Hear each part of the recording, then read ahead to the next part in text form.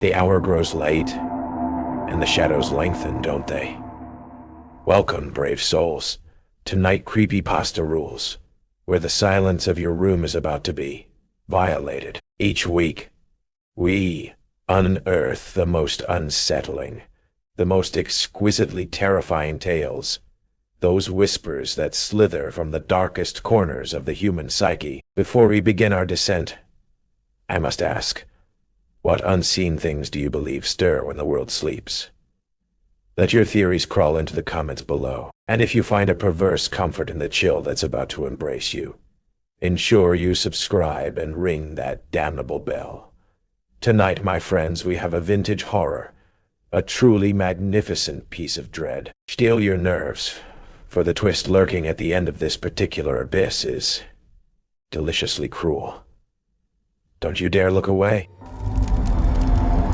The first creak I heard in Crowhaven House wasn't the groan of ancient timbers settling, or the sigh of wind through broken panes. It was my name, Ilara. The old floorboards beneath my worn boots seemed to whisper, a soft, sibilant welcome from the deepening shadows of the entrance hall. I'd been inside less than 5 minutes.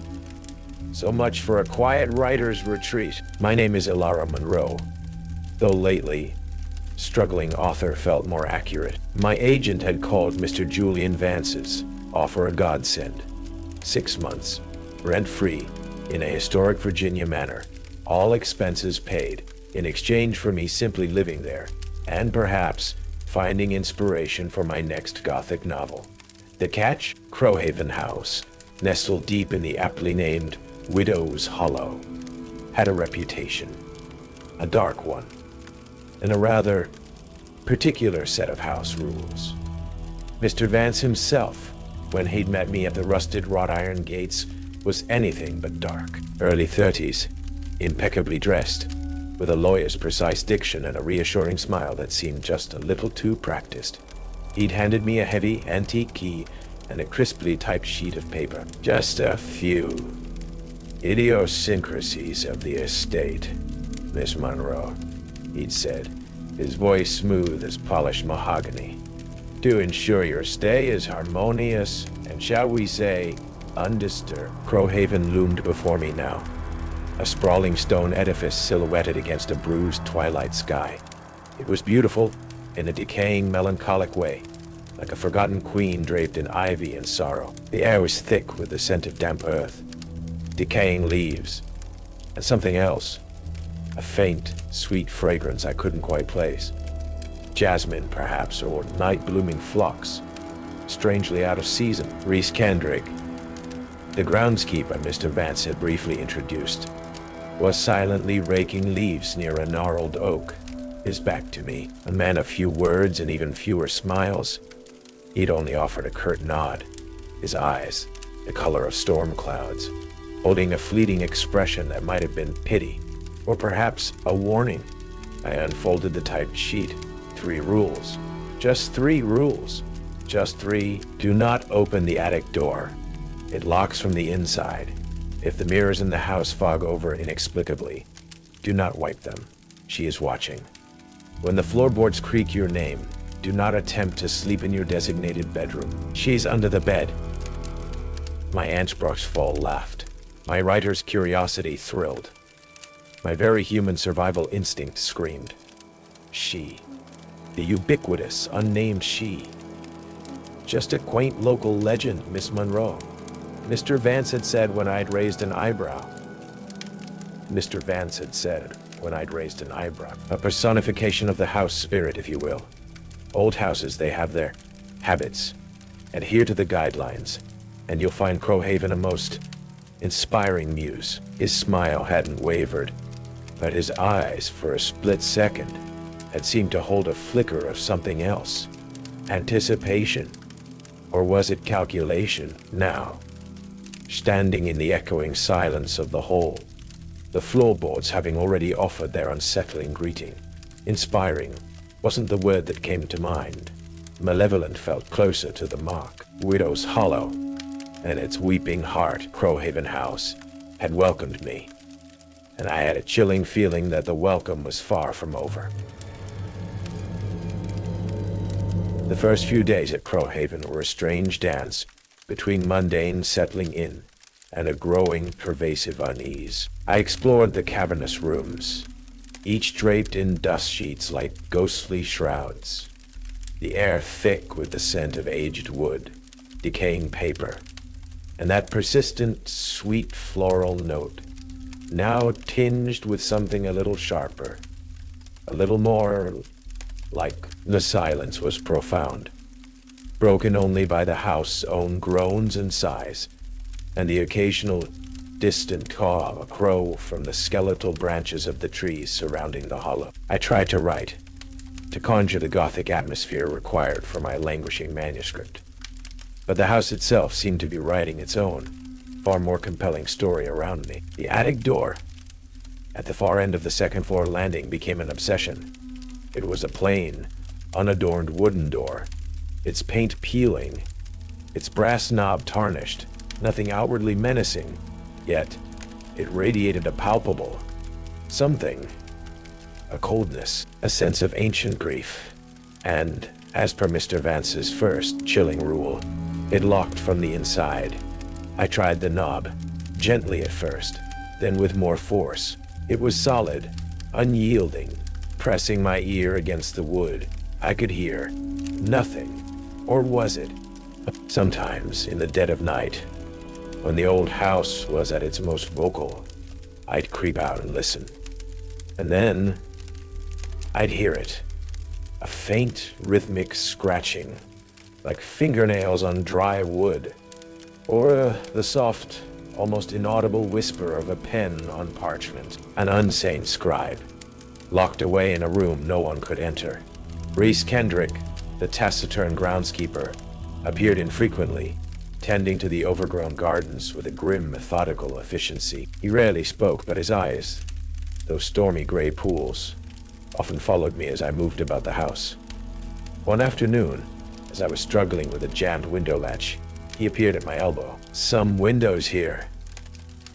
They don't want to see the outside," he rumbled, his voice like stones grinding together. He fixed the latch with a practiced ease, same as some doors.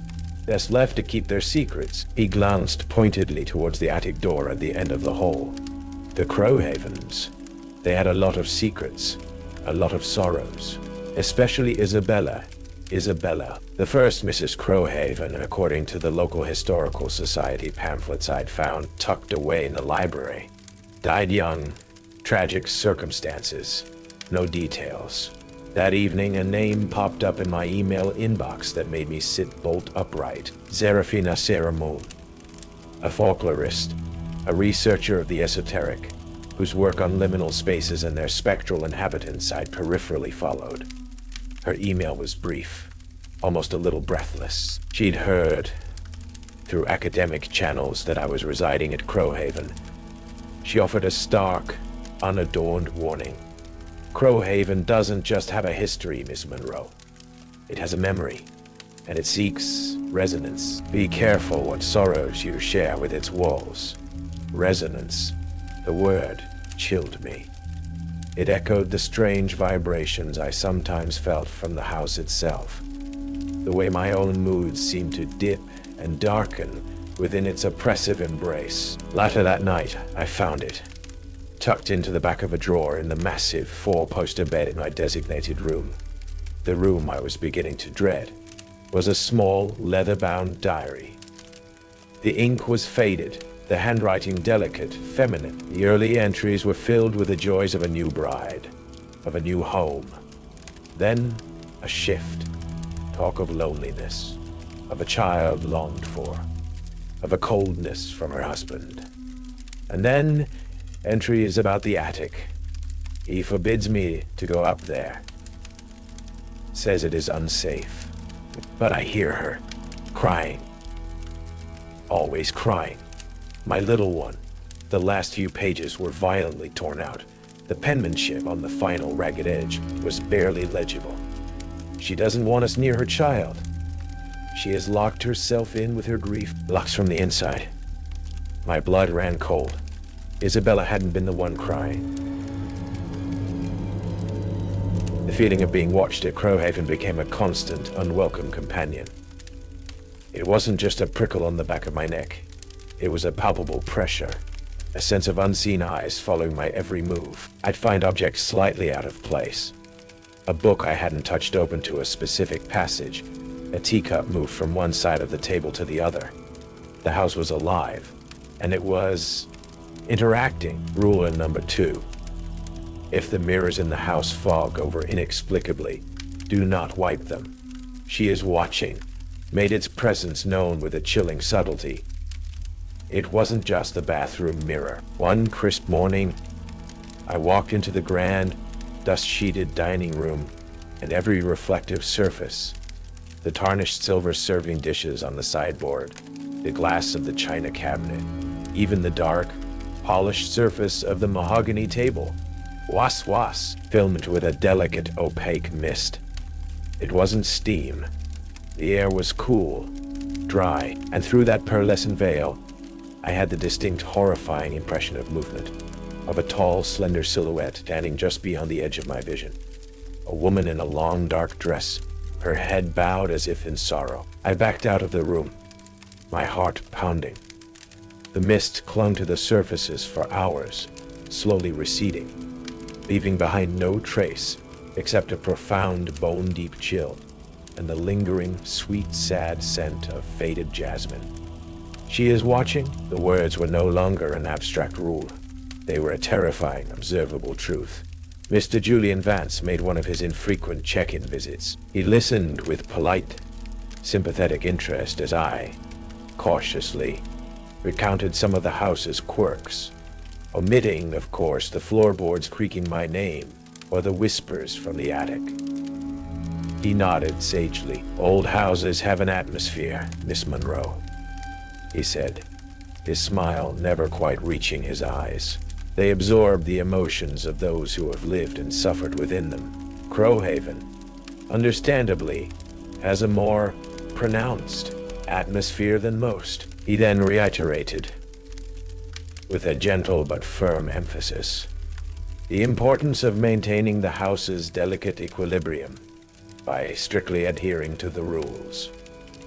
"They are not arbitrary," he assured me. "They are the result of generations of understanding how best to coexist with Crowhaven's unique character." His words meant to be reassuring, only deepened my unease.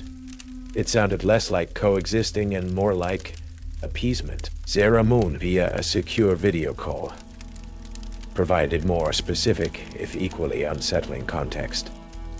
"Isabella Crowhaven," she explained, her young face serious, her eyes reflecting the glow of her own monitor, "wasn't just grieving. The local legends, the fragments I've pieced together from old parish records and whispered family histories, suggest she was shunned, accused of witchcraft perhaps, or of somehow being responsible for her child's death. The attic was her prison, then her tomb. The mirrors, they say spirits, especially those trapped by unresolved grief, often manifest in reflective surfaces, seeking to see themselves, or to see those they've lost. Wiping the mist, acknowledging her directly, might be seen as an invitation, or a confrontation. An invitation. The word hung in the air long after the call ended. That night, as I lay rigidly on the lumpy sofa in the drawing room, I'd long since abandoned the master bedroom and its whispering floorboards. I stared at my laptop screen. I had managed to find a digitized newspaper archive from the local historical society. An article from 1888 detailing the tragedy at Crowhaven Manor. Mr. Nathaniel Crowhaven, the original owner, his young wife Isabella, and their infant daughter, Lillian. Lillian had died of a sudden fever.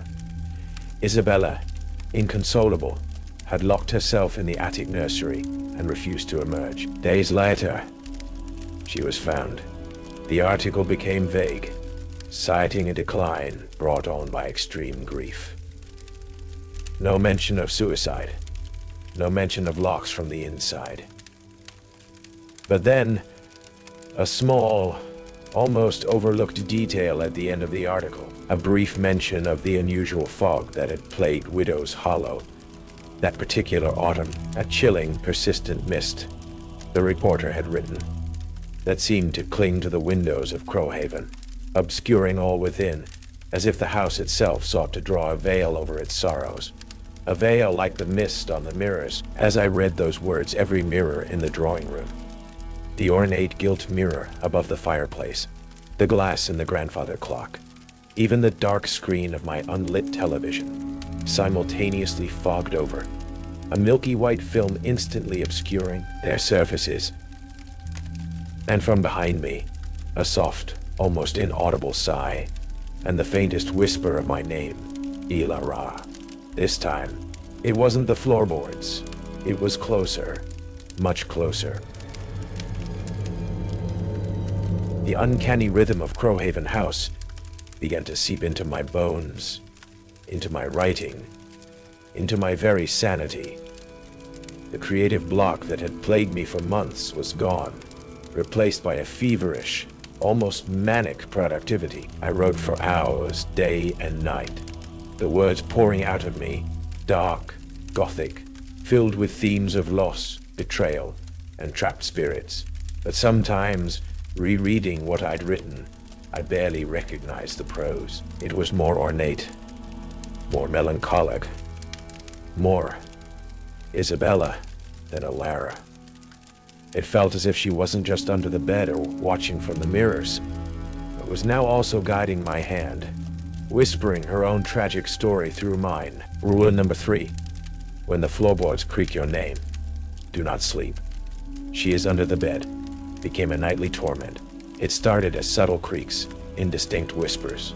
Ilara. Sometimes it sounded like a plea, sometimes a gentle summons, sometimes a low, sibilant threat. The antique floorboards in the master bedroom seemed to possess a malevolent sentience, their groans and sighs forming my name with chilling precision. I dragged the mattress into the drawing room, then eventually just slept fitfully on the sofa, a baseball bat borrowed from Reese Kendrick's shed propped beside me, the lights always blazing. The jasmine lilac scent intensified, often accompanied by a profound, inexplicable sadness that would wash over me, leaving me weepy and disoriented. My fear, once a manageable undercurrent, was now a constant companion, gnawing at my resolve. Was I losing my mind? Was this the inspiration Mr. Vance had so glibly promised? Reese Kendrick, on one of his increasingly frequent groundskeeping visits, though he seemed to spend more time watching the house and me than tending the wilting roses, found me one morning, hollow-eyed and trembling after a particularly bad night of floorboard confessions.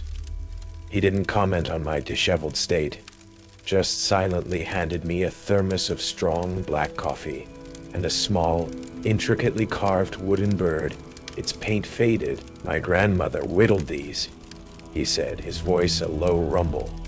Said they were spirit catchers, to keep the bad dreams from nesting. He paused, his gaze sweeping over the brooding facade of Crowhaven.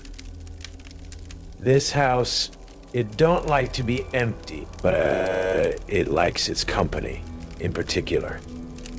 Last fella Vance's put in here, a painter, they carried him out in a straitjacket, screaming about a woman in the walls who stole his colors. He looked directly at me. The rules ain't suggestions, Miss Monroe. They're anchors. You let go. This place will drag you down with it. He then gave me the bundle of dried sage, his only advice being to burn it when the air gets too heavy with her perfume. My suspicions about Julian Vance solidified. This wasn't a benevolent offer of a writer's retreat. This was something else. I re-examined the contract had me sign. Buried in the boilerplate, I found it. A clause, subtly worded, about the occupant agreeing to be a passive conduit for the estate's ambient historical resonances.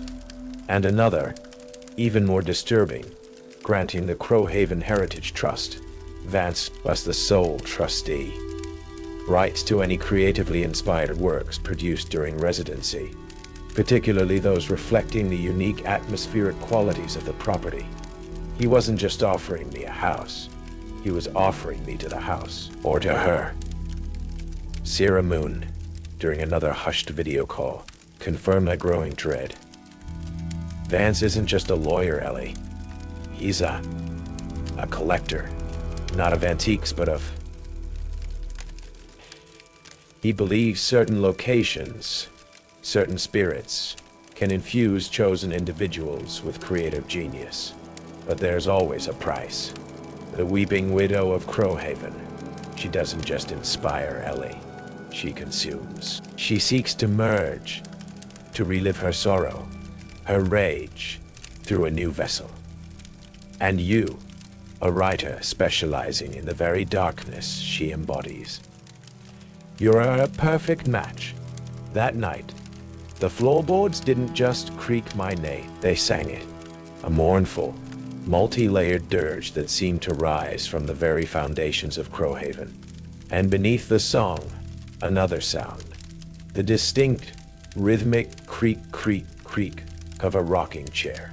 From the attic whose door locked from the inside. I was no longer just a writer seeking inspiration. I was bait, and the trap, I realized with dawning horror, had been set long before I ever signed Mr. Vance's damning contract. My descent into Crowhaven's weeping heart was well underway. The storm that had been brewing over Widow's Hollow for days finally broke with the savage fury of a cornered beast, timed with chilling prescience to the anniversary of Lillian Crowhaven's death. A detail Ellie had unearthed from a crumbling parish register Sarah Moon had guided her to. Rain lashed against Crowhaven House in solid sheets. Wind howled through the eaves like 1,000 grieving souls, and the ancient timbers of the manor groaned as if in sympathetic agony. The power, predictably, died within minutes, plunging the house into a suffocating, primal darkness, broken only by the erratic, blue-white flashes of lightning. It was in this maelstrom that Crowhaven truly came alive, or rather, that she, Isabella, fully awoke. The attic door, the one that locked from the inside, didn't just creak open. It slammed against the hallway wall with a sound like a cannon shot. A gust of icy jasmine decay, scented air rushing down the staircase. Simultaneously, every mirror in the house fogged over instantly, not with a gentle mist, but with a thick, opaque rime, like a frozen crypt. And through that rime, a symphony of distorted reflections writhed, not of the rooms they occupied, but of a shadowy, cavernous space, a nursery filled with antique toys draped in cobwebs, and in the center, a small, empty cradle rocking violently on its own. The floorboards no longer whispered Ellie's name. They screamed it, a chorus of splintering wood and trapped despair.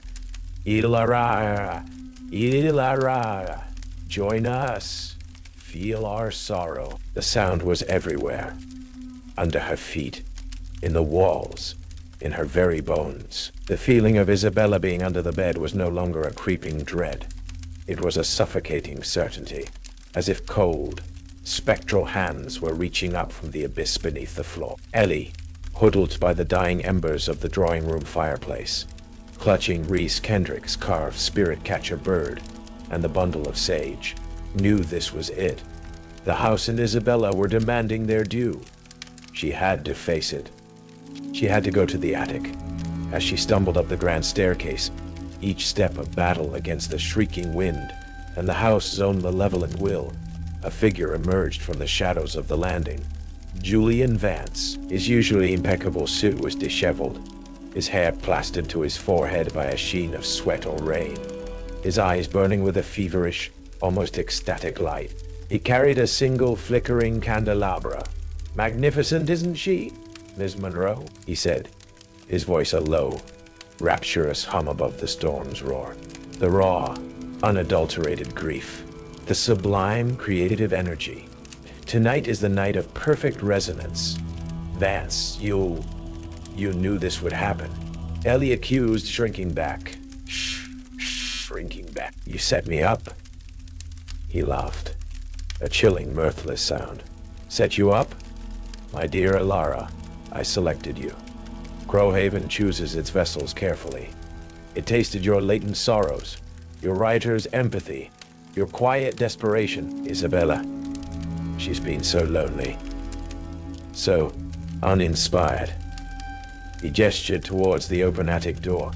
She needs a new voice, a new heart to contain her endless requiem. And you, with your gift for weaving tales of darkness and loss, you will be her masterpiece.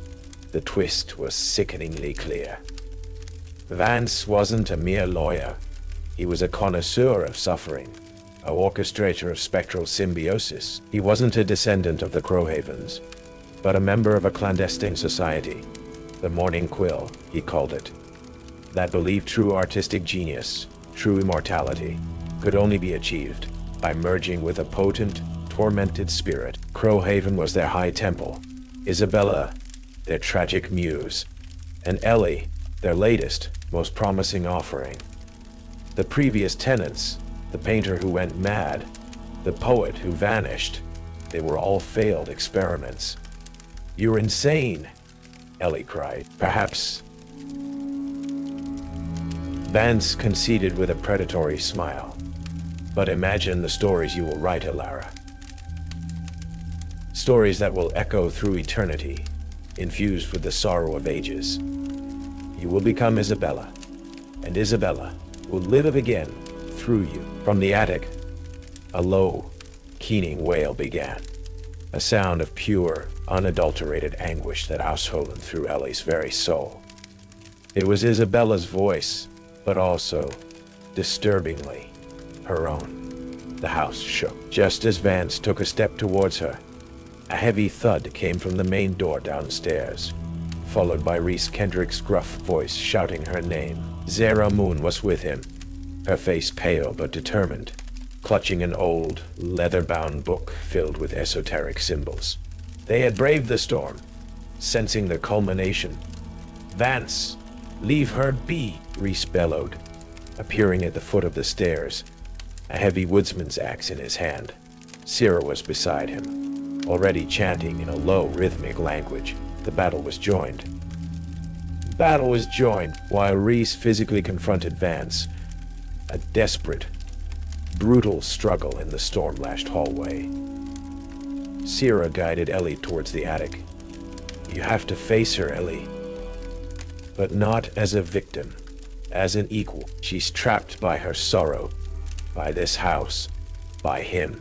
Sarah pressed a small, cold iron charm into Ellie's hand. This belonged to a child Isabella loved before Lillian, a warding charm. It might disrupt her focus. The attic was a maelstrom of frigid air, swirling dust, and overwhelming grief. In the center stood a rocking chair, creaking rhythmically on its own, and seated in it, or perhaps composed of the shadows and the sorrow itself, was the figure of a woman in a tattered Victorian morning gown. Her face obscured by a fall of dark hair, her shoulders shaking with silent sobs. The scent of jasmine and decay was overpowering. Isabella, Ellie whispered, her voice surprisingly steady, the iron charm cold in her palm. The figure looked up, and it was, for a horrifying instant, Ellie's own face, contorted in an agony beyond words. Then it shifted, becoming the gaunt, tragic face of a woman from a bygone era. My child. They took my child. The entity wailed, its voice a chorus of wind and weeping. But then, from behind her, a new, weaker voice, the voice of a young girl. Mama, I'm still here. I'm just lost in the dark walls, Lillian. Not dead, but somehow absorbed by the house, by Isabella's overwhelming grief, her spirit trapped within the very fabric of Crowhaven. Vance, having temporarily bested Reese, appeared at the attic door, his face a mask of triumph. Yes, listen to her. Feel her. Become her vessel, Elara. The ultimate inspiration. Ellie knew what she had to do. This wasn't about fighting Isabella. It was about freeing her. Freeing them both. Isabella, Ellie said, her voice clear and strong, projecting over Vance's rants. Your daughter Lillian. She's not gone. She's here. Trapped by your sorrow. Trapped by this house. You have to let her go. You have to let yourself go. She held out the iron charm. This isn't about inspiration, Vance. It's about healing. The figure of Isabella recoiled as if struck. The weeping intensified, but now there was a new note in it. Confusion. A dawning awareness. The image of Lillian, a small, frightened girl, flickered at the edges of Isabella's shadowy form. Sarah, at the doorway, began a new chant, a song of gentle release, of guiding lost souls. Reese, bruised but resolute, stood guard. This was Ellie's story to write, not with ink and paper, but with empathy and courage. She stepped forward, towards the grieving specter, the iron charm held out like a beacon. Her heart filled not with fear, but with a profound, aching compassion. The final chapter of Crowhaven's sorrow was about to be written. The confrontation in the attic reached an unspanned, ethereal climax.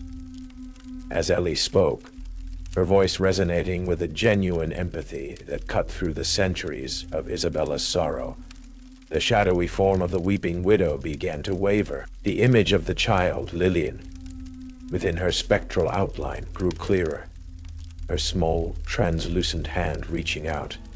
Mama? Lillian's faint, childlike whisper echoed through the attic, a sound so filled with longing it was heartbreaking. Isabella's form convulsed. The anguished wail softened, replaced by a choked sob, a sound of dawning recognition. Lillian. My Lillian.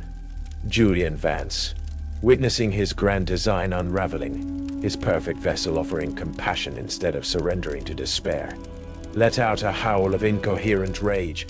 No, this is not the litany. This is not the inspiration I was promised. You were meant to become her sorrow, not dispel it. He lunged towards Ellie, his face a mask of fury. Reese Kendrick anticipated his move, intercepted him with a shoulder tackle that sent Vance sprawling amongst the dusty, forgotten relics of the attic. The candelabra flew from Vance's hand, extinguishing, plunging them into near darkness, save for the erratic flashes of lightning from the storm outside. Sierra's chant grew stronger, a soothing, melodic counterpoint to the receding storm. She directed her voice not at Isabella, but at Lillian. You are free, little one. The walls can no longer hold you.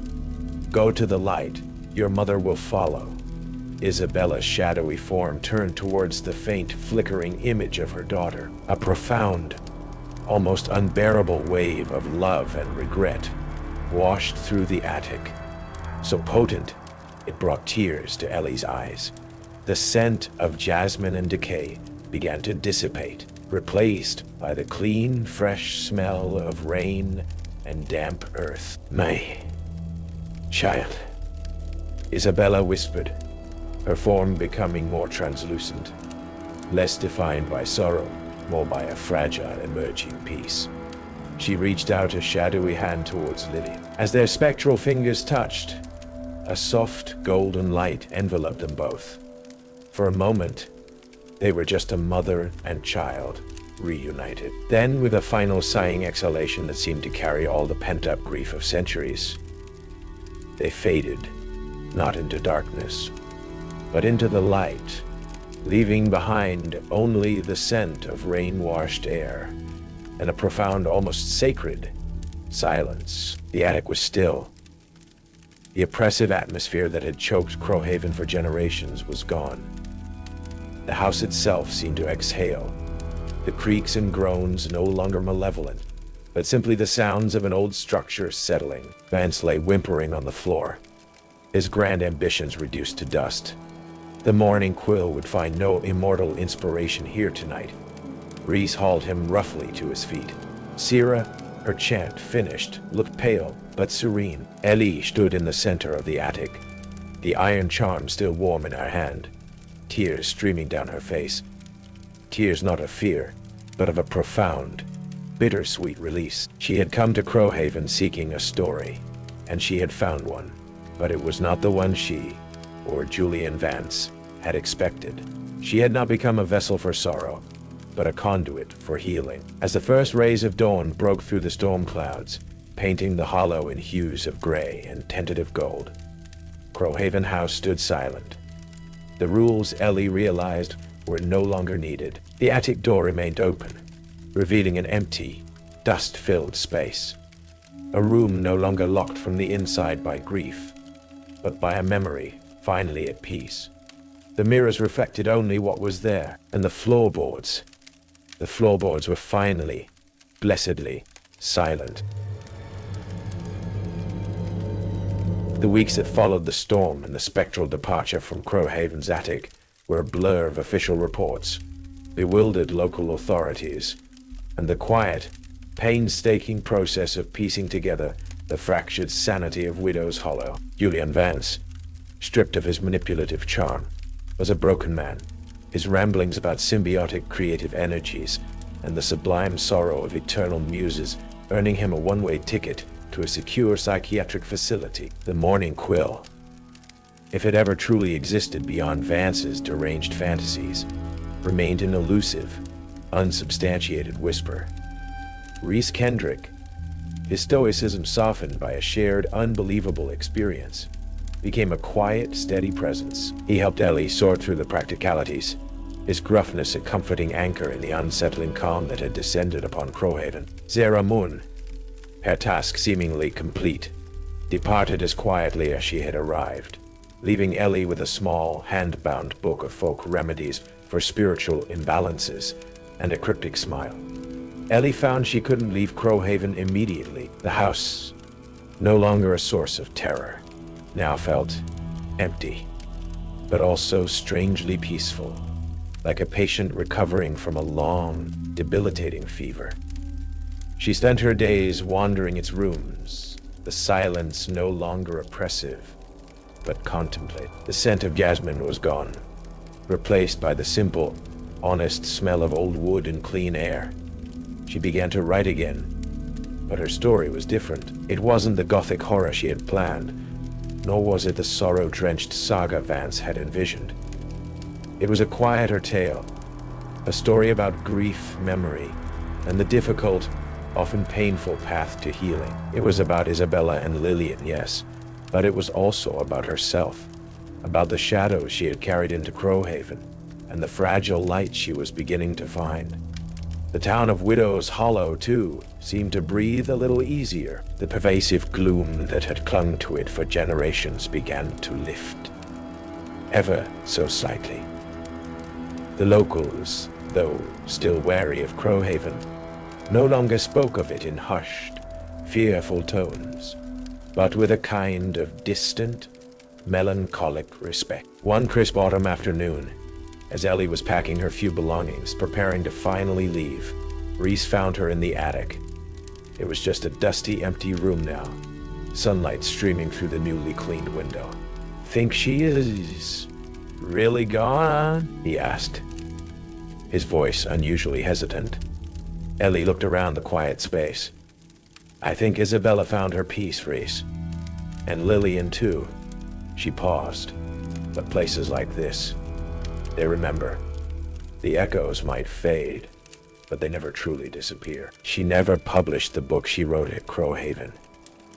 It felt too personal, too raw. Instead, she started a new manuscript, a story not about a haunted house, but about the hauntings within the human heart, about the courage it takes to face one's own attics, to wipe one's own fogged mirrors, to silence the floorboards that creak out old griefs. Years later, a renowned author living far from the mists of Widow's Hollow, Elara Monroe would sometimes, in the dead of night, awake to a faint, familiar creak from the floorboards of her modern, unhaunted apartment. Elara. It would seem to whisper, and she would smile, a sad, knowing smile, for she understood that some stories, once lived, become a part of you, an unwritten chapter that continues to resonate. A reminder that even in the deepest hollows of sorrow, there can eventually be a hush, a quiet, and the hope of a new dawn. And very occasionally, when the air was just right, she thought she could still catch the faintest, sweetest scent of jasmine, a gentle sigh from a past finally laid to rest. Some collections aren't just of objects, they're of souls. Welcome to the Ebonwood Collection, a museum of the strange and the cursed, where the Nightshift isn't just about security, it's about survival. My name is Caspian Hale, and I came here seeking quiet, a place to escape the shadows in my own mind.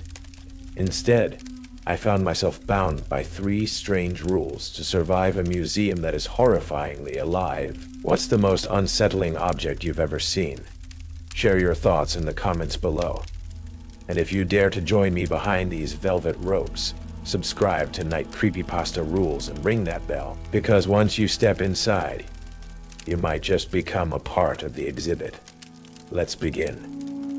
My fingers paused just inches from the crimson velvet rope. It wasn't just red under the museum's dim, antiquated lighting.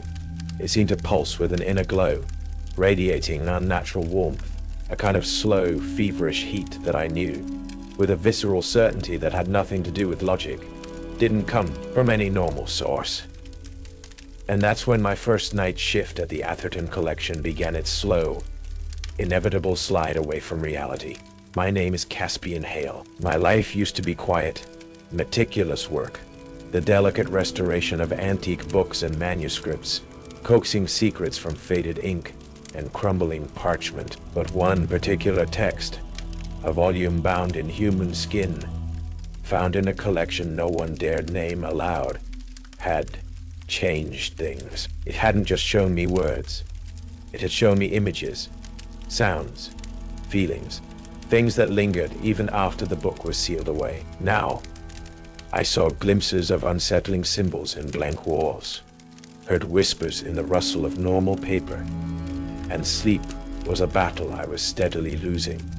The lines between waking and dreaming, between sanity and something else entirely, blurring with terrifying frequency.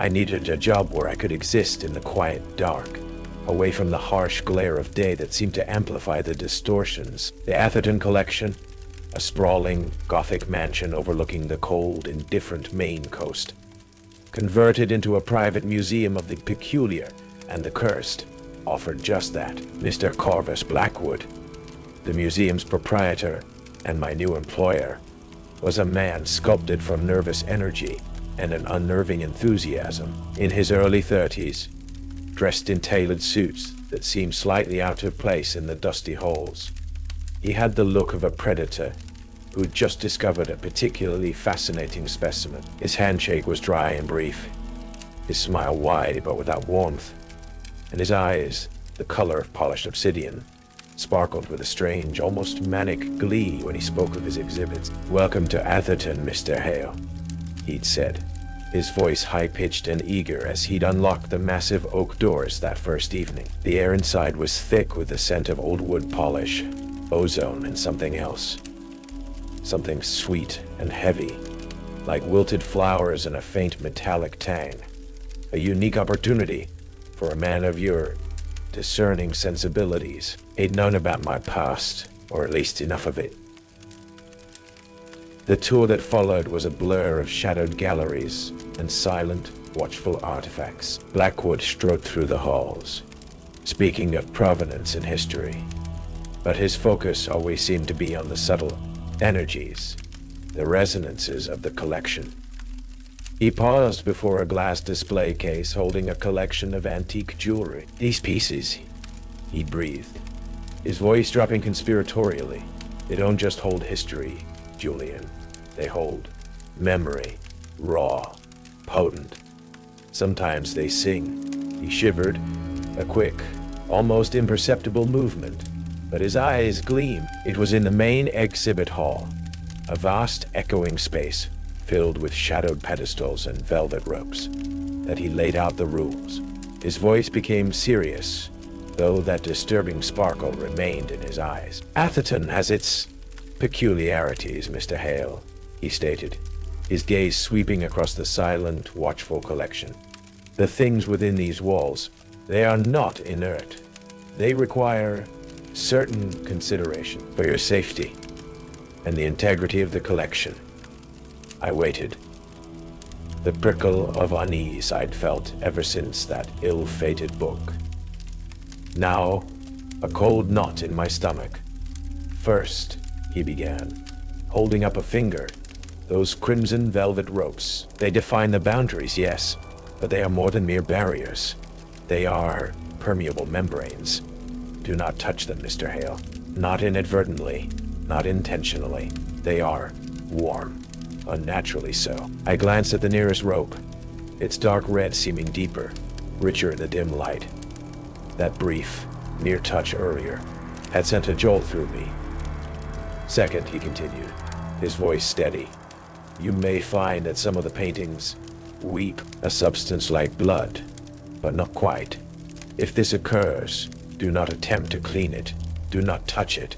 It spreads, and once it spreads, he trailed off, a small private smile on his lips. The collection grows. My mind flashed to images from that book, symbols drawn in viscous fluids. And third, his voice dropped again, almost a whisper, yet it seemed to fill the vast hall, drawing the shadows closer. The mannequins, particularly those in the costume gallery, they are receptive. Sometimes, Mr. Hale, when you look at them, they will look back. And the faces they wear may be your own. If this happens, whatever you do, Mr. Hale, do not scream. Do not scream. Do not show fear. They will take your place.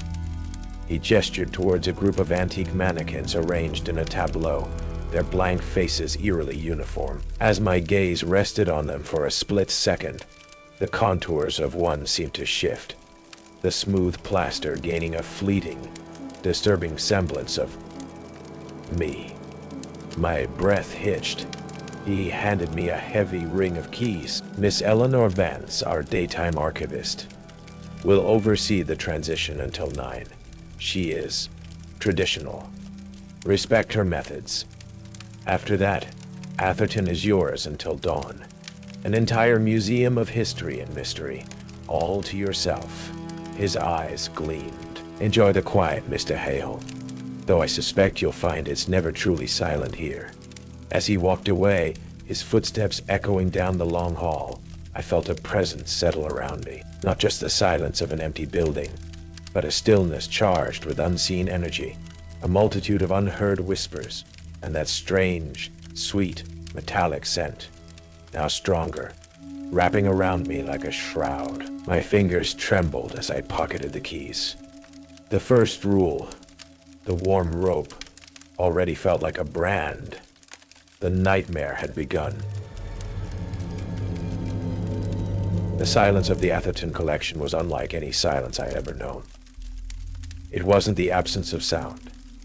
It was the absence of normal sound. A profound quiet punctuated by things that should not have been there. The distant sigh of air that wasn't wind. The creak of a floorboard in an empty gallery above. The faint rhythmic drip of something that wasn't water. It was a silence that amplified the frantic beating of my own heart, the ragged edges of my breath, and the persistent low-grade buzzing at the back of my skull that had become a constant companion since the book. Miss Eleanor Vance, the daytime archivist, was a woman carved from caution and unspoken sorrow. She was a small woman, with gray hair pulled tightly back, and eyes that seemed permanently widened by a quiet fear. She spent the transition hour meticulously double-checking locks and whispering instructions about alarm codes and maintenance contacts.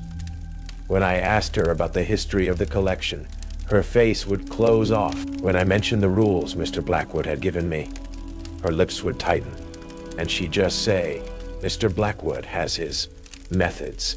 It's best to follow them strictly." Before she left, She would always look at me with a deep, unsettling pity. A look that said she knew exactly what kind of night awaited me, and that she could do nothing to prevent it. One evening, as she gathered her coat, I saw her quickly, almost furtively, place a small, dried bundle of herbs, rosemary perhaps, or sage, on a pedestal near the entrance, before hurrying out the door. The red velvet ropes became an immediate focus of my morbid curiosity and rising dread.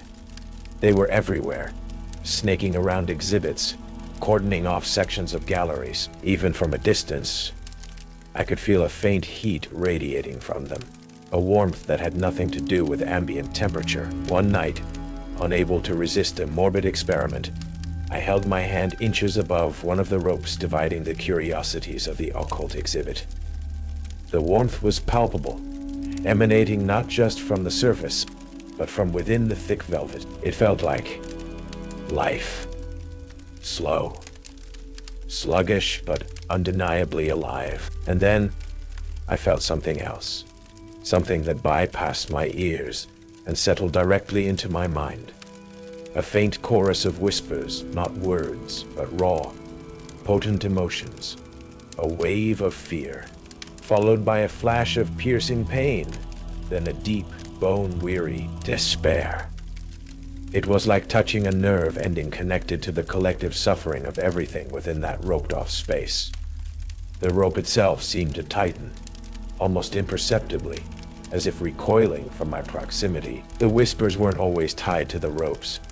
They drifted through the halls, faint, ethereal, sometimes sounding like distant, muffled cries, sometimes like secrets being shared just out of earshot. My existing auditory hallucinations, a byproduct of my insomnia and the book, made it impossible to tell if these were real or merely products of my increasingly frayed mind. Anya Harding, a local artist with a reputation for painting unsettling, abstract pieces inspired by the town's folklore, found her way into the museum one afternoon, ostensibly seeking inspiration among the exhibits. She was observant, her gaze lingering on details most visitors would miss. She struck up a conversation with me, her dark eyes sharp and intelligent. "You work the night shift, right, Caspian?" she asked, her voice low. "Must be interesting. Heard some stories about this place after dark. My grandmother used to call it the House of Held Breaths. Said things here, they don't just sit still." When I cautiously mentioned the peculiar rules Mr. Blackwood had laid out, particularly the one about the ropes being warm, her expression shifted. She leaned in slightly. "Warm, huh? Grandma had some old tales about the blood ropes that they were woven from, well, things not of this world. Used to keep things in, or maybe," she paused, a thoughtful, unsettling look on her face, "to keep things out. Or maybe to guide something, somewhere." She sketched a quick spiraling pattern on a napkin, the same pattern I felt under the surface of the ropes. Heard they feed on something, energy, or maybe attention. Her words, casual as they were, echoed the cryptic note I'd found tucked inside a book in the museum's small, private library, a library where I spent hours poring over dusty volumes on folklore, forgotten rituals, and the darker corners of art, history, searching for answers. The note read, "They are the conduits, the veins. Do not impede the flow. The warmth must be maintained. Maintained by whom? By what?" The red velvet ropes were not just barriers. They were alive, and they were waiting. I should narrow. I thought I'll be up, can't shy. I came you. Oh. The nights blurred into a cycle of quiet patrol routes, the rhythmic tick of the grandfather clock in the main hall, and the constant, low-grade hum of the building's unseen energies. My insomnia was reaching a critical point. The lack of sleep amplified the strangeness, making the shadows deeper, the whispers louder, the fleeting glimpses of movement in my peripheral vision almost constant. My carefully cultivated detachment, a skill learned from restoring centuries-old texts imbued with forgotten stories, was failing. The narratives here weren't just bound in vellum. They were bound in velvet, in canvas, in cold plaster, and they were demanding to be heard. The sweet, metallic scent I'd noticed on my first night became a more frequent, more potent visitor. It would waft through the halls in sudden, unexplained gusts, thick and nauseating, like cloying perfume mixed with the coppery tang of old blood. It seemed strongest in the galleries displaying paintings and antique costumes. It was in the gallery of painted sorrows, a room filled with dark, brooding portraits and unsettling landscapes, that the second rule made its terrifying debut. I was doing my rounds, my flashlight beam playing over the silent faces in the frames. As the beam fell upon a particularly gloomy landscape, depicting a gnarled, skeletal tree against a stormy sky, I saw it. A dark, viscous liquid was slowly oozing from the surface of the canvas near the base of the tree. It was the same deep crimson as the velvet ropes, thick and gleaming under my light. It had that cloying, sweet, metallic odor, now overwhelmingly strong. It looked like blood. It smelled like blood, but it was coming from the paint. My first instinct, honed by years of meticulous preservation, was to contain it, to clean it, to prevent the damage from spreading. My hand twitched towards my pocket for a cleaning cloth, but Mr. Blackwood's voice, calm and precise, echoed in my mind.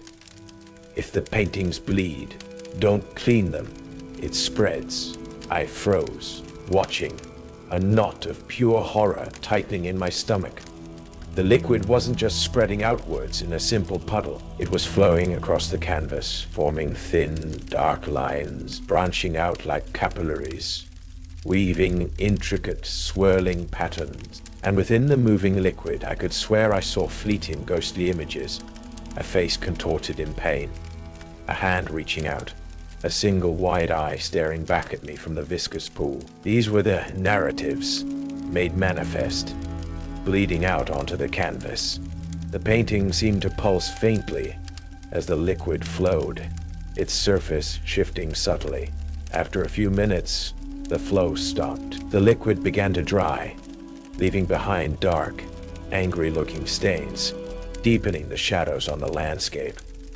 The painting looked hungrier, more alive. Miss Eleanor Vance found me staring at the painting the next morning, long after my shift should have ended. Her eyes widened when she saw the stain. She didn't ask what had happened. She just looked at the painting, then at me, with that familiar, deep sadness. "It wants to be told, Caspian," she murmured, her voice barely audible. "The story, the pain. The canvas hungers for it, and cleaning it just encourages it, like watering a weed that feeds on sorrow." She confided in me, her voice low and urgent, that she had worked at Atherton for over 30 years, since before Mr. Corvus Blackwood inherited it. She'd seen things, people who worked the night shift. They changed. Some just left. Some didn't. Her own nephew, a young man who had worked security here years ago, had vanished without a trace. She believed he was still here, somewhere within the collection. Anya Harding, when I later spoke to her about the bleeding painting, presenting it as a theoretical scenario based on local legends, listened intently, her dark eyes gleaming. "Bleeding paintings? That sounds like the artist's touch from the Blackwood folklore," she said. "They say the original Blackwoods, the ones who built this place, they weren't just collectors. They were alchemists of paint and flesh. They believed they could capture life, emotion, even consciousness, and bind it to objects. The blood, it's not blood. It's the essence, the concentrated narrative. And once it's out, it looks for a new canvas, a living one." Her gaze was unnervingly direct. "Be careful, Caspian. Some stories are infectious. Her words resonated with the unsettling knowledge I carried from the book that had derailed my life. Some texts, some images, they held more than just information. They held power. The Atherton collection was a museum of bound narratives, and paintings were their weeping eyes, their open wounds. And I, with my fragmented mind and my inability to sleep, felt terrifyingly vulnerable to their silent pleas and their contagious sorrow. The museum was changing, becoming less of a building and more of a living, breathing entity, and its hunger was growing. Sleep became a cruel joke, a teasing whisper of oblivion that always retreated before I could fully grasp it. The constant vigil, the escalating strangeness, the ever-present scent of chemical sweetness and decay. It was wearing me down, eroding the last vestiges of my rationality. The whispers were louder now, sometimes forming discernible words, fragments of sentences, pleas, accusations, names I didn't recognize. My peripheral vision was a constant blur of fleeting shapes, of figures standing just beyond the edge of sight, melting away when I turned to look. The silent witness. That's the name that came to me, unbidden, for the presence I felt most acutely. Not one of the bound narratives, but something observing, something quiet and watchful, lurking in the blind spots between the exhibits. It felt like a pressure in the air, a sudden unnatural silence that would fall in a room, chilling me to the bone. The mannequins, they were everywhere, dressed in period clothing, arranged in static tableaux. Some were antique, their plaster faces chipped and expressionless. Others were more modern, disturbingly lifelike, their eyes staring blankly ahead. Mr. Blackwood had mentioned they were receptive. I'd initially dismissed it as macabre humor until it happened. I was conducting my late-night rounds through the e-costume and character gallery, a long, dimly lit room filled with display cases and freestanding mannequins. My flashlight beams swept across a group arranged in a drawing room scene from the Victorian era. As the light settled on one particular mannequin, a woman in a dark velvet gown, I felt that familiar, suffocating silence descend. The air grew cold, and then her face, it began to ripple, like water disturbed by a dropped stone. The smooth, featureless plaster gained definition, contour. It was not a face I recognized from history books or news reports. It was my face, reflected back at me from the unyielding plaster. Contorted not in recognition, but in the raw, naked terror I felt deep within. The exhaustion and the creeping madness etched onto its features. It was my face, but wrong, like a poorly cast mask, and its plaster eyes, fixed on mine, held a chilling, alien intelligence.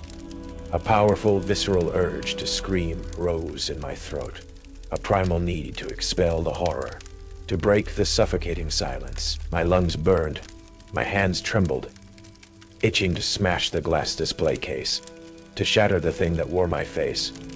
But Blackwood's words, clear and cold, echoed in my mind, cutting through the panic. "Don't scream.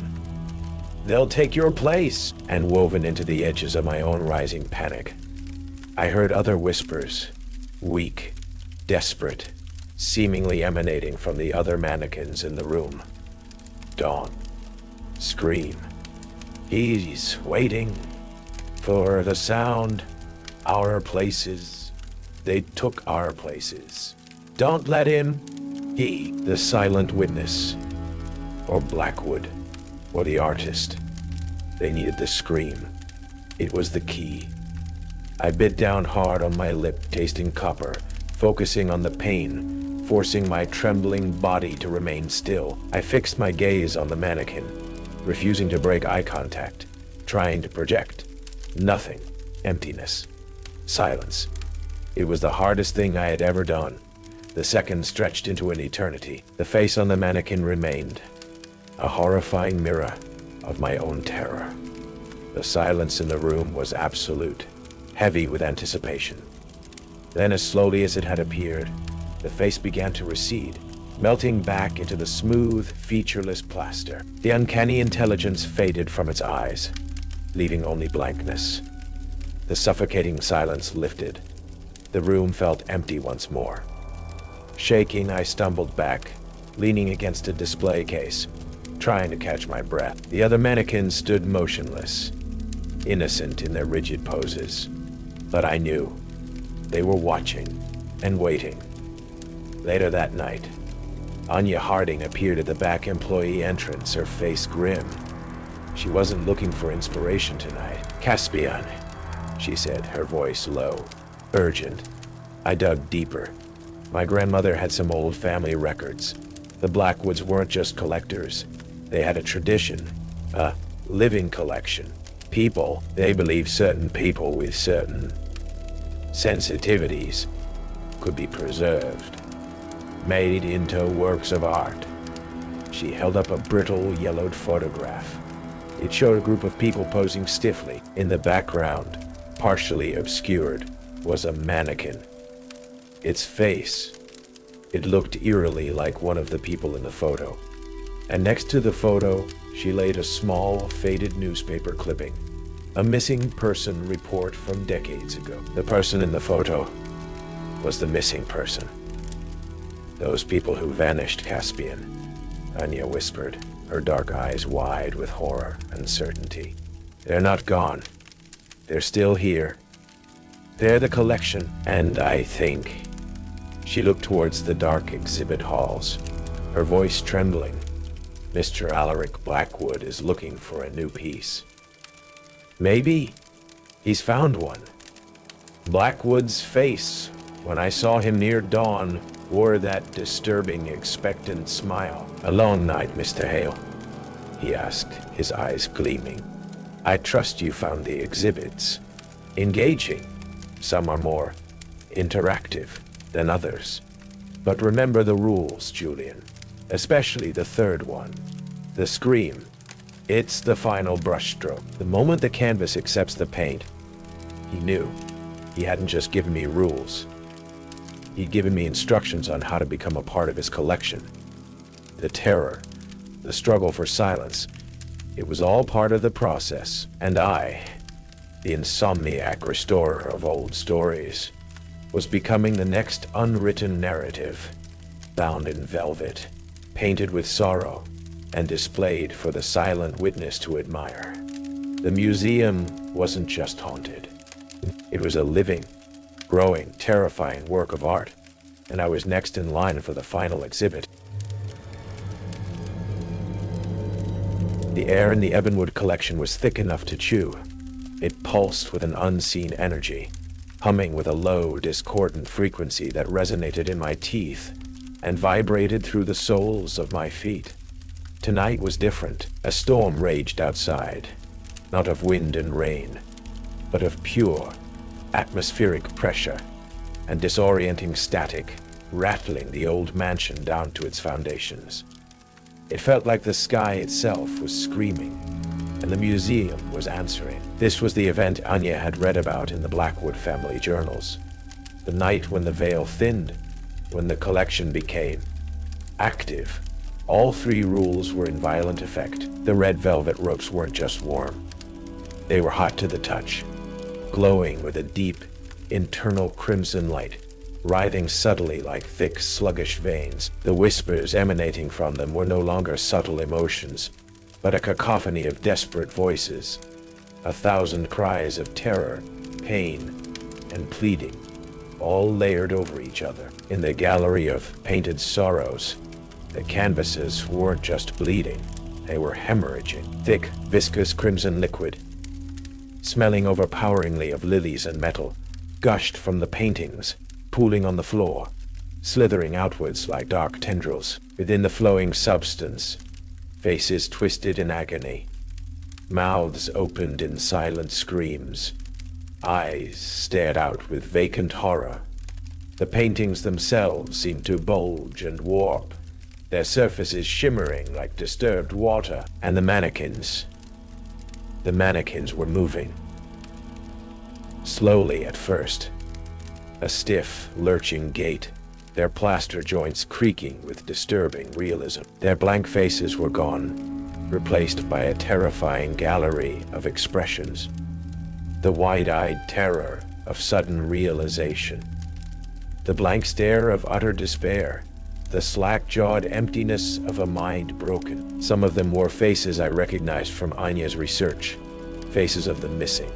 Others were shifting, attempting to form my own face again, or Anya's, or Miss Vance's. Their movements were accompanied by that suffocating silence, the presence of the silent witness. It felt like its cold, invisible hand was pushing them forward, directing them. Miss Eleanor Vance found me near the main hall, her face a mask of terror, a heavy brass candelabra clutched in her trembling hands. "It's the night of the confluence, Caspian," she shrieked, her voice thin and reedy against the overwhelming din of the whispers and the storm outside. "The collection is harvesting. He means to add more pieces." Anya burst from the shadows of the library, her laptop bag slung over her shoulder, a determined glint in her eyes despite her obvious fear. "I found more in the journals. The collection feeds on resonance, emotional resonance, fear, pain, and the act of being observed. The silent witness isn't just watching. It requires witnesses. And the scream isn't an invitation. It's an anchor. It binds you to the moment, makes you a perfect canvas for the artist." Suddenly, the heavy oak door of the main exhibit hall creaked open, and Mr. Alaric Blackwood entered. He was no longer the eccentric collector. His eyes blazed with a feverish light, his posture unnaturally straight. He held a small, antique silver tray, empty save for a delicate, sharp carving tool. "The collection is ready," he announced, his voice resonant, layered with a quality that was disturbingly similar to the whispers from the ropes. "The narratives are flowing. The canvases are prepared, and the witnesses are watching. All that remains is the final stroke." He looked at me, that predatory gleam in his obsidian eyes intensified 1,000-fold. "You, Mr. Hale, your unique blend of fragmented reality and exquisite terror. You are the perfect medium for the new exhibit, a masterpiece of suffering." He advanced, the carving tool glinting in the dim light. The mannequins around us lurched forward, their creaking joints a counterpoint to the symphony of whispers, their shifting faces locked onto mine. The ropes pulsed hotter. The bleeding paintings seemed to pulse in time. The silent witness felt like a vast, invisible weight pressing down, observing, waiting for the scream. This was it, the collector's showcase, and I was meant to be the centerpiece. Panic threatened to overwhelm me, to break through my defenses, to force the scream that would seal my fate. But Anya's words, Miss Vance's terror, the horrifying reality of the moving mannequins, they solidified my resolve. I wouldn't scream, not for him, not for them. My mind, honed by years of dissecting ancient texts, of seeing the layers beneath the surface, raced. The narratives crave to be told. The witness craves to observe. The scream is an anchor, the warmth, the bleeding. The faces, their manifestations, conduits. How to disrupt a conduit. How to break an anchor. Tell a different story. The thought flashed through my mind, inspired by the very books I restored. "The crimson is a lie," I yelled, my voice raw but strong, cutting through the cacophony. "It's not blood. It's ink, poisonous ink, designed to bind, not to nourish." I grabbed a small brass exhibit placard from a nearby display. These errant witnesses, they're prisoners, trapped narratives, forced to replay their pain for your sick voyeurism, Blackwood. And you, I pointed the placard at a particularly aggressive mannequin whose face was twisting into a grotesque mockery of mine. You are not me. You are just an empty shell filled with borrowed sorrow. My words, not a scream of terror, but a defiant declaration, seemed to confuse the bound narratives. The whispers faltered for a moment. The moving mannequins paused, their jerky movements stuttering. Blackwood snarled, abandoning his calm facade. Silence, you understand nothing. You will not defile the collection. He lunged. Miss Vance, with a courage I wouldn't have expected, swung the heavy candelabra, catching Blackwood across the arm. He cried out, staggering back, the carving tool clattering to the floor. The silent witness, the unseen presence, seemed to react to this physical violence, this disruption of its carefully orchestrated show. The pressure in the air intensified, a silent scream of pure, focused malice emanating from everywhere. Anya, meanwhile, had scrambled towards the power breaker for the main exhibit hall, hidden behind a large tapestry. Light, she yelled. They hate the light. It burns the narratives.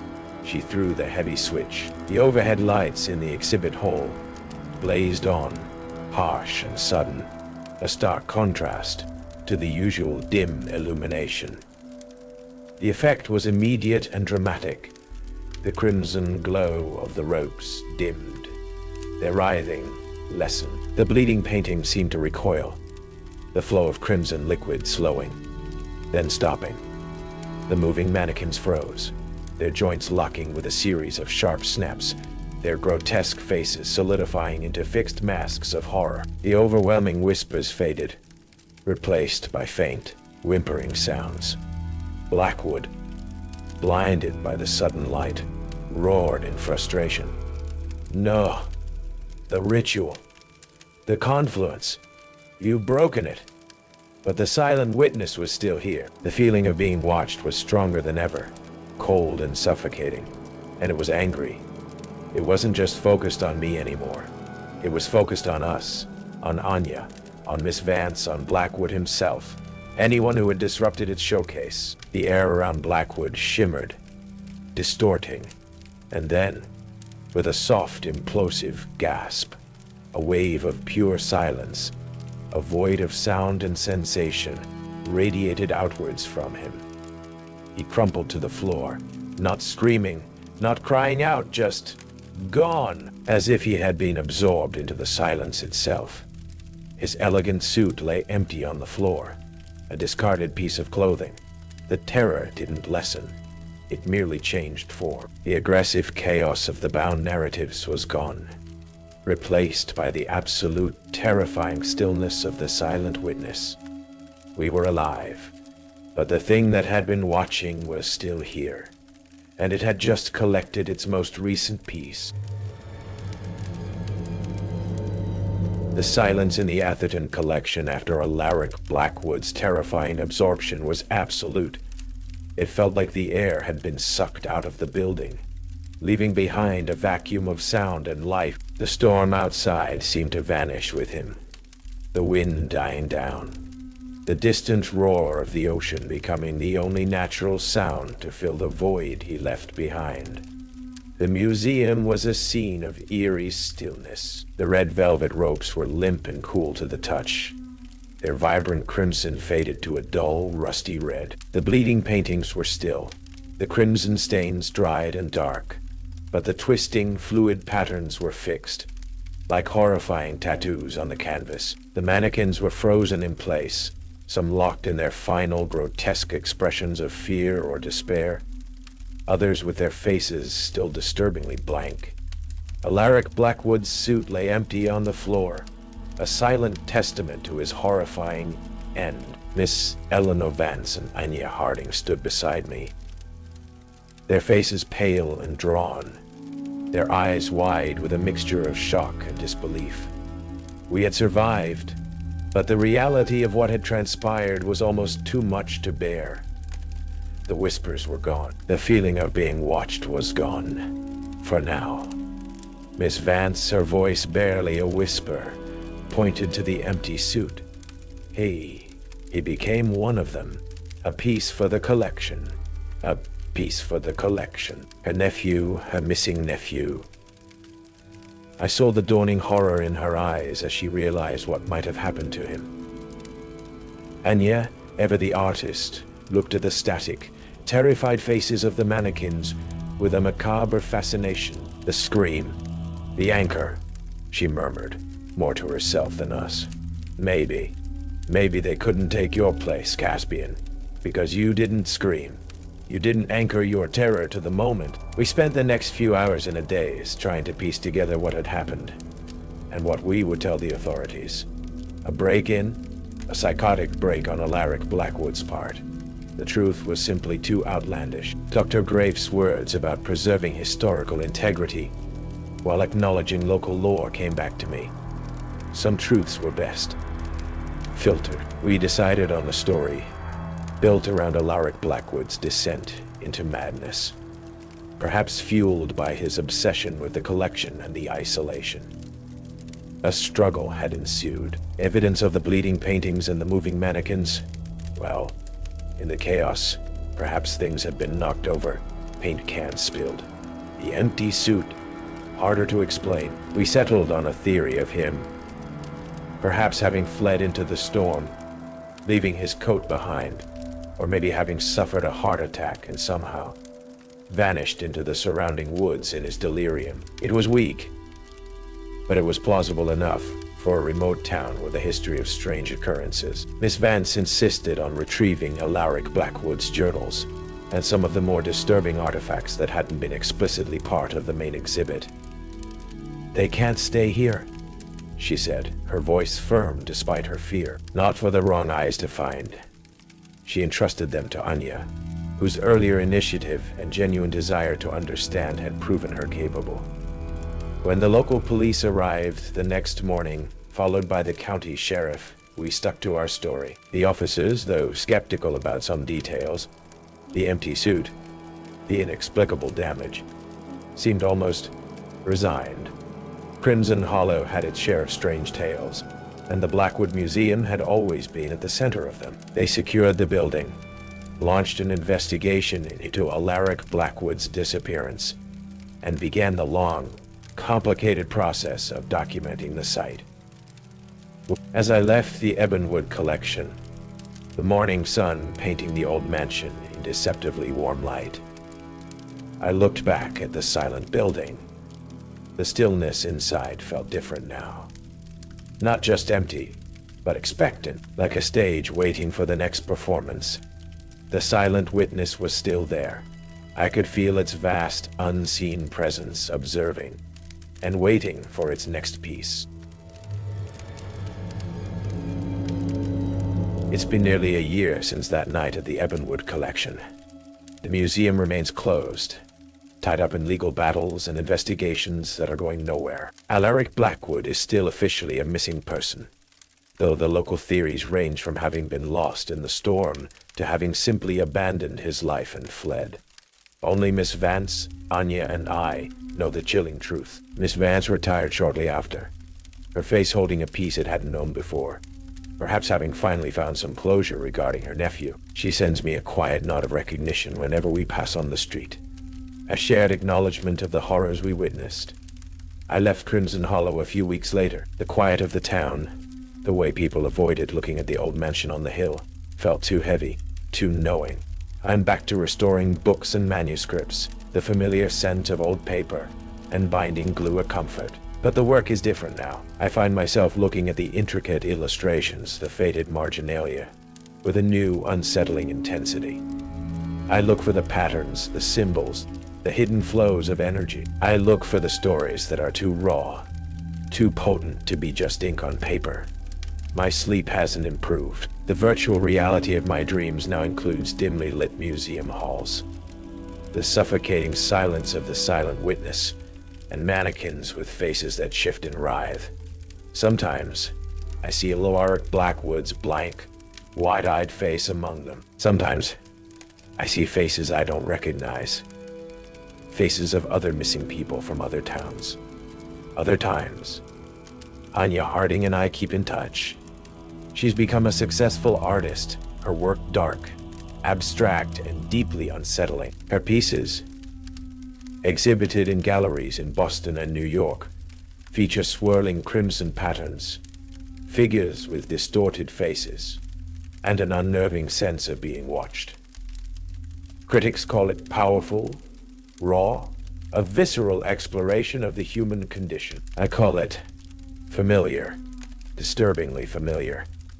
I've seen the crimson flow in her paintings. I felt the stillness radiating from her sculptures. She sends me photos of her new work, sometimes in the reflection of the glass framing one of her pieces. I see a fleeting glimpse of a face that shouldn't be there.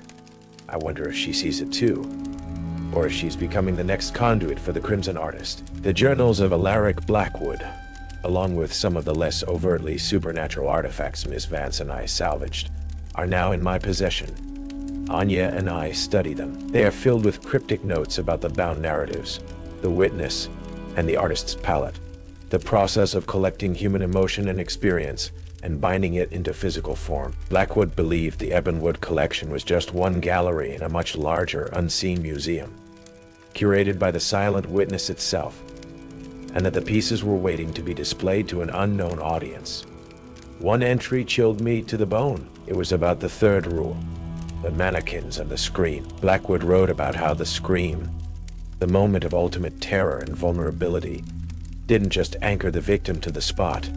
It allowed the witness to create a perfect mold of their essence, their fear, to be transferred to a suitable vessel, a mannequin, and the victim.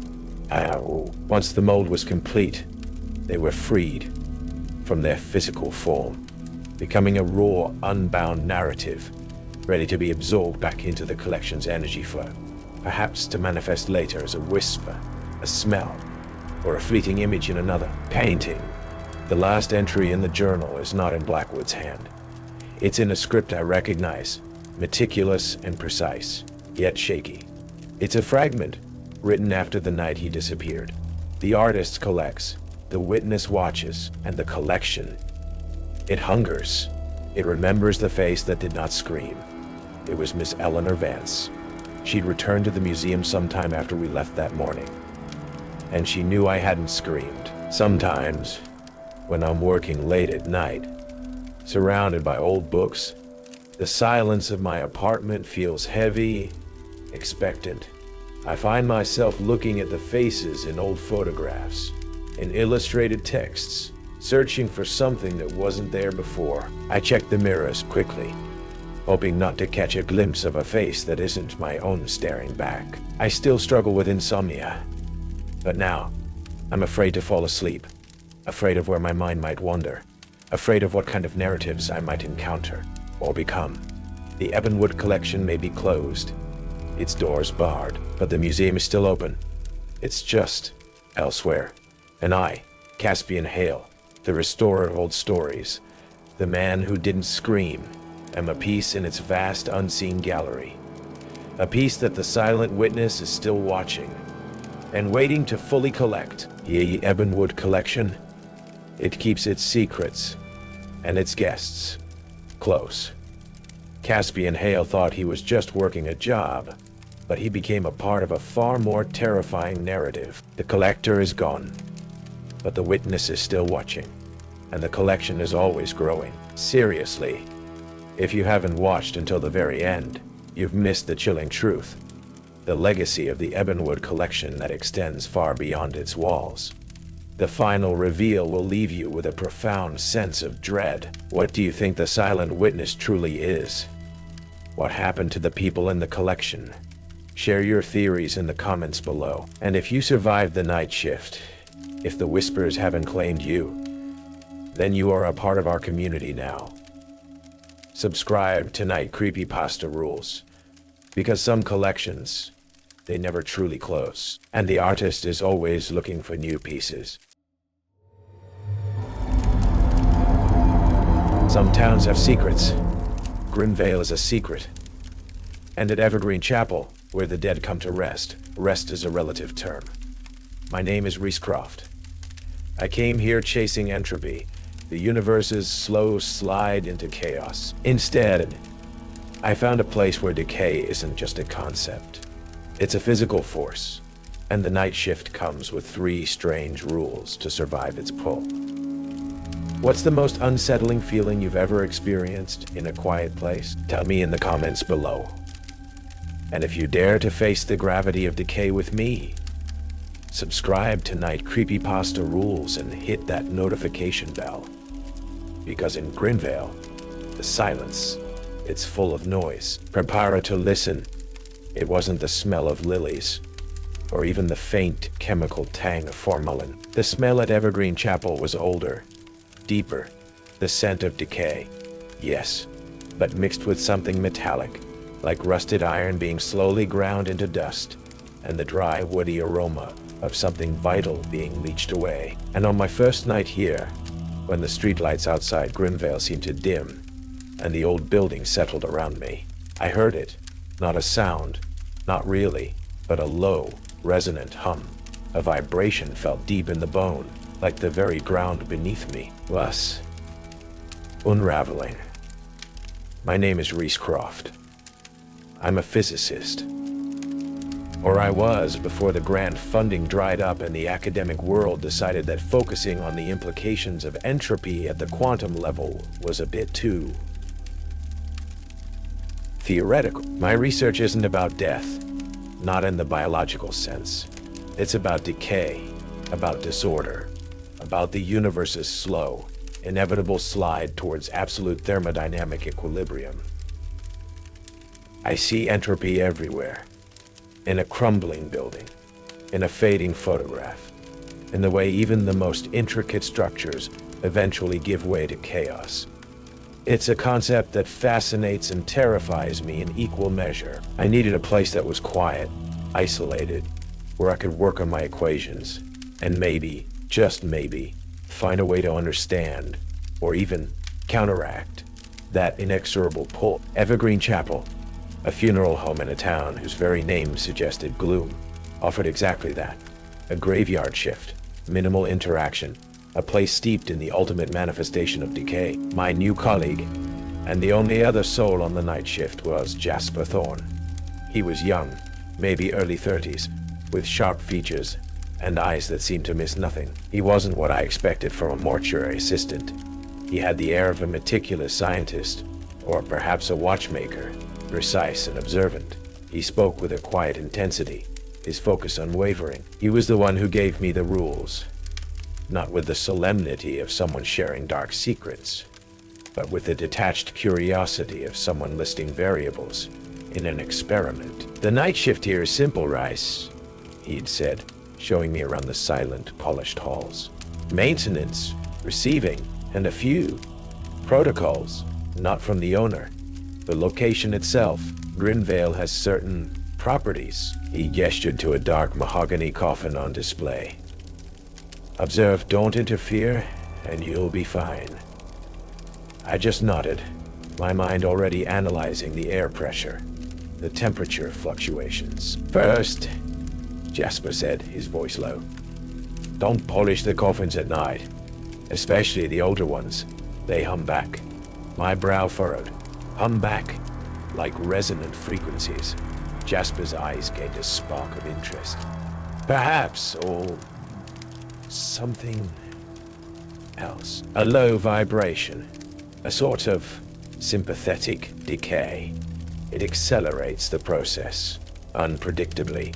Second, he continued, moving towards the small viewing room, where a leather-bound guest book rested on a podium. If the guest book signs itself, and it will sometimes, don't read the names.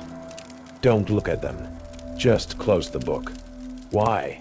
What happens if you read them? The resonance deepens, Jasper said, his gaze distant, as if observing a process happening far away. You acknowledge the signature.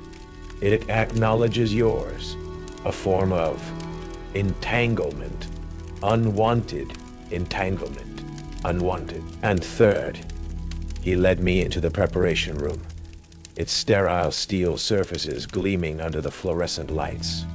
A single empty gurney sat in the center. When the corpses blink, and they will sometimes, especially just after arrival, don't look at their eyes. Don't make eye contact. Turn away. They're choosing you. The thought sent a cold shiver down my spine, a reaction that annoyed my logical mind. Choosing me? For what? Jasper smiled, a thin, unsettling expression that didn't reach his eyes. To join the chorus, to be drawn into the current. Grimveil's current? He handed me a set of keys, heavy and cold in my hand. The owner will be here in the morning. Follow the rules, Rice. They aren't superstition. They are applied physics of a very peculiar kind. He left, his footsteps echoing down the silent hall. I was alone, surrounded by polished wood, hushed rooms, and the faint, vibrating hum that seemed to resonate from the very ground. Grimveil, the gravity of decay. Applied physics. My scientific curiosity warred with a rising tide of primal unease. The darkness outside pressed in, thick and absolute. And somewhere, in one of the silent rooms, a guest book waited, and a coffin might be starting to hum. The night settled into a strange, unsettling routine. The silence of Evergreen Chapel was not empty, but filled with subtle, unnatural sounds. The soft creak of wood that sounded like joints giving way, the whisper of air that carried no draft, and that low, vibrating hum that seemed to originate not from any source, but from the very fabric of the building, deepening and receding like a tide. The smell of decay, of rusting metal and rotting wood, became more pronounced at irregular intervals. My research on entropy felt less like a purely academic pursuit, and more like an urgent personal defense against this palpable sense of universal unraveling. Jasper Thorne was a constant, unnerving presence. He moved through the chapel with a detached grace, meticulously performing his duties, receiving and preparing bodies with a professionalism that bordered on the clinical, maintaining the facilities, all while making precise, almost furtive notes in a small, leather-bound journal. He didn't seem bothered by the strangeness. He observed it, measured it, jotted down readings from various small, complex devices he sometimes carried. He was studying the decay, not fearing it. The first rule was activated during my third week. A shipment of new coffins had arrived the previous day. Beautiful, expensive things made of polished oak and gleaming brass. Mr. Davison, the daytime owner, a man who preferred to ignore anything that couldn't be accounted for on a ledger, had left strict instructions. Make sure those new coffins are gleaming by morning, Riss. First impressions matter. Against my better judgment, with Jasper watching silently from the doorway of the preparation room, I began polishing one of the oak coffins around midnight.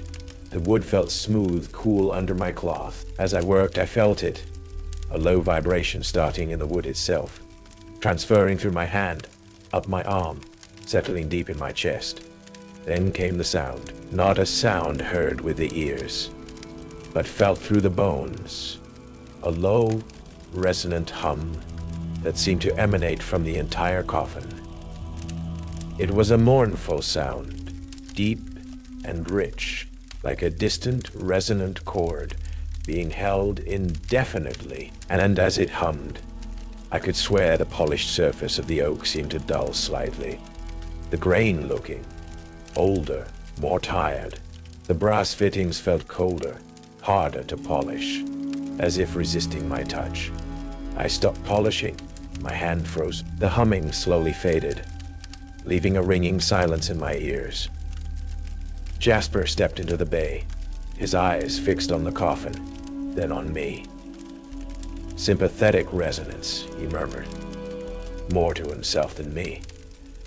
The polishing, it agitates the structure. The structure responds, releasing stored entropy. He made a note in his journal, his pencil scratching softly. Notice the dulling. Approximately 1.7% accelerated decay rate over 3 minutes of contact. I stared at him. Accelerated decay? You mean this place? It actually makes things fall apart faster? The gravity of decay race. Jasper said, that unsettling smile touching his lips. Grimveil's special property. It has a natural tendency towards increasing disorder. And certain activities, certain materials, they resonate with that tendency. Like tuning a string, he glanced at the silent, inert coffin. Best leave it for the daylight crew. The sun's frequency is less compatible. He turned and went back to his work, leaving me alone with the silent humming wood. Officer Elara Vance made one of her routine checks that night. She was a no-nonsense woman. Her uniform crisp, her gaze sharp and assessing. She didn't seem like the type to entertain ghost stories. She asked the usual questions about security, about any disturbances. I hesitated, then decided against mentioning the humming coffin. How would I even explain it? Accelerated decay. She'd think I was as strange as the town itself. Quiet night then? She asked, finishing her coffee from the machine in the lobby. Just the usual. Quiet? I replied, trying to keep my voice even. Aye, she nodded, her eyes sweeping the silent lobby, lingering for a moment on the closed doors of the viewing rooms. Grimveil has a way of getting into your bones, she said, her voice softer than before. Most folks who come here, they either leave fast or they stay. And the ones who stay, they change. She gave me a long, appraising look before stepping back out into the night. That night, in my cramped, silent room above the garage, I couldn't shake the feeling of being watched. Not by eyes, but by a kind of patient, physical presence. A silent, heavy weight pressing down. A palpable force of decay. I felt my own body, my own mind, struggling against it, fighting the inevitable slide into disorder. Grimveil wasn't just a town.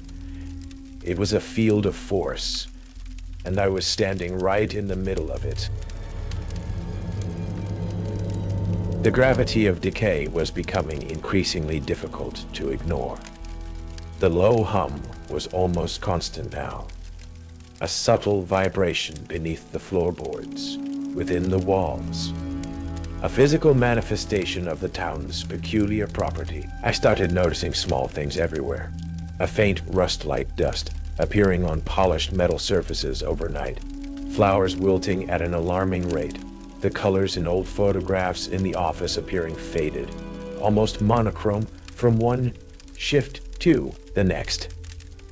The air itself sometimes felt heavy, stagnant, as if resisting movement. My physics background offered no comfort. These phenomena defied the known laws of thermodynamics. Decay was a process, yes, but it wasn't a palpable force, a field of influence that could be felt and almost heard. It wasn't sentient, was it? The guest book in the main viewing room became another source of dread. It was a large, ornate volume, its pages thick and creamy, intended for visitors to sign their condolences. But at night, sometimes, I would find it open to a fresh page and watch, horrified, as the pen resting beside it would slowly, deliberately begin to scrawl names onto the blank paper. The pen moved on its own, guided by an unseen hand, the ink flowing as if from an unseen source. It was the most overt, undeniable evidence of something profoundly wrong at Evergreen Chapel. The second rule loomed large. If the guest book signs itself, don't read the names. One night, drawn by a morbid curiosity that felt like a physical pull, I found the book open, fresh names appearing in a shaky, looping script. I fought the urge to look, to read them. My eyes were drawn to the page, wanting to decipher the names, to understand who or what was writing them. The low hum intensified, becoming a chorus of subtle vibrations, each seemingly tied to a name on the page. It felt like they were calling to me, wanting me to acknowledge them, to see them. It was the stillness choir Jasper had mentioned. Not voices, but resonances, signatures, calling out through the medium of the book. "Don't read the names," Jasper's voice, calm and clinical, echoed in my mind. Reading them would be acknowledging the entanglement, joining the network. I slammed the book shut, the sound echoing jarringly in the silent room. The vibrations lessened, the unseen pen clattered to the podium, but the image of the freshly scrawled names lingered in my mind, and that feeling of a hidden network, a chorus of stillness remained. Later that week, I encountered Cyrus Blackwood. He wasn't a conventional employee, but the old groundskeeper for the cemetery attached to the chapel. A man as weathered and stoic as the granite headstones he tended. He was a man of few words, his face lined like a roadmap of sorrow, his eyes holding a deep, weary sadness. He often worked late, even into the night, his shovel scraping against the hard Grimveil earth. He saw me staring at the freshly signed guest book one morning, before the daytime staff arrived. He paused, leaning on his shovel, the smell of damp earth and something else, something cold and metallic, clinging to him. "Some names," he said, his voice a low rumble. "Ain't meant for the light of day, son. And some signatures, they ain't finished yet." He looked towards the rows of headstones, then back at the chapel. "Ground here, it holds on to things, doesn't like to let go. Doesn't like folks stirring things up." He didn't elaborate, just gave me a long, searching look before turning back to his work. He was a man who understood the gravity of decay, not as a physicist, but as someone who had spent his life burying things that refused to stay buried. He knew, and his quiet acceptance was almost more terrifying than the phenomena themselves. That night, in the guest book, I saw a name I recognized, written faintly in the middle of the page, almost obscured by other names. Was the name of the relative whose tragic death had sent me down this path, whose face I still saw whenever I closed my eyes. The stillness choir was calling to me directly now, and the gravity of decay felt like it was beginning to pull me under. The line between observing Grimveil's peculiar physics and being actively affected by them was dissolving. The low hum of decay was now a constant presence, a pressure in my skull, a vibration in my bones that made my teeth ache. My insomnia was complete. I no longer slept. My equations offered no solace. They were elegant descriptors of a universe I thought I understood. But Grimveil was a brutal contradiction, a place where entropy had its own agenda. A place where entropy had its own agenda. Jasper Thorne's reaction to my escalating distress was fascinating. He watched me with an almost clinical detachment, noting my trembling hands, the dark circles under my eyes, my increasing jumpiness. He made more notes in his journal, scribbling furiously, occasionally muttering about resonant frequencies and observer bias. He wasn't trying to help me. He was trying to measure my breakdown to see how I, a physicist obsessed with decay, would react when faced with its palpable personal manifestation. His scientific curiosity had morphed into something cold, obsessive, dangerous.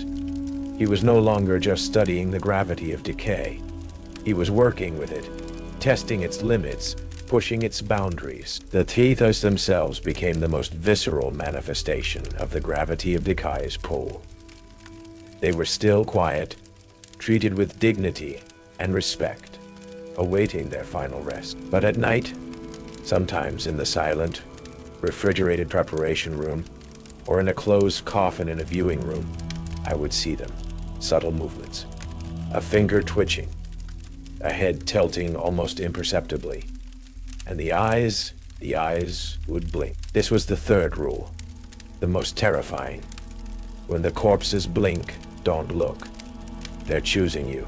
One night, while conducting a routine check, I stood before a closed coffin, verifying the nameplate. Suddenly, from within the silent box, I heard a soft, almost inaudible click. A heartbeat later, the coffin lid creaked open an inch, and through the gap I saw an eye. Just one. Cloudy, lifeless, but open. staring directly at me from the shadowed interior. It blinked slowly, deliberately, and I felt it. A tug, a pull, not just physical, but something that resonated deep within my very being. A gravitational force drawing me towards it, towards the stillness, the cold, the inevitable decay it represented. It was the most terrifying, most profound invitation I had ever received. The gravity of decay was choosing me, using the corpse as its conduit, its spokesperson. Don't look. They're choosing you. Jasper's voice, calm, almost encouraging, echoed in my head. Looking would be accepting the invitation, letting myself be pulled.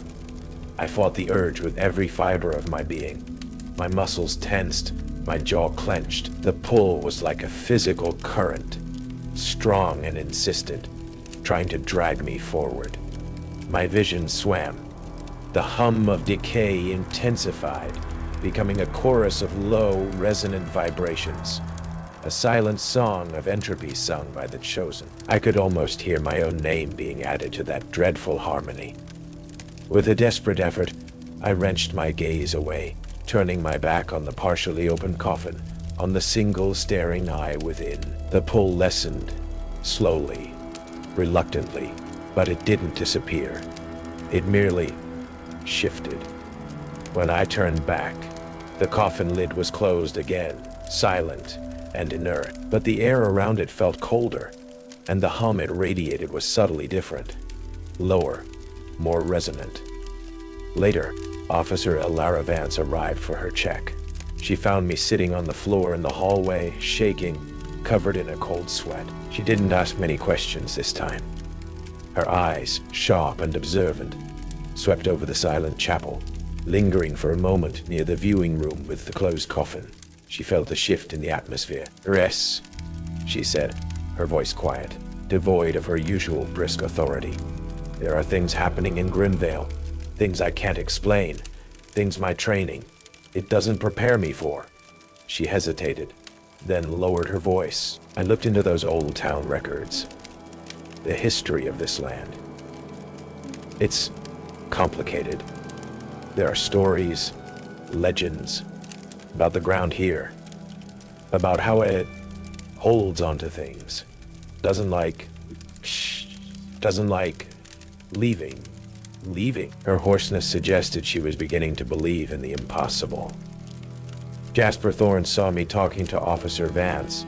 His gaze, previously filled with scientific curiosity, now held a flicker of irritation, almost anger. He didn't like unforeseen variables. He didn't like anything that might interfere with his observations. His experiments with the gravity of decay, the blinking corpses, the calling names, the humming coffins, they weren't just phenomena to him anymore. They were tools. And I was rapidly becoming the most interesting, most promising tool in his terrible collection. The gravity of decay was pulling me in. And Jasper Thorne was holding the strings. The hum of decay reached a fever pitch. It was no longer a vibration in the bones. It was a physical force, distorting the air, making the walls seem to breathe, the floor subtly buckle. The scent of decay, of rust and rot, was suffocating. Grimveil's peculiar physics, the gravity of decay, was no longer a subtle influence. It was a roaring torrent of entropy. I stumbled through the chapel, flashlight beam dancing wildly, illuminating a scene of accelerating disarray. The new oak coffins from weeks ago looked like they'd spent centuries buried, their polished surfaces dull, their wood grayed and splintered. Metal fixtures were covered in thick red rust, crumbling at a touch. The colors in the framed pictures on the walls had leached away, leaving only faded, ghostly outlines. The guest book on the podium was a blur of names, appearing and decaying on the page in a horrifying, endless loop. The unseen pen scrawling with frantic speed. The air was thick with a chorus of resonant vibrations, the stillness choir, a deafening hum that spoke of finality, of acceptance of being chosen. My mind was a chaotic storm, my scientific training warring desperately with the undeniable, terrifying reality unfolding around me. This wasn't just accelerated decay.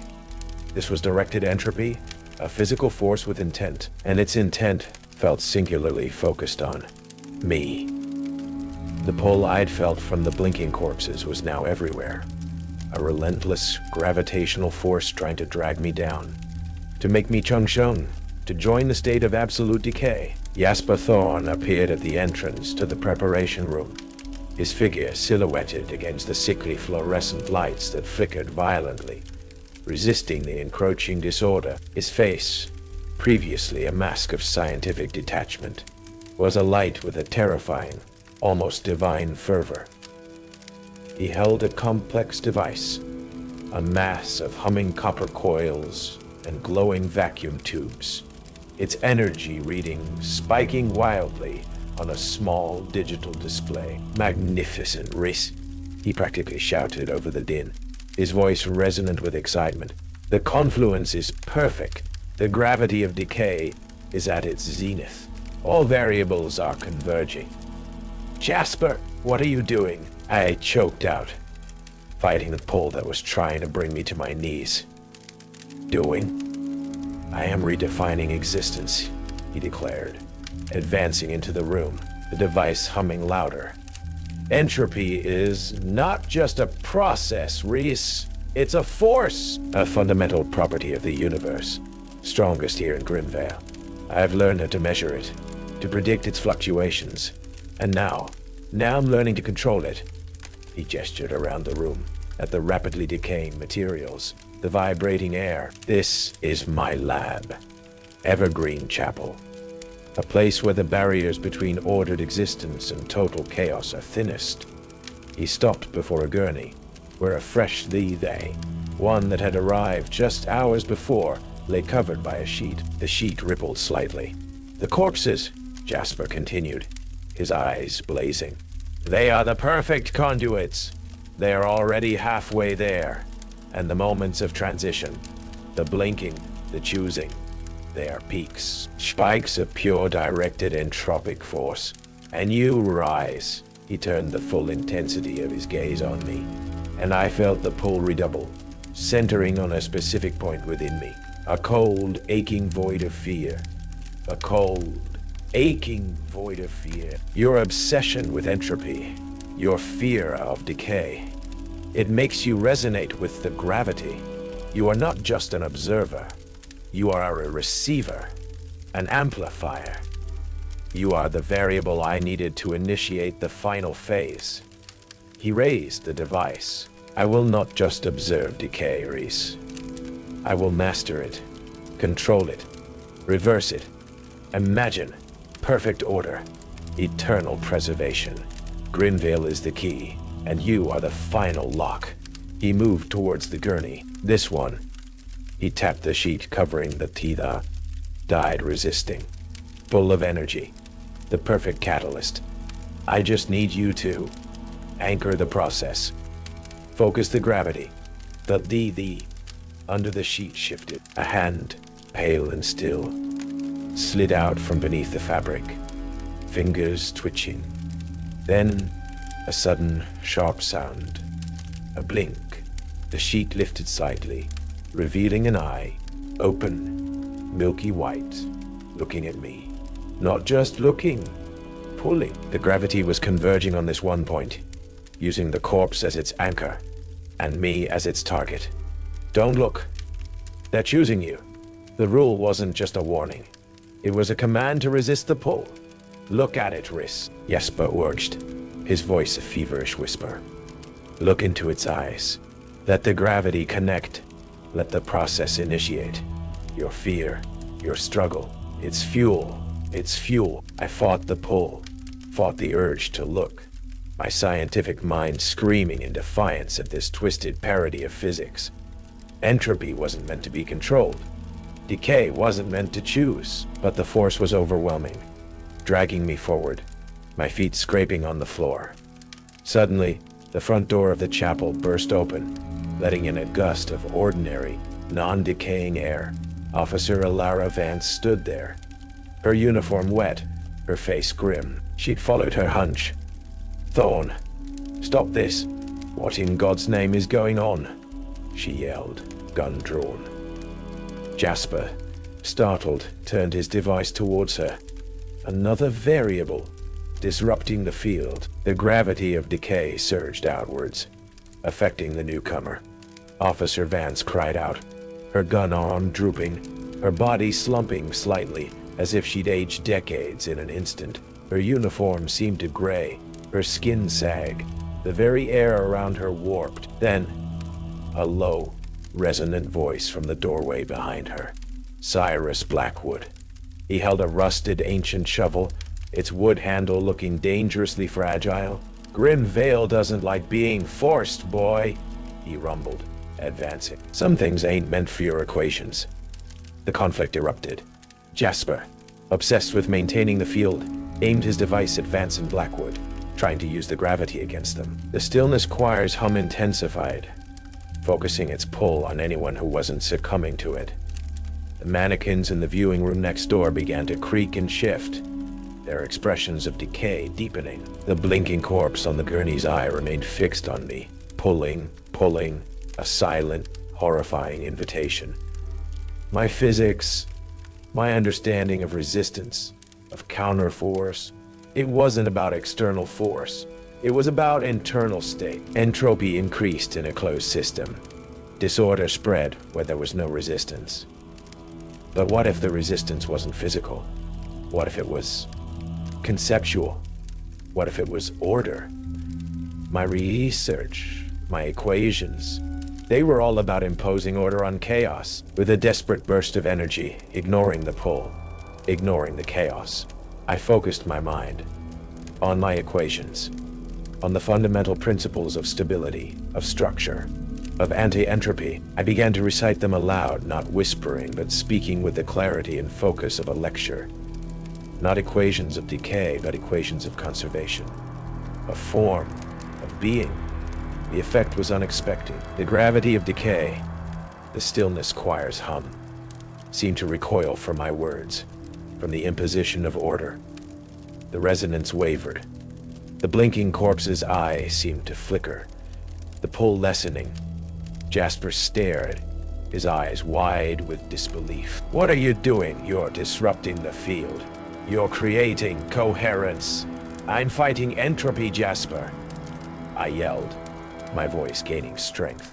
"With order, with definition. This place isn't about chaos. It's about a perversion of physics. It's about a perversion of physics. And physics has rules." I grabbed a heavy metal embalming tray and with a roar hurled it at Jasper's device. It struck the humming coils with a clang, sparking violently. The device shrieked, sputtering, its glow dying. Jasper cried out in frustration.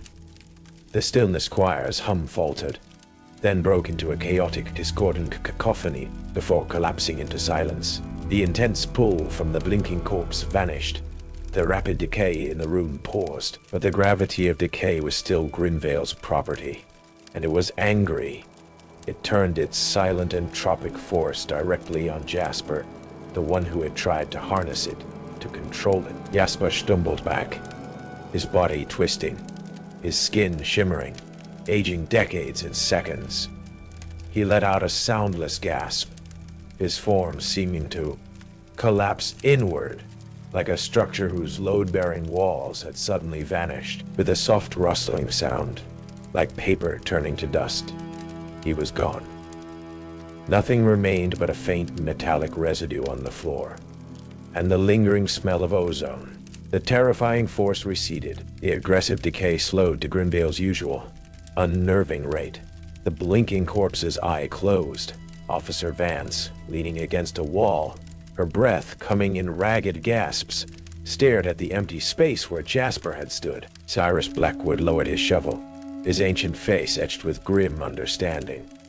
We had survived, but the gravity of decay was still here, and it knew our names now.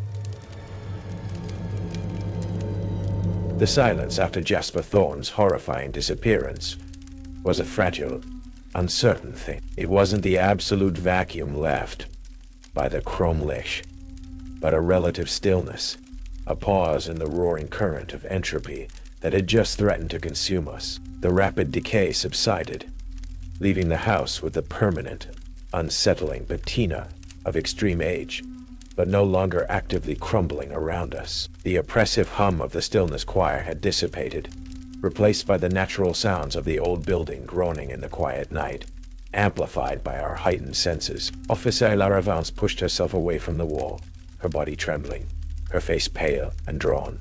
The temporary aging seemed to recede, but the shock in her eyes remained. My God," she whispered, her voice raw. What was that?" Cyrus Blackwood, the old groundskeeper, walked slowly towards the spot where Jasper had vanished. He knelt, running a calloused hand through the faint, metallic dust that remained. "Ground on like being rushed," he rumbled, his voice low. "Don't like being told what to do." Boy tried to make it dance to his tune. It just took him back. He looked at me. "You didn't let it pull you under, son. Use them numbers in your head. My equations, my focus on order. It had been a counter-frequency, a shield against the chaos.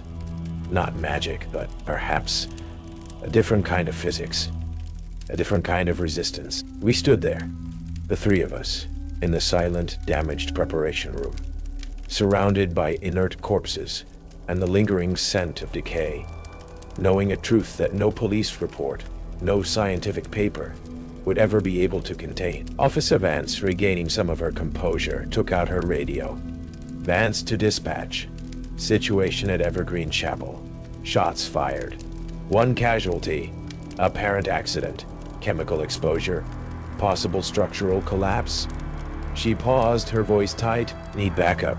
And the coroner. It's complicated." She was already filtering the truth, shaping it into something the system could process. As she spoke into the radio, Cyrus Blackwood walked over to the guest book in the viewing room. He looked at the page, at the names that had appeared and decayed. Then, with a heavy sigh, he closed the book. "Some stories," he murmured, "best stay shut." I looked at the ether on the gurney, the one whose eye had blinked, whose pull had been strongest. It was still lifeless, but as I watched, I could swear I saw a faint, almost imperceptible shimmer around it. A subtle distortion in the air, like heat haze on a hot day, but cold. The gravity of decay was still Grimveil's property, and it was still working, just at its own pace again. My sister, Marla, arrived at the funeral home shortly after the first police cruisers, drawn by Officer Vance's call to contact family members of employees. She rushed to me, her face a mixture of fear and relief. When she saw the state of the funeral home, saw the empty suit, the wild look in my eyes, she didn't need many explanations. She just held me tight, her warmth a stark contrast to the cold stillness of the chapel. She looked at Officer Vance and Cyrus with bewildered gratitude, knowing they had helped, but not truly understanding what they had saved me from. The investigation into Jasper Thorne's disappearance was brief and inconclusive. The official finding was death by accidental chemical exposure, perhaps combined with structural failure during the perceived tremors. His research materials were deemed the eccentric ramblings of a disturbed individual. Evergreen Chapel was closed indefinitely, deemed unsafe. Grimveil's secrets remained Grimveil's own. As Marla drove me away from the chapel, from the silent town of Grimveil, in the harsh light of day, I looked back at the old building, standing dark and brooding against the clear sky. It looked like any other dilapidated funeral home in any other small, forgotten town. But I knew the truth, and the gravity of decay. It had left its mark on me. Life after Grimveil was a study in contradictions. I was safe, alive, away from the direct influence of the gravity of decay. but I couldn't unsee what I had seen. I couldn't unfeel the hum, the pull, the terrifying understanding of entropy as a physical active force. My research, once a passion, was now an obsession, bordering on madness. I saw decay everywhere, not just as a process, but as a visible, tangible force. Paint peeling faster than it should, food spoiling with unnerving speed, the edges of buildings seeming to subtly soften and blur. My sister Marla tried her best to help me. She found me a therapist, encouraged me to talk. But how do you explain a force that makes corpses blink and builds accelerate their own decay? They diagnosed me with severe PTSD, exacerbated by my existing insomnia and, well, the traumatic environment of working in a funeral home. They gave me medication, but the nightmares persisted, filled with the feeling of being pulled, of hearing that silent, resonant hum in my bones. Officer Vance and I stayed in touch. She never spoke of the supernatural directly in our conversations, but her questions about Grimveil, about the history of the land, about any unusual artifacts Jasper might have been studying, revealed that she was quietly pursuing her own investigation, trying to find some rational framework for the impossible. She sent me news clippings about other strange occurrences in remote towns, things that resonated with a disturbing familiarity. Objects aging rapidly, localized fields of cold, unexplained disappearances. The gravity of decay, or forces like it, were not confined to Grimveil. Cyrus Blackwood remained in Grimveil, the silent guardian of its graveyard and its secrets. He sent me a small, unmarked package once. Inside was a piece of petrified wood, incredibly dense and heavy for its size, wrapped in a cloth that smelled faintly of sage and damp earth. A note was tucked inside. Keep it close. Some things resist the pull.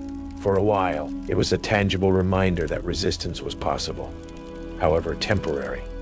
Jasper Thorne's research materials, seized by the authorities, were eventually declassified and labeled highly unusual fringe science. Through a contact I still maintained in the academic world, I managed to gain access to some of his more coherent notes. They were filled with his observations on Grimveil's entropic field, his attempts to quantify and manipulate it, his theories about consciousness and memory having their own gravitational pull on physical reality. He believed the Stillness Choir were the trapped signatures of particularly resonant individuals, their energies amplified by the field, and that the blinking was their attempt to reach out, to pull others into their state. His final entry, scrawled in a shaky hand, spoke of his final variable and the potential for a complete entropic inversion. He hadn't been trying to just study decay. He was trying to weaponize it, to turn the universe's own inevitable slide towards chaos into a tool for something.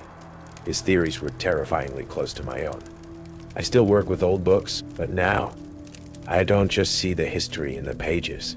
I see the entropy, the slow, inevitable decay, and I see the resistance, the careful preservation, the enduring stories, the stubbornness of ink and paper to hold on to form against the universal pull towards disorder. Sometimes, when I'm examining a particularly old manuscript, I feel a faint vibration in the paper, a low hum that resonates in my bones.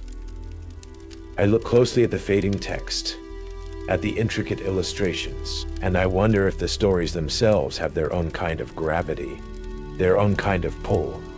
I wonder if some of them are still trying to choose someone to listen. The Grimveil undertaking was just a job, but Grimveil itself, it's a condition, an understanding, and the gravity of decay. It's not just a force of nature, it's a choice, and I know, with a chilling certainty that sleepless nights cannot erase, that even though I left Grimveil, it hasn't finished choosing its members for the Stillness Choir. And sometimes, when the world is quiet and the shadows deepen, I can still feel that subtle, insistent pull, drawing me back towards the silence, towards the decay, towards the inevitable state of just being chosen. The gravity of decay. It sinks its teeth into you, doesn't it? Rhys Croft thought he understood entropy, but Grimveil showed him the terrifying truth of a force with intent. Jasper Thorne is gone, but the stillness remains, and the choir, it's still singing. Seriously, if you didn't watch until the very end, you missed the crucial aftermath. The quiet horror that lingers long after the climax. The final moments reveal the true, lasting impact of Grimveil. Lasting impact of Grimveil. What do you think the stillness choir is? What does the gravity of decay want? Share your theories in the comments below. And if you made it through this shift at Evergreen Chapel, if the blinking hasn't chosen you, then join the Night Creepypasta Rules community. Subscribe, because Grimveil is always watching, and the pull is always there. Hospitals are supposed to be places of healing, of endings and new beginnings.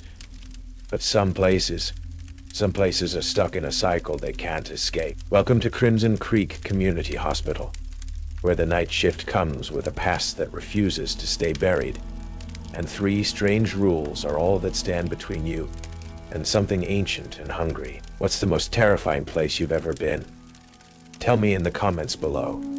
And if you're brave enough to step into the cycle with me, subscribe to Night Creepypasta Rules and hit that notification bell, because tonight, the echoes aren't just memories. They're demanding attention. Prepare to check in. The smell in Crimson Creek Community Hospital wasn't just disinfectant and stale coffee. It was the smell of old wood and burned fear. A scent that seemed to cling to the very air, heavy and suffocating. And on my first night here, stepping through those automatic doors, I knew, with a certainty that chilled me to the bone, that I had just walked into a cycle with no exit. My name is Leo Merritt. I'm a nurse, or I try to be. Back at my old hospital, there was a patient, a code blue that went sideways in a way that defied every medical explanation. A death that felt less like an ending and more like a transfer. The image of that patient's eyes, wide and staring long, after they should have been still, haunted me, twisted my sleep into a landscape of fear and doubt. I needed to get away, to find a place where the sterile routine of night shifts could quiet the echoes in my head. Somewhere old and quiet where I could start again. Crimson Creek Hospital, an ancient brick building with a reputation for being understaffed and overlooked, sitting in a town rumored to have its own dark history, felt like the perfect place to disappear. My new colleague on the night shift was Eleanor Hayes. She was a woman whose face seemed carved from exhaustion and worry, her eyes holding a permanent, weary sadness that went deeper than just the demands of the job. She moved with a quiet, almost mechanical efficiency, her attention fixed on the task at hand, rarely meeting my gaze. She was the one who walked me through the basic duties, the charting, the patient checks, and she was the one who, as the hospital settled into the deep, hushed stillness of midnight, laid out the rules. Crimson Creek has its rhythms, Leo, she said, her voice a low murmur that barely disturbed the air in the empty nurse's station. She didn't look at me as she spoke, her gaze fixed on the flickering fluorescent light above us. Things happen here that don't make sense. Things you just accept for your own good and theirs. She gestured vaguely down the long, silent hallway. There are 3 things. 3 rules. You follow them. No exceptions. No questions. Just survive the shift. A familiar prickle of unease, the same one I felt during that code blue, stirred in my gut. First, she said, ticking a finger against the worn countertop. The chapel door. It's at the end of the west wing.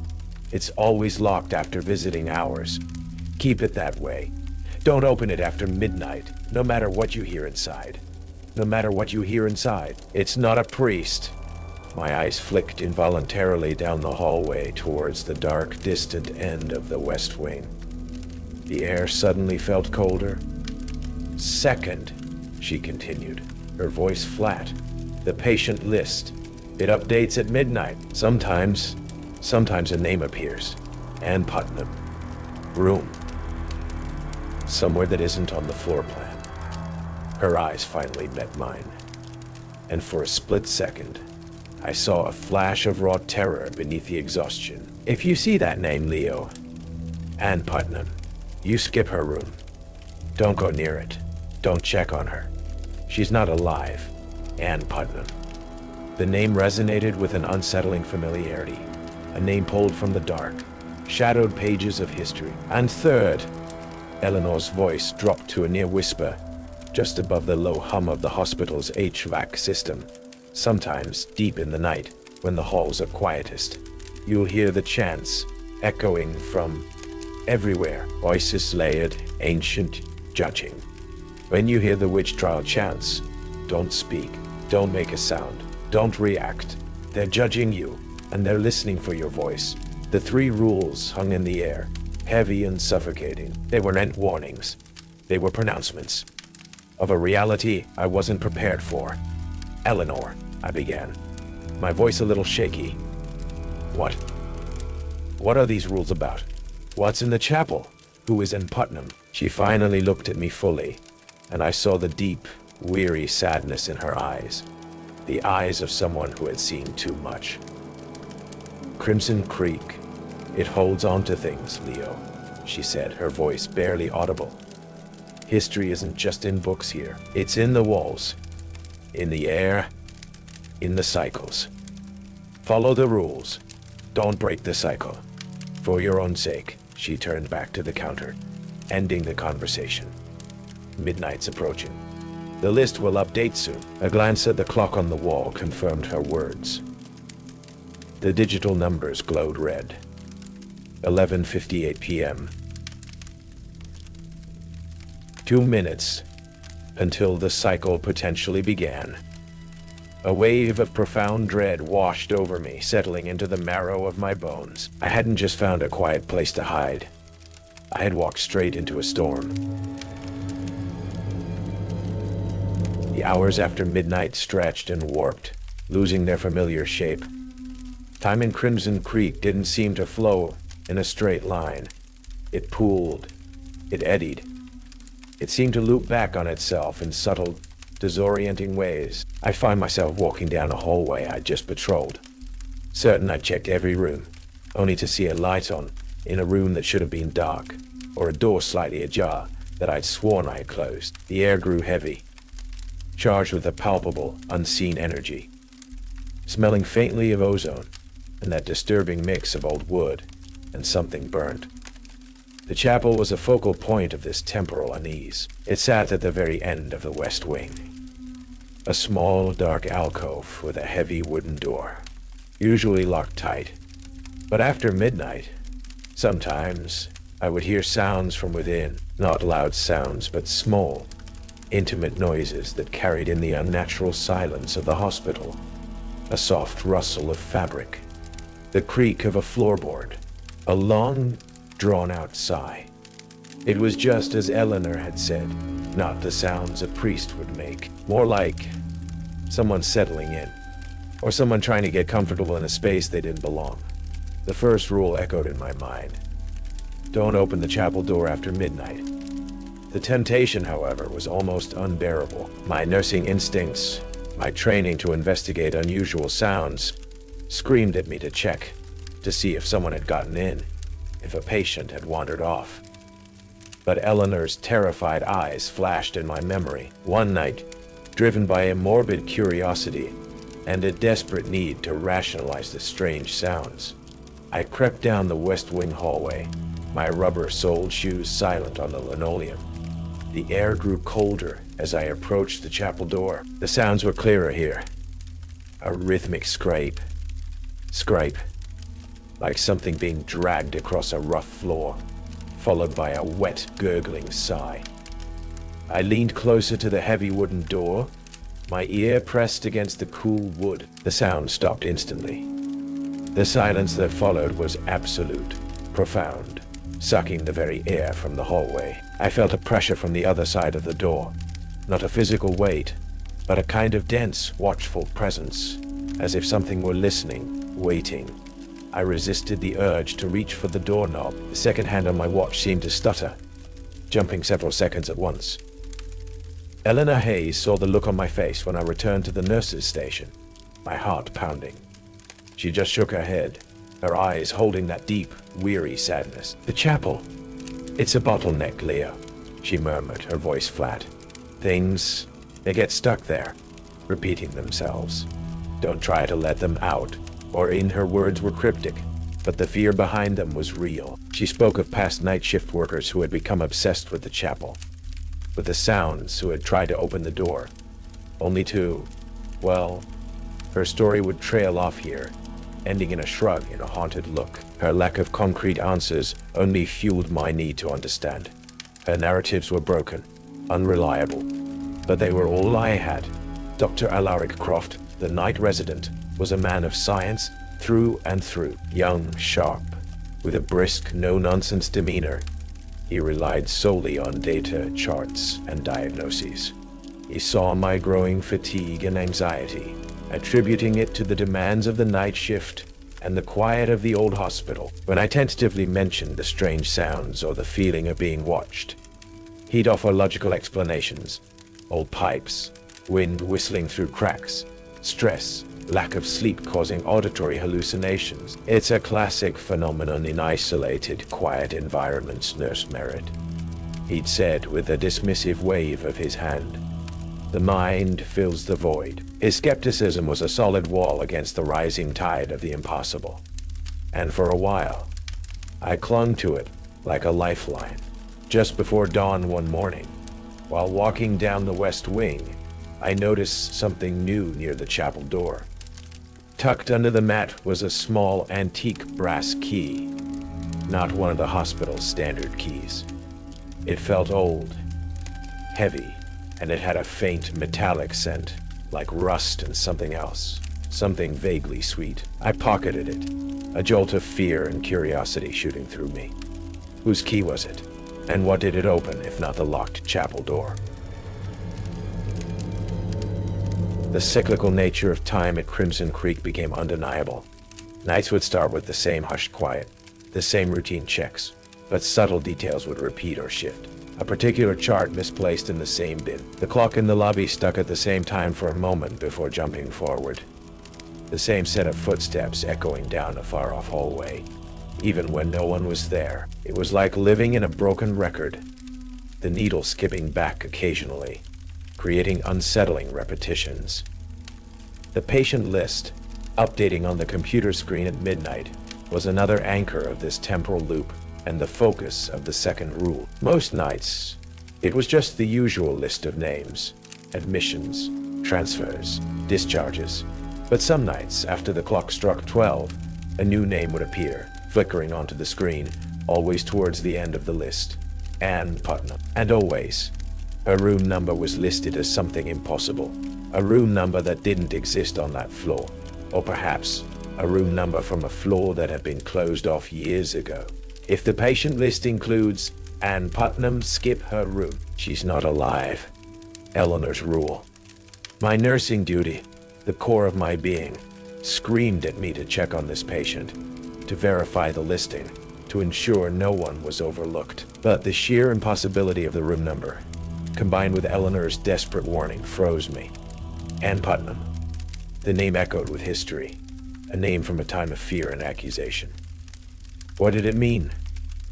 One night, the name appeared again. Ann Putnam. Room. West Wing Annex 404. The West Wing Annex hadn't existed for 50 years, closed off after a mysterious fire. But the name was there, real, on the digital list. A pull, cold and insistent, emanated from the screen, drawing my gaze, whispering a silent plea that felt less like a request for help and more like a demand for acknowledgement. The air around the computer terminal grew cold, carrying the faint, sickly sweet scent of decaying flowers and something else, something metallic and acrid, like burned flesh. I fought the urge to click on the name, to access her chart. I knew with a certainty that transcended logic that there would be no chart, or perhaps a chart filled with impossible, horrifying details. I forced myself to scroll past the name to continue with the list of living patients. As I did, the screen seemed to flicker, the text blurring for a moment, and the pull intensified, sharp and painful, like a needle jabbing into my mind. From the direction of the West Wing, towards the annex where room 404 should have been, I heard a faint sound, like a multitude of distant, sorrowful whispers, growing and receding like waves on a shore. The lament of the list. Eleanor Hayes found me standing rigidly at the nurse's station, staring at the screen, long after I'd scrolled past the name. She didn't ask if Ann Putnam was on the list. She already knew. She looked at the computer screen, then towards the West Wing. The list. It wants to be read, Leo, she murmured, her voice flat. It wants its names acknowledged. And she's always the loudest. She wants to be found. But she's not in a room, Leo. She's in the cycle. Don't open the door that isn't there. Dr. Alaric Croft saw my growing distress. He reviewed my charts, checked my vitals.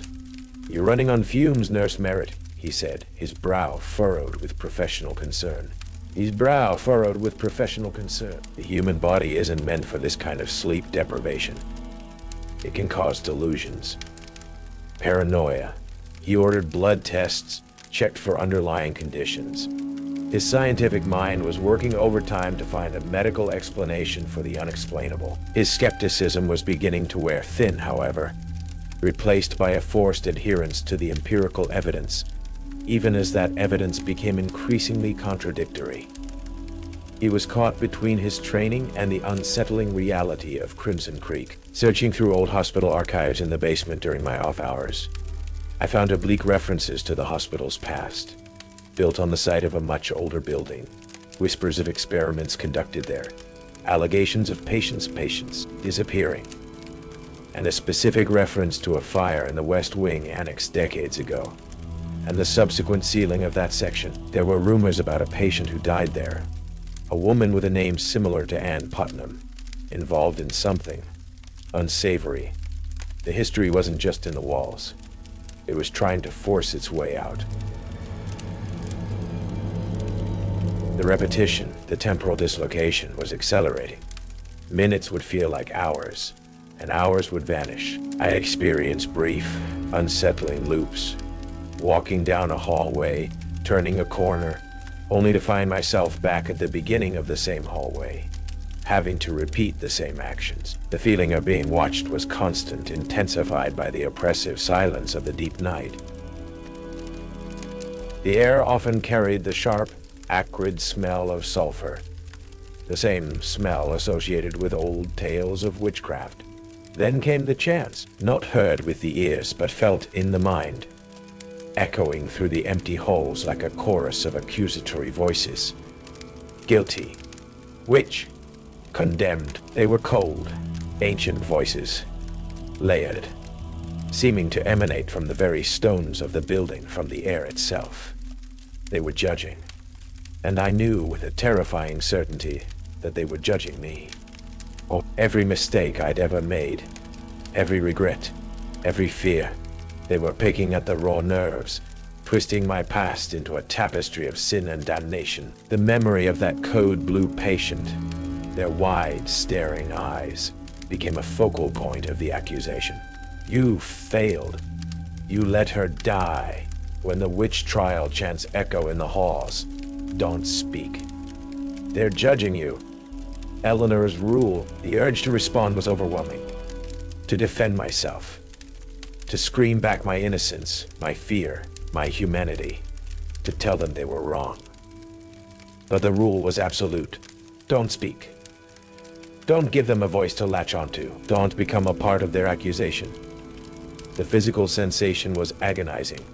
A pressure building in my chest, in my throat, as if trying to force a scream, a confession, out of me. I clamped my hands over my mouth, biting back the sound, my body trembling with the effort. Samuel Carter, the new night security guard, a young man whose primary concern seemed to be scrolling on his phone, and finding places to nap.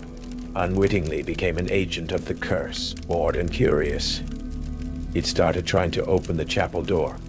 Rule 1. He'd managed to get the old key I found earlier, or maybe another one. His fumbling with the lock, his attempts to pry the door open, coincided with the most intense periods of temporal distortion and the loudest echoes of the chants.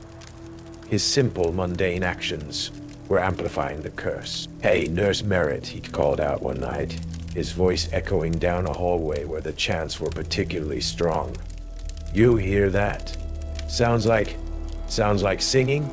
Or maybe some old radio static." His voice, his attempt to communicate, amplified the chants, made them sharper, more focused on us. The judgmental whispers seemed to descend, swirling around us. "Silence. You are the accused. Speak and be bound." I had to grab Samuel's arm, cover his mouth, pull him into a side room, forcing him to be silent, my own body rigid with the effort of containing my scream. He stared at me, bewildered and scared, thinking I had gone mad. Dr. Ellery Croft, observing Samuel's increasingly erratic behavior and my own obvious distress, couldn't dismiss it any longer. He started questioning me more directly, but not about ghosts, about the history of the hospital, about any unusual energy readings. He was trying to find a scientific framework, a medical explanation for what was happening. He'd become the skeptic who becomes a believer, and the struggle was tearing him apart. He found old architectural plans for the West Wing Annex, showing a layout that didn't match anything else in the hospital.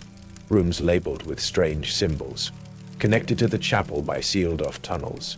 He suspected something had been done here, something terrible. The patient list updated again. Ann Putnam, room 404. This time, as I scrolled past, I saw a fleeting image in the corner of the screen, superimposed over the text. A woman's face, gaunt, with wide, terrified eyes, her mouth opening in a silent scream, and the number 404 seemed to pulse, drawing my gaze, promising answers, or perhaps oblivion. The Crimson Creek cycle was tightening its grip. The whispers were no longer just accusations, they were lures, and they were waiting for me to break the silence. The air crackled with an unseen energy, thick with the smell of ozone, burnt wood, and that cloying scent of dying flowers. Crimson Creek Community Hospital wasn't just a building anymore. It was a battlefield, a vortex where past and present collided, where time itself seemed to scream in agony. The cyclical nature of the night was reaching its terrifying apex. The clock in the lobby was spinning wildly, then snapping back to the same time over and over. Sections of hallways shimmered, blurring at the edges, looking like static on an old television screen, then snapping back into focus, subtly changed. A doorway might lead to a room it hadn't led to moments before. This was the conjunction, the moment the echoing curse was strongest, when the cycle threatened to break its banks and flood the present entirely. The chants were deafening now, no longer just echoes in the mind, but seeming to emanate from the very walls, from the humming lights, from the empty spaces between heartbeats. Guilty, guilty, guilty, guilty, guilty, burn her, condemn her, witch, witch, witch. The accusation was palpable, physical, pressing down on me, on everyone in the building. In the distance, I heard the frantic fumbling of Samuel Carter at the chapel door, his growing panic as he failed to open it, amplifying the chaotic energy. I heard Dr. Alaric Croft's strange shouts from another wing, trying to make sense of the impossible, probably attempting CPR on an empty bed that momentarily held a phantom patient. The hospital itself was rejecting their reality. Eleanor Hayes found me in the main hallway, near the nurse's station, her eyes wide and luminous, her face a mask of frantic determination. She wasn't just an old nurse anymore. She was a conductor of the curse, her movements strangely synchronized with the shimmering reality shifts around us. It's reaching the peak, Leo, she said, her voice a desperate whisper. Yet it cut through the din of the chants. The conjunction. The cycle needs its anchor. It needs a focal point to restart. What are you talking about, Eller? I cried, my voice raw, fighting the pressure on my throat. The urge to scream my innocence, to make the accusation stop. Ann Putnam, she hissed, grabbing my arm, her grip unnaturally strong. Her name on the list. The room that isn't there. That's the key. That's the center of the vortex. The point where it always restarts. Suddenly, the wall at the end of the hallway, where room 404 would have been in the old annex, shimmered violently. It didn't just flicker. It distorted, sucking inwards like paper being crumpled, then rippling outwards, revealing a doorway.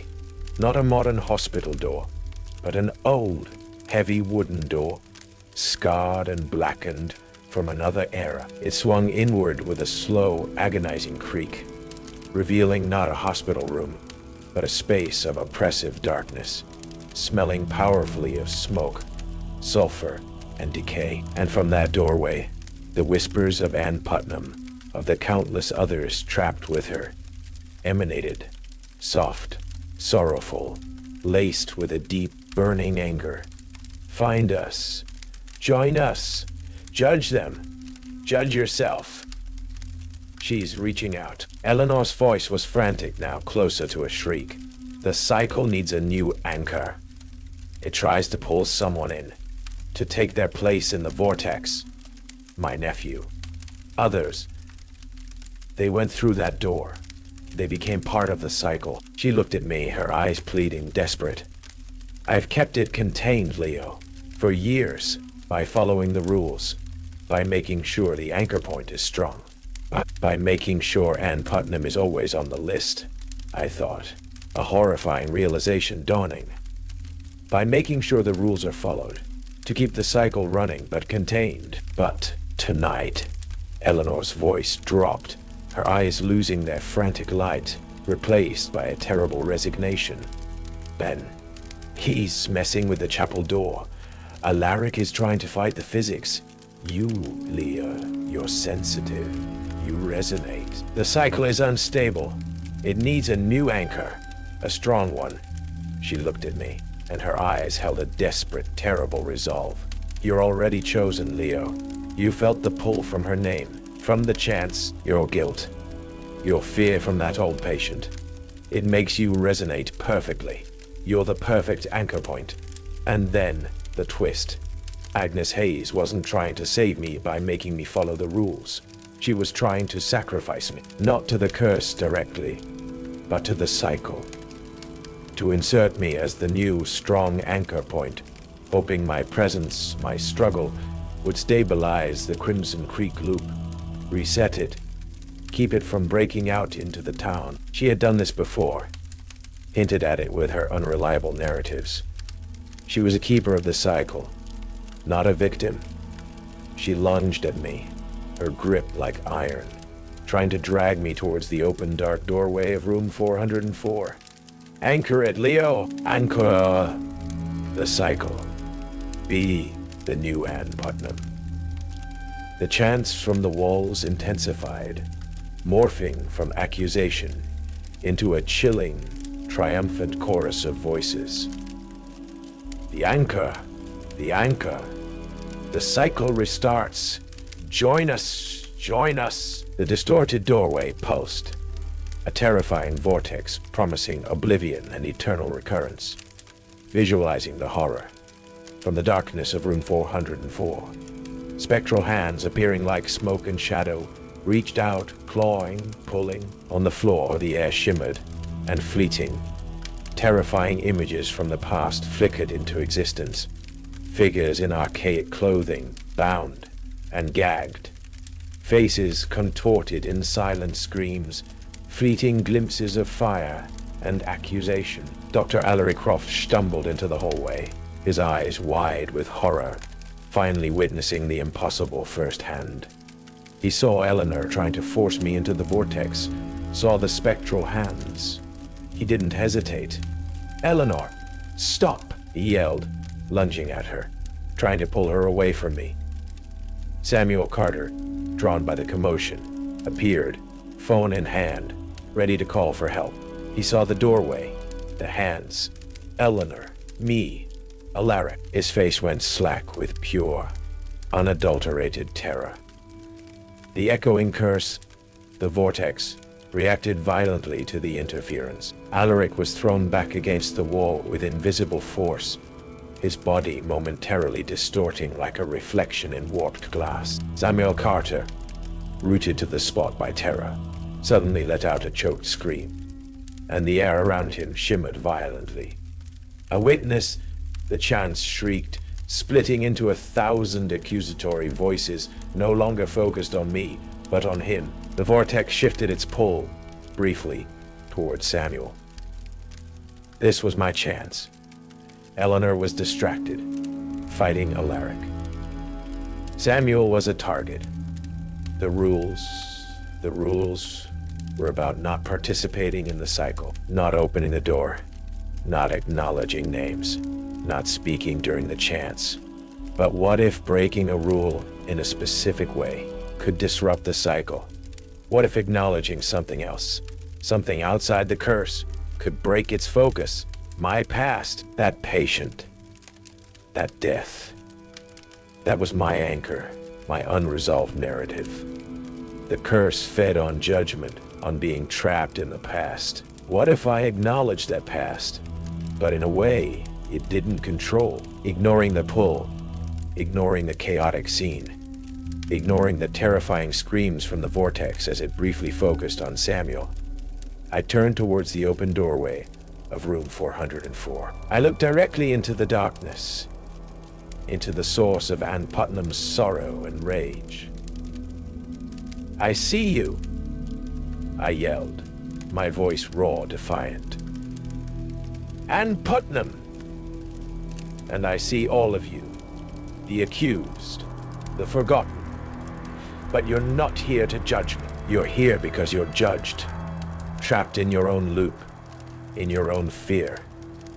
The chants faltered, splitting into a million confused whispers. The spectral hands recoiled slightly. "And I see her too," I screamed, focusing my mind on the face of that dying patient, on my failure. The one I lost, my guilt, my regret. But that's my story, not yours. You can't have it. The vortex in the doorway bucked and twisted. The energy in the hall pulsed violently. It wasn't just pulling. It was pushing back. It hated the acknowledgement of something outside its cycle, the assertion of an independent narrative. Eleanor, saying her chance slipping away, lunged at me again, her eyes wide with desperate fury. "Silence, you're breaking it. You're breaking it. You're destroying the anchor." Dr. Alaric Croft, regaining his feet, tackled Eleanor. They fell to the ground, wrestling. Samuel Carter, the brief target of the vortex, collapsed onto the floor, gasping, looking 10 years older, but alive. The echoing curse, deprived of a clear anchor, assaulted by my defiance, confused by the conflicting energies, let out a final ear-splitting shriek, not of words, but of pure, ancient agony.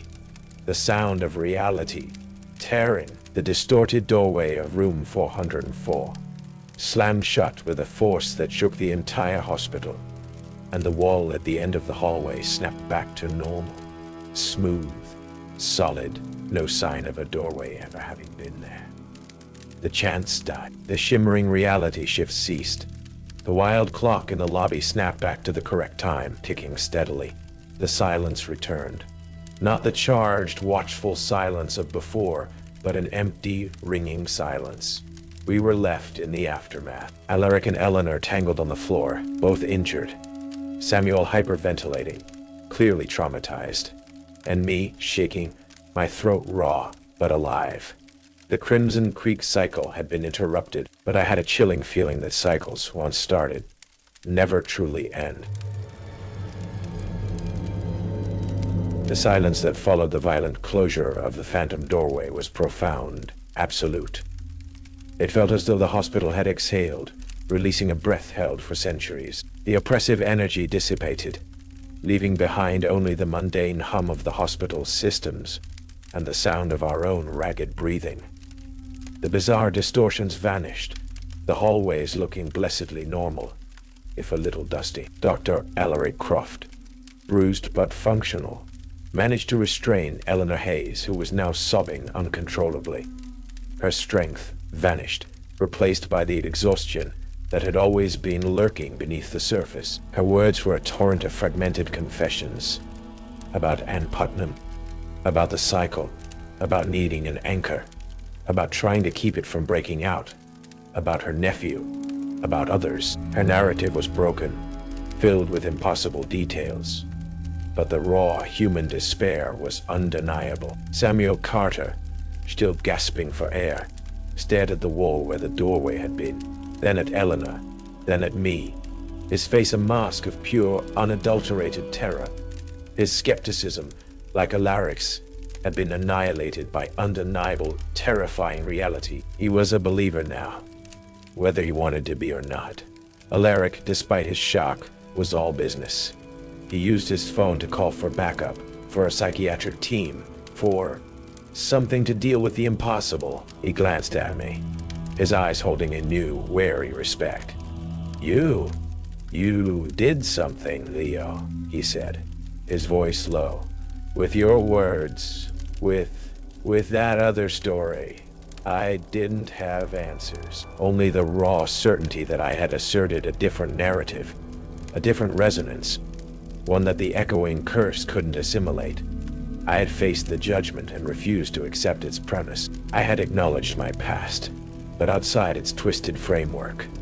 When the backup arrived, more police than medical personnel at first, the scene was confusing. Eleanor Hayes, clearly in a state of acute mental distress, babbling about cycles and anchors. Samuel Carter, traumatized and incoherent. Dr. Alaric Croft, giving a strained, carefully worded account of Eleanor's breakdown leading to a violent episode. And me, silent, shaken, but seemingly unharmed. The official story began to take shape. A shared delusion, a mass hysteria triggered by stress and the isolated environment, culminating in Eleanor's breakdown. Samuel's trauma could be attributed to the shock, my own experience. Well, I had a history of anxiety and insomnia. The strange phenomena, attributed to the old building, pipe noises, tricks of the light, overactive imaginations. The wall where room 404 had briefly appeared. Just a solid wall, no sign of a doorway. Dr. Alaric Croft, caught between his scientific integrity and the need for a plausible explanation, worked tirelessly to shape the narrative, omitting any detail that would sound truly insane. He looked at me sometimes, his eyes questioning, understanding. He was a believer now, but trapped by his profession, forced to deny the truth he had witnessed. Eleanor Hayes was taken away by a psychiatric team, her fate uncertain. Her fragmented words were recorded, but filed under psychiatric evaluation, not supernatural investigation.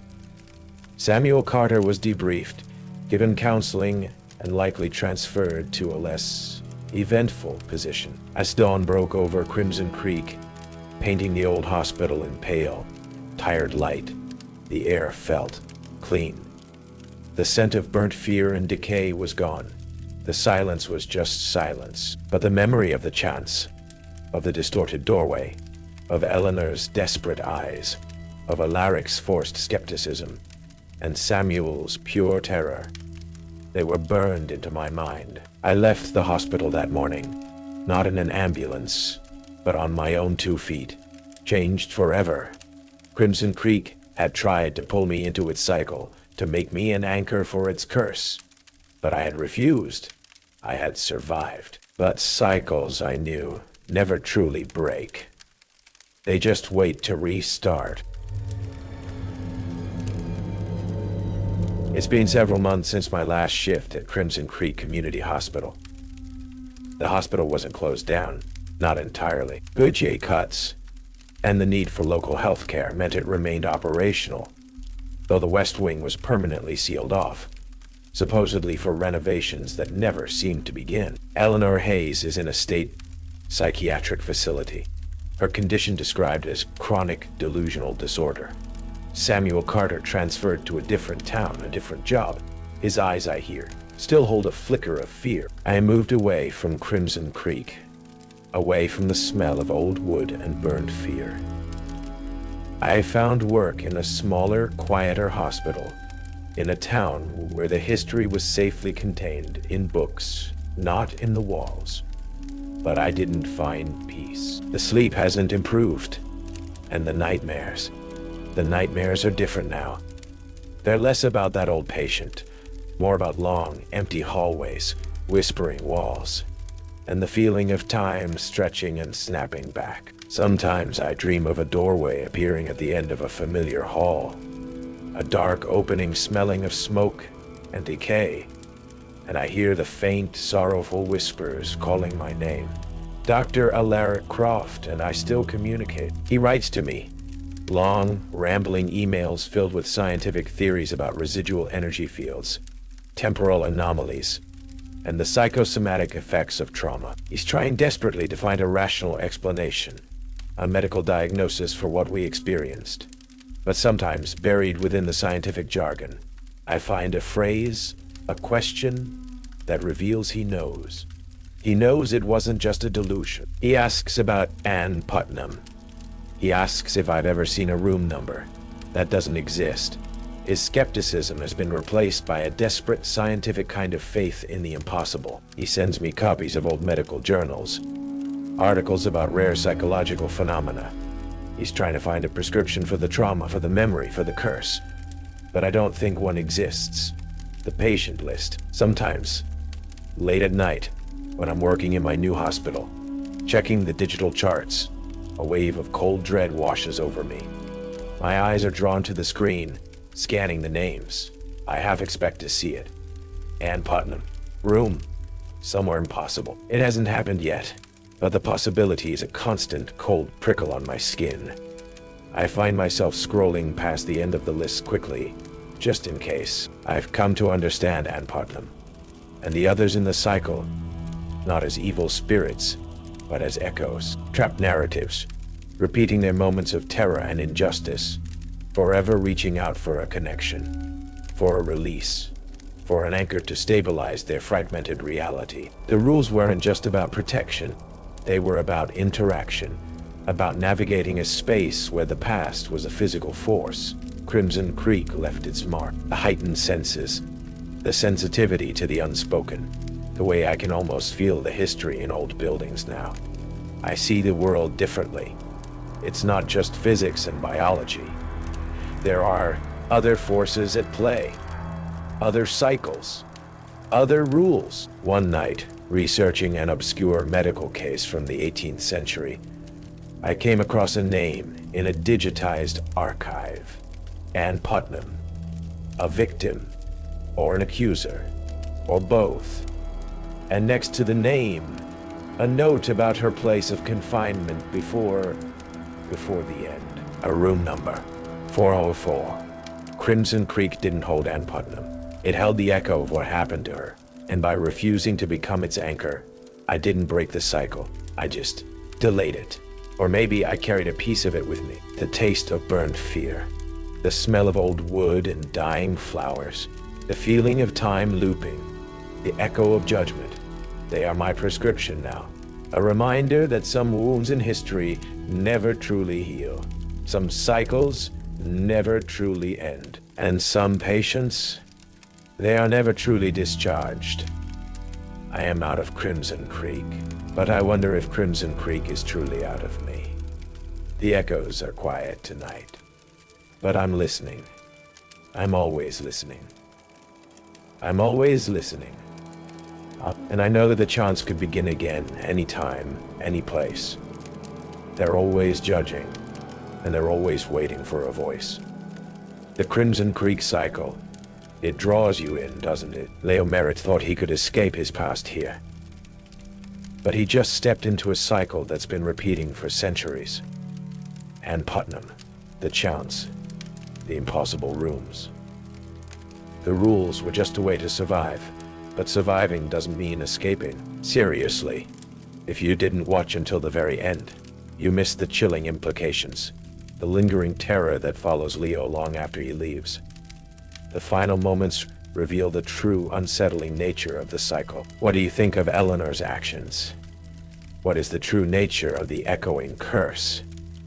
Share your theories in the comments below. And if you made it through this night shift at Crimson Creek, if the cycle hasn't claimed you, then join the Night Creepypasta Rules community. Subscribe, because the hospital is quiet now, but the echoes, they're always listening, and they're waiting for a voice. Some places have secrets etched in their foundations. Others are built on a history that refuses to stay buried.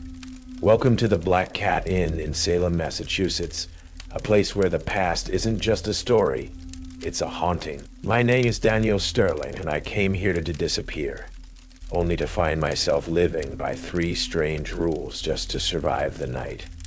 What's the creepiest rule you've ever heard? Tell me in the comments below. Tell me in the comments below, and if you dare to clock in for this shift with me, subscribe to Night Creepypasta Rules and ring that bell. Because at the Black Cat, the service isn't just on the menu, it's demanded. Prepare yourself for the rules. The smell at Black Cat Inn wasn't just old wood and beeswax polish. It was the scent of time, of burnt secrets and something else. Something like a silent accusation. And on my first night working the graveyard shift here, I knew, as soon as I stepped through the heavy oak doors, that I had walked into a place where history refused to lie still. My name is Daniel Sterling. I wasn't looking for much. Just a quiet job, minimal interaction, somewhere to disappear for a while. A few months ago, my life had been exposed. A public accusation, fueled by a misunderstanding and amplified by the vicious echo chamber of social media, had shredded my reputation, leaving me raw and wary of human connection. Salem, with its long shadow of history and its reputation for welcoming the unusual, seemed a fitting place to hide. Black Cat Inn, a historic, slightly dilapidated establishment rumored to be haunted, offered the perfect blend of isolation and gainful employment. My new colleague on the night shift was Mr. Alistair Croft. He wasn't what I expected from a night server. Dressed in slightly too formal clothes, with a blandly pleasant face that would be forgettable if not for his eyes. They gleamed with a strange, almost manic intensity, especially when he spoke of the inn's history or the odd occurrences within its walls. He wasn't like the weary, haunted types I'd imagined working here. He seemed delighted by it all. "Welcome to the Black Cat, Daniel," he'd said, his voice a little too bright for the time of night, as he showed me around the dimly lit lobby and the quiet lounge. The inn was full of dark wood, antique furniture, and an unsettling collection of cat-themed knickknacks. The air was cool, carrying that blend of old scents and a faint electric hum I couldn't place. He went through the usual duties, checking guests in late, stocking the mini fridges, wiping down counters. But as midnight approached, his demeanor shifted. The casual pleasantness remained, but layered with a chilling undercurrent of anticipation. He led me to the small, dusty office behind the front desk. "Now, the important stuff," Alistair said, leaning against the doorframe, his eyes sparkling in the dim light. "Every place like this has its quirks. The Black Cat has rules, 3 of them. You follow them, and the night, well, it becomes much more interesting." He paused, that unsettling grin widening. "And you stay functional." He held up a finger. "First, room 7. It's at the end of the west hall. It's always empty on the books, always locked. But sometimes a request comes down to serve tea there. Don't do it, Daniel. Don't even think about opening that door after midnight. Don't serve tea to room 7. It's not for guests. My brow furrowed. A phantom room service order? Not for guests. Then who is it for? Alistair chuckled. A dry, humorless sound. That's part of the mystery, isn't it? Some things, they just are. Rule number 2, the lounge. There's a big old fireplace in there. Sometimes, without any wood, any coals, it sparks. Flames will leap up. If that happens, Daniel, if the fireplace sparks without wood, you leave the lounge immediately. Don't wait around, just exit. My mind, still scarred by public judgment, felt a fresh prickle of unease. This wasn't just weird. It felt targeted. And third, Alistair's voice dropped to a near whisper. His eyes fixed on mine with an unnerving intensity. The shadows. This old place has plenty of them. Sometimes in the deeper darkness, they move. They dance. Shapes. Like they're twisting, reaching. Witch shapes, some call. And when the shadows dance witch shapes, don't look. Don't watch them. Don't acknowledge them. They're hexing you. Hexing you. The phrase hung in the air, heavy with the weight of Salem's history. Mr. Croft, I said, trying to keep my voice steady. What exactly are these rules for? What happens if I break one? Alistair's grin returned. Weirder this time, filled with a chilling eagerness that made my skin crawl. That's the fun part, Daniel, he breathed. Finding out. But trust me, you really don't want to know what room 7 orders if it doesn't get its tea, or what those shapes do if you give them your attention. He clapped me on the shoulder, a surprisingly strong grip. Midnight's in 10 minutes. Enjoy the shift. It's going to be illuminating. He walked away, disappearing into the shadows of the lounge. I was alone, the rules echoing in my head, the air feeling colder, thicker. From somewhere in the old building, a floorboard creaked. The clock in the lobby ticked loudly, counting down the seconds to midnight.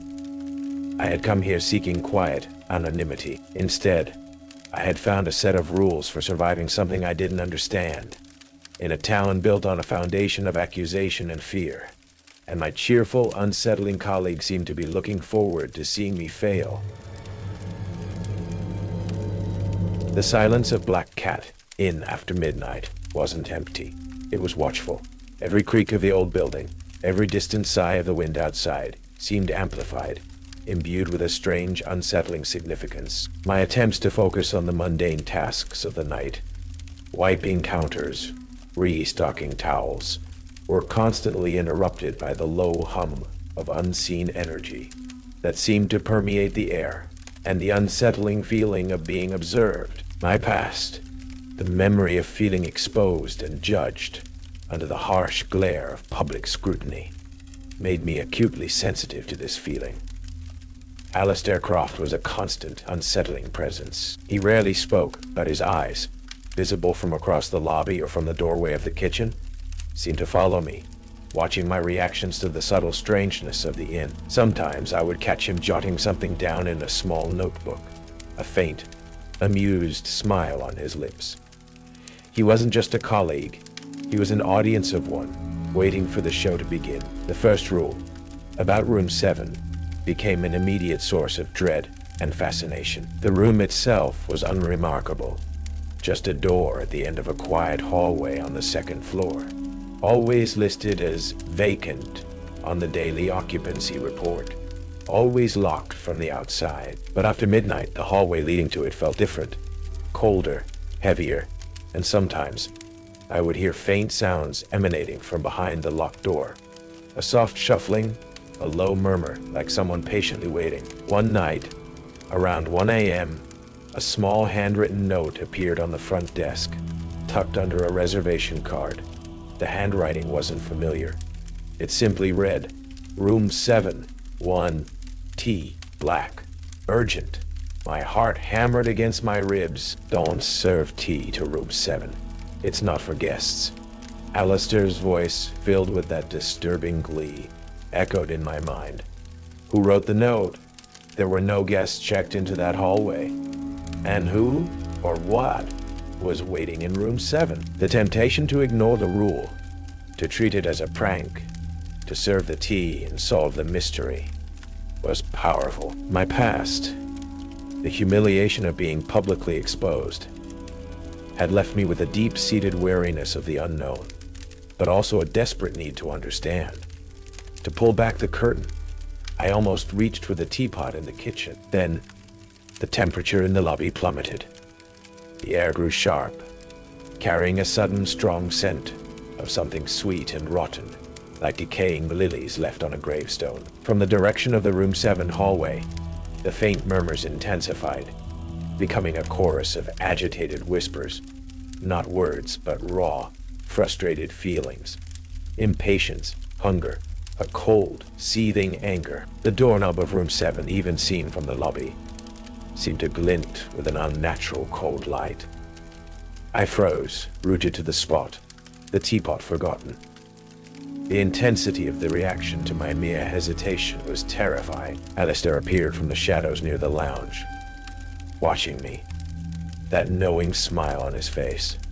He didn't say anything, didn't interfere. He was just observing. I backed away from the front desk, away from the note. The whispers from the room 7 hallway slowly subsided, the coldness receding. The scent lingered, a chilling reminder of the invisible guest's displeasure.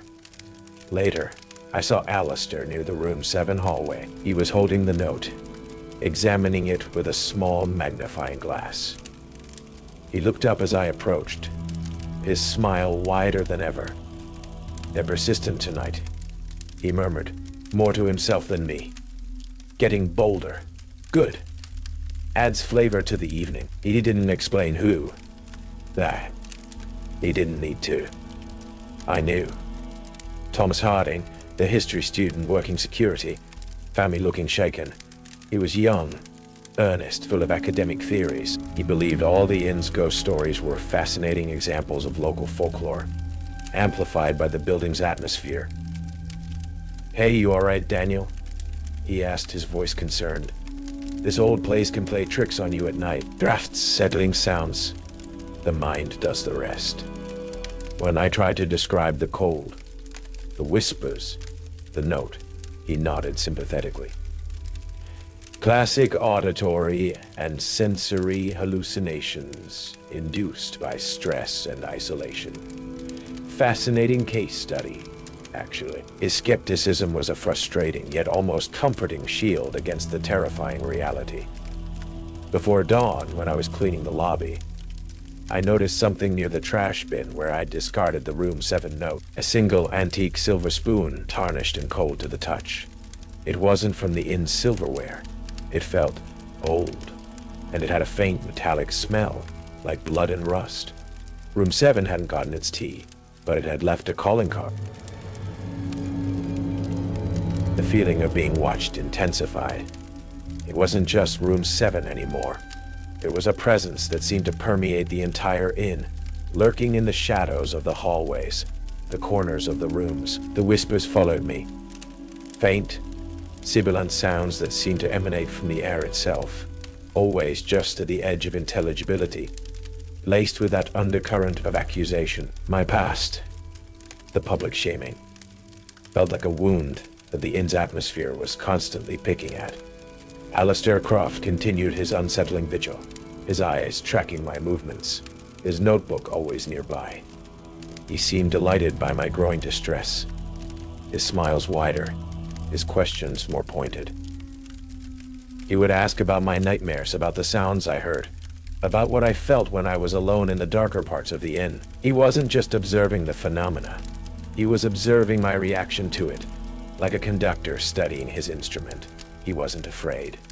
He was exhilarated. The lounge was a large, comfortable room off the main lobby, with plush armchairs, dark wood paneling, and a grand stone fireplace that dominated one wall.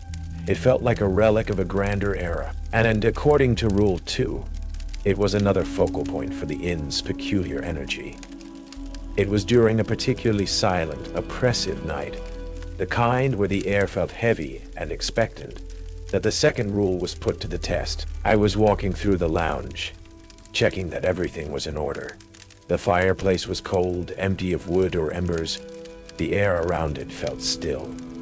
Suddenly, a sharp, distinct crack echoed from the hearth. A single, bright orange spark leaped from the empty stone, then another, and another, quickly followed by thin, ephemeral flames, coiling upwards like fiery snakes. They cast dancing, flickering light across the room, painting the walls with shifting shadows. There was no heat, but the air around the hearth grew thin, brittle, carrying a sharp, acrid smell of sulfur and something else, something like burning hair.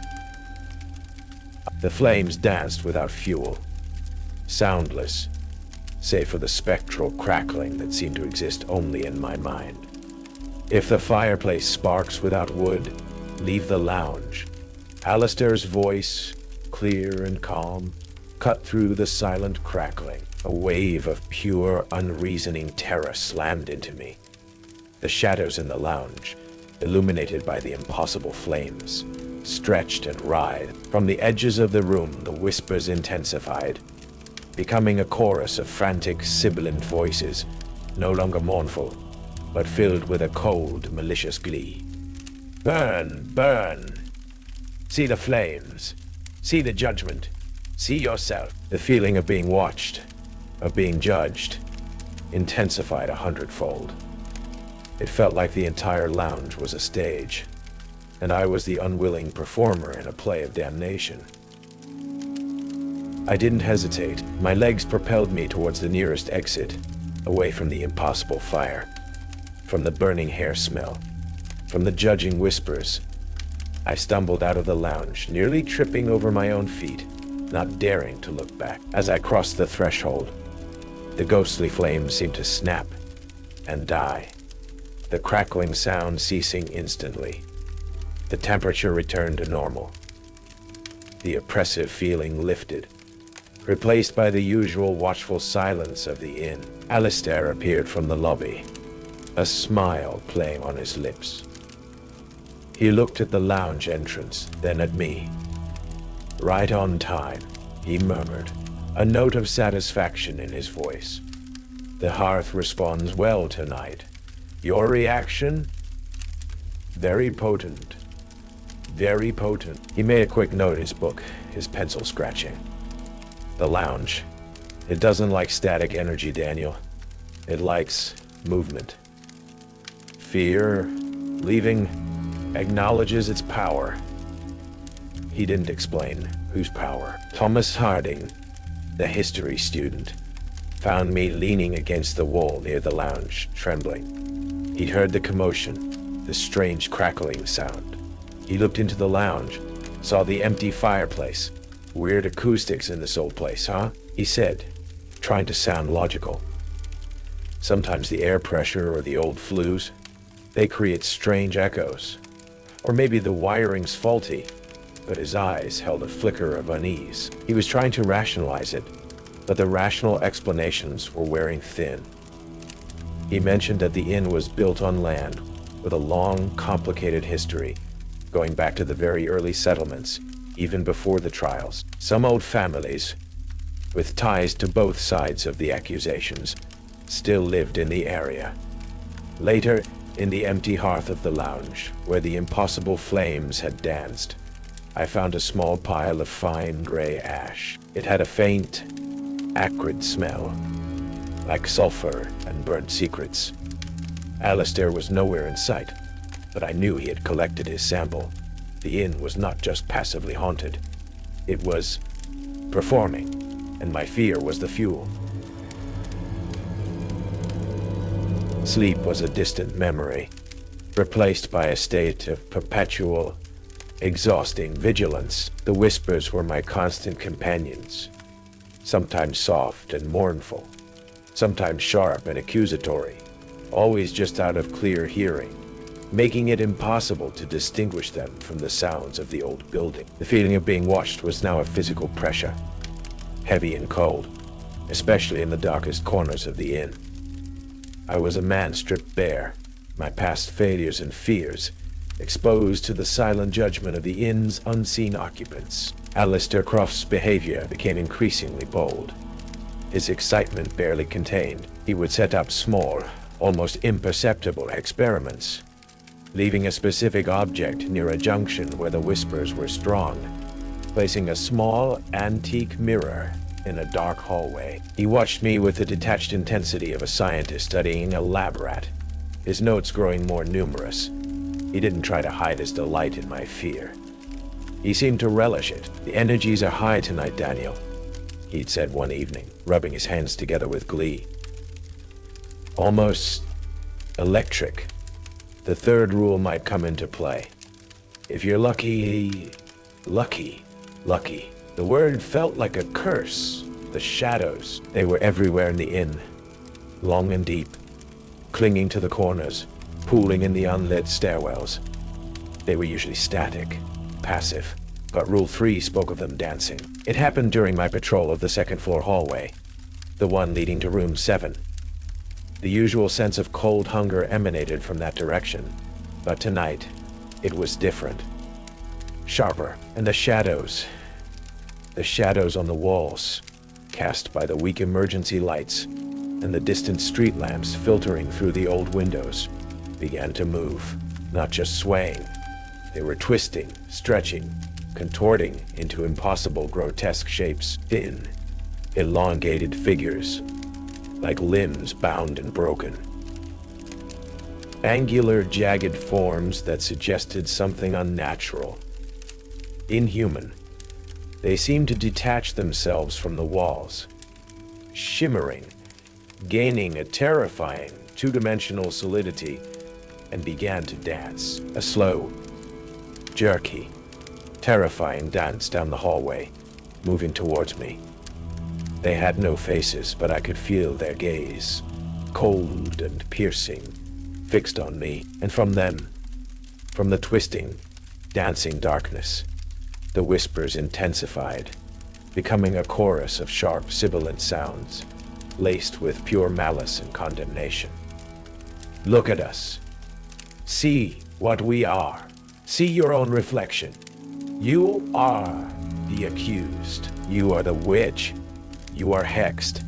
When the shadows dance witch shapes, don't look. They're hexing you." Alistair's voice, a chilling command. Looking would be acknowledging their power, accepting their judgment, inviting their curse. It would be letting them make their mark. But the sight was mesmerizing, horrifying, impossible to ignore. My eyes were drawn to them, pulled by an unseen force. My body felt heavy, rooted to the spot. A pressure built behind my eyes, a sharp stinging sensation, as if needles were being driven into my optic nerves. The whispers intensified, drilling into my mind, planting thoughts of fear, of guilt, of being tainted, of being hexed. I felt a coldness spreading through my body, not just from the air, but from within. I clamped my hands over my eyes, turning away from the dancing darkness, stumbling backwards down the hallway, fighting the terrifying urge to look. The whispers shrieked in frustration. The air grew colder. The pressure on my eyes intensified. It felt like hands were reaching out from the shadows, trying to pull my hands away from my face, to force me to look, to accept the hex. Alistair's laughter, sharp and delighted, echoed from the end of the hallway, confirming his presence, confirming he was watching my struggle. "Fight it, Daniel. Fight the urge. Or don't. Let them in. Let them make their mark." I staggered into a side room, slamming the door shut, pressing my back against it, my hands still clamped over my eyes, my body trembling. The shadows outside the door seemed to deepen, pressing against the wood, the whispers still audible through the barrier, though weaker. Slowly, reluctantly, they seemed to recede, the pressure on my eyes lessening. The room returned to its usual watchful silence. When I finally lowered my hands, my eyes were stinging, and my vision was blurred for a moment.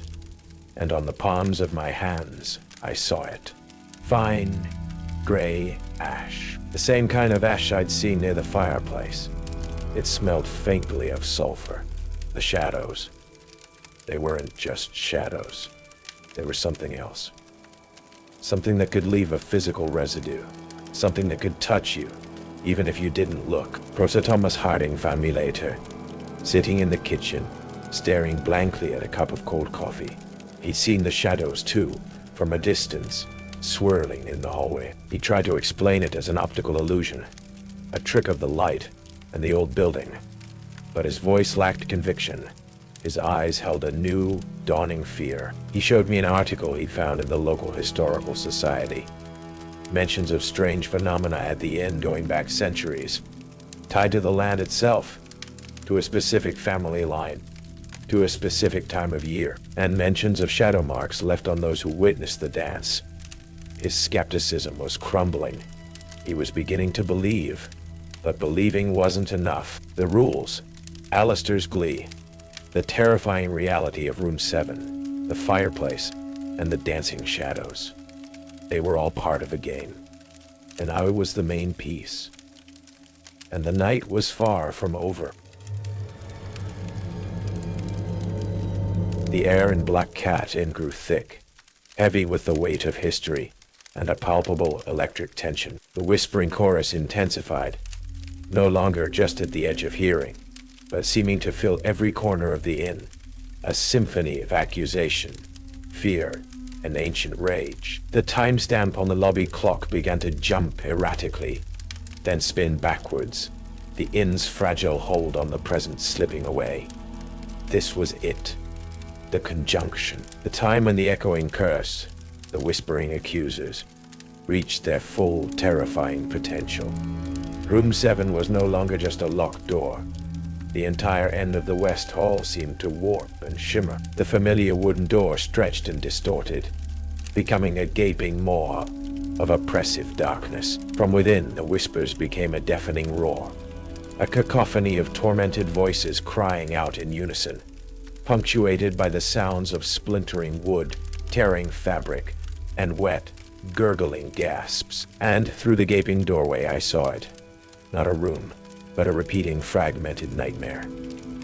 A small, crude wooden structure, like a pillory or stocks, appeared and dissolved in the darkness, tied to a figure whose face was a blur of agony. Then fleetingly, the image of a noose against a branch. The scene repeated, over and over, in terrifyingly fast loops, a visual echo of suffering and unjust condemnation. Mini-climax KTSC1. The stench of smoke, sulfur, and decay poured from the opening, thick enough to choke on. The force of the pull towards it was immense, a vortex of despair trying to drag me in. In the lounge, the fireplace erupted, not just sparks, but solid, impossible flames, blazing with a cold, white light. They leaped from the empty hearth, reaching towards the ceiling, casting dancing, distorted shadows that writhed like living things. And within the heart of the fire, twisting and reforming, were shapes. Not just abstract forms, but grotesque, skeletal faces contorted in silent screams, appearing and disappearing in the blazing cold heat. Mini-climax KTSC2. A thick, black, tar-like liquid oozed from the stones of the hearth, smelling overpoweringly of sulfur and something bitter, like burned betrayal. And the shadows in the empty rooms, they were no longer just dancing. Indeed, Fernandez, Dantoni,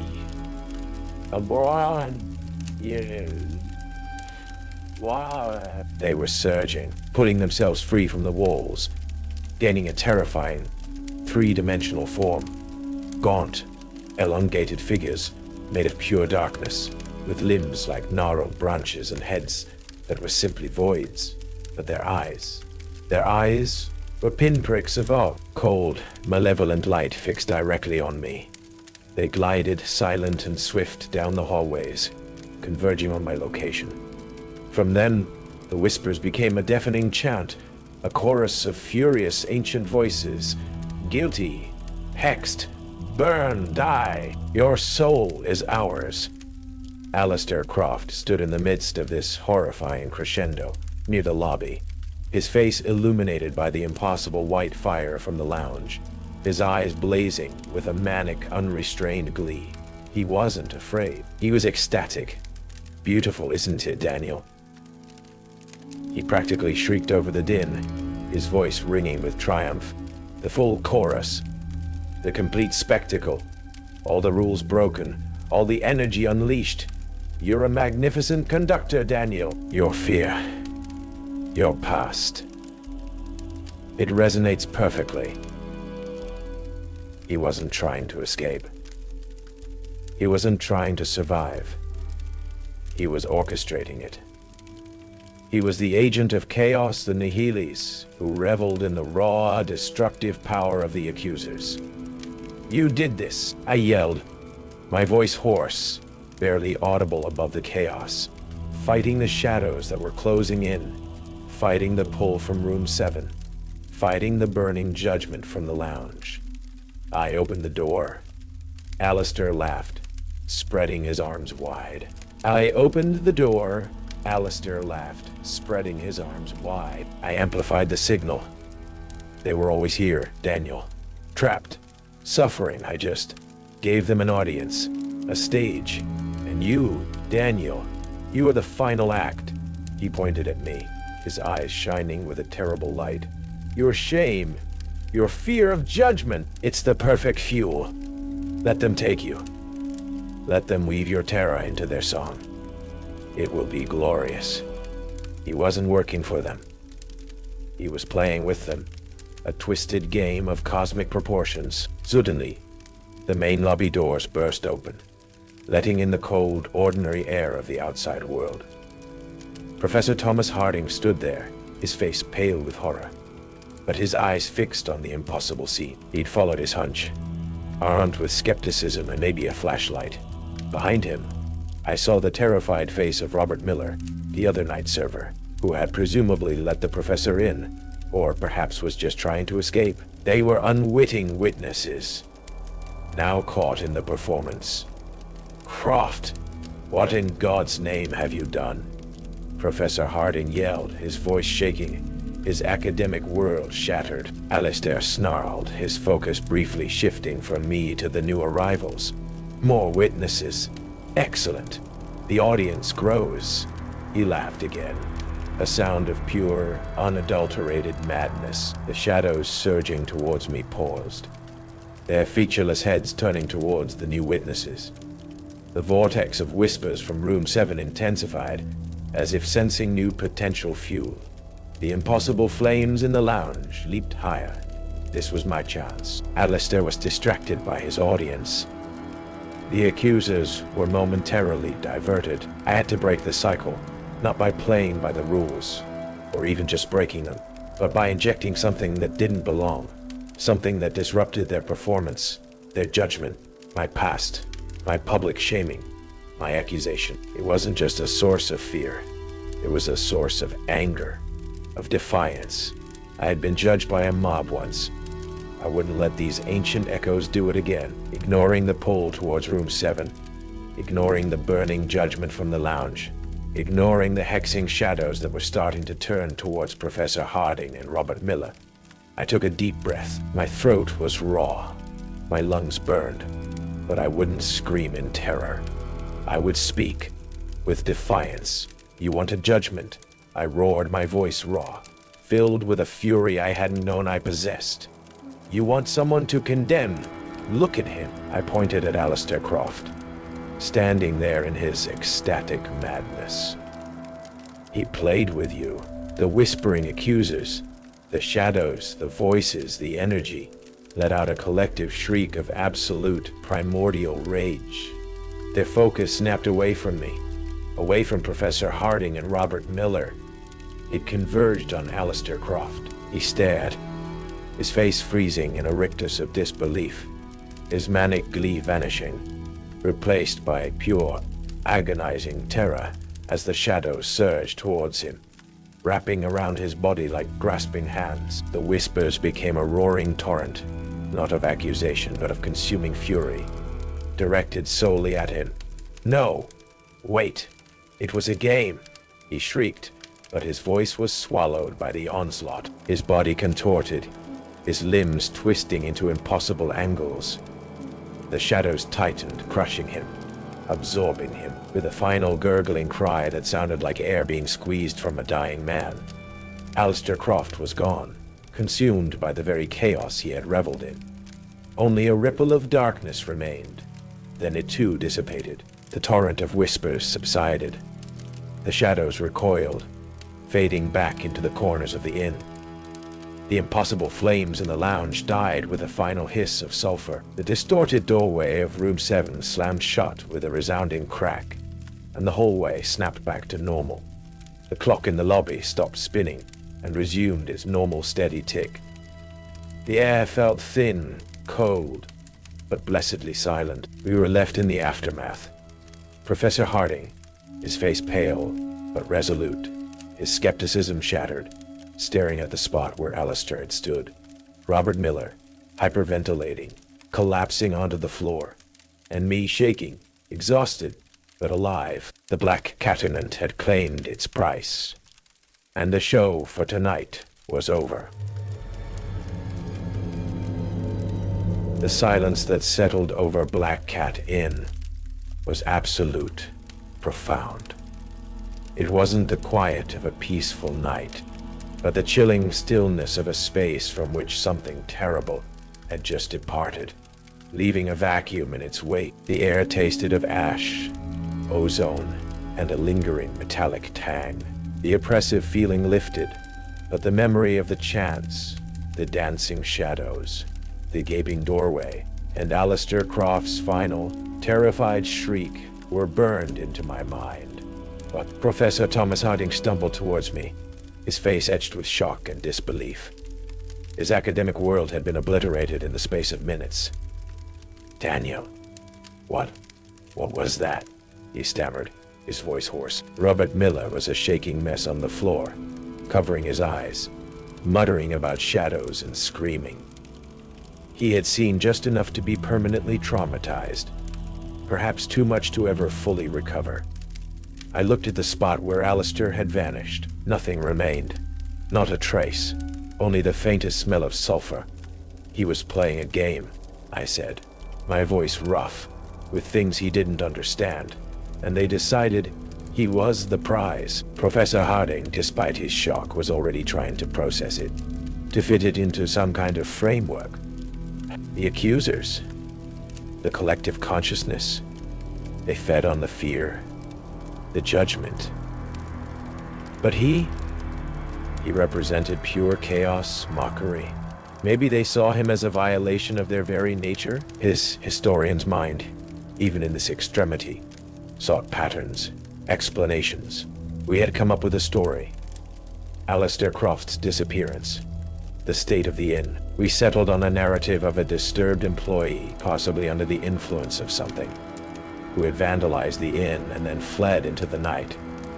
Robert Miller was a witness to the vandalism and Alistair's erratic behavior, the strange sounds and sights, attributed to the stress of the situation, the old building, the power outage, which conveniently had happened during the chaos. Professor Harding's presence? He was just stopping by for a late-night chat with Alistair, as he sometimes did. It was thin, it was weak, but it was the most plausible lie we could construct. Eleanor Vance arrived with the morning crew, her face falling when she saw the state of the inn. She listened to our story, her eyes sweeping over the debris, the shattered silence. She didn't ask questions. She looked at me and at Professor Harding and Robert Miller. She saw the look in our eyes. She knew. She had seen it before.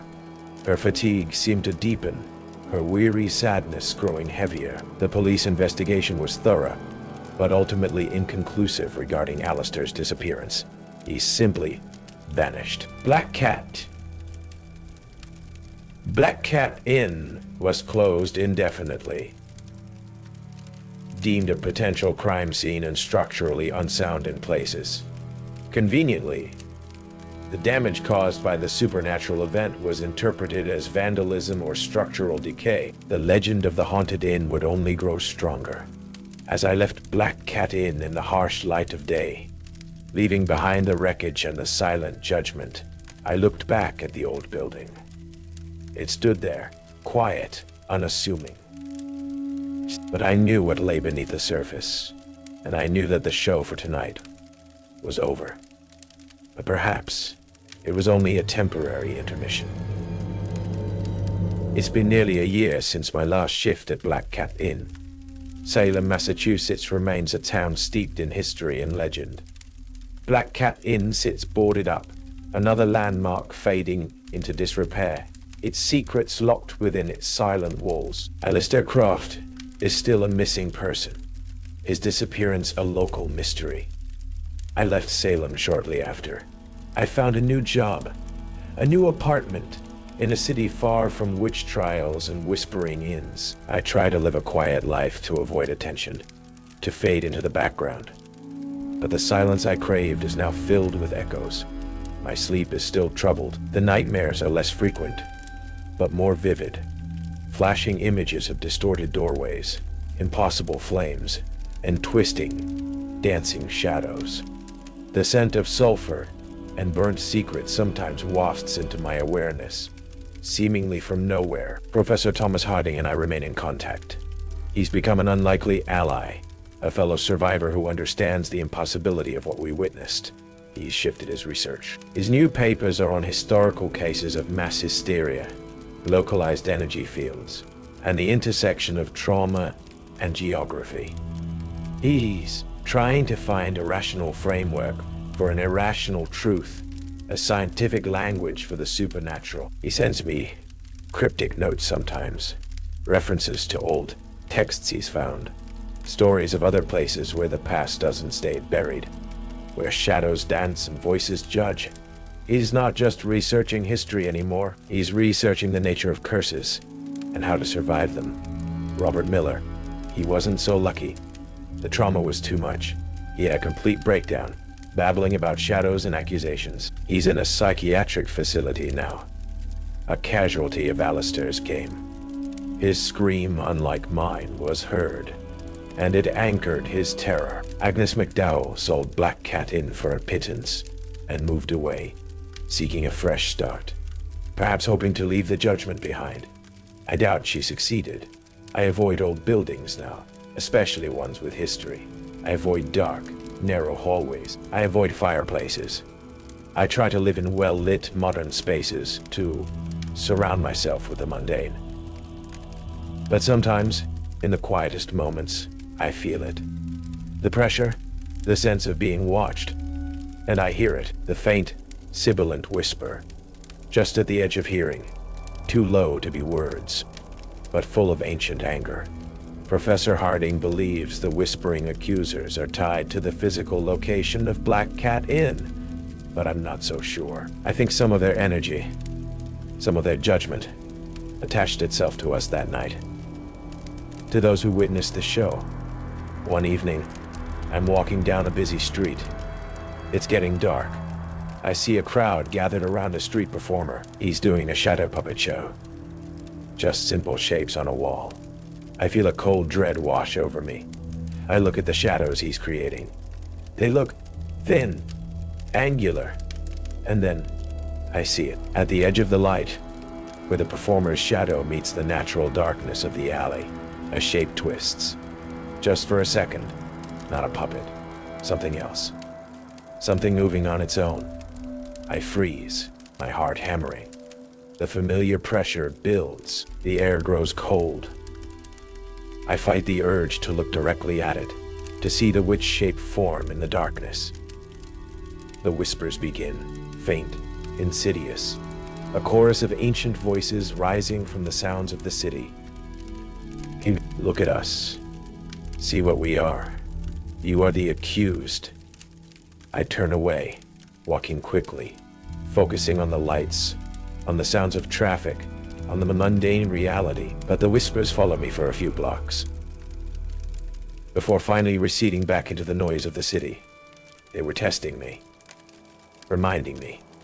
The Black Cat Covenant wasn't just a place or a game. It was an initiation, and I, Daniel Sterling, the man who survived the judgment by defying the rules, am now bound to it, not by a contract, but by the echoes in my mind, the feeling of being watched, the knowledge of what lurks just beneath the surface. Sometimes, when I'm alone, I look at my reflection in a darkened window, and for a split second, I see it. Not just my face, but a fleeting, horrifying, superimposed image of a twisting, dark shape, like a shadow trying to wear my features. It vanishes as quickly as it appears, but it's enough. They didn't hex me that night. Not fully, but they marked me. And they are still watching. And waiting. The show isn't over. It's just relocated, and my role, it seems, is now to be the perpetual audience for a performance I can never truly escape. Mine.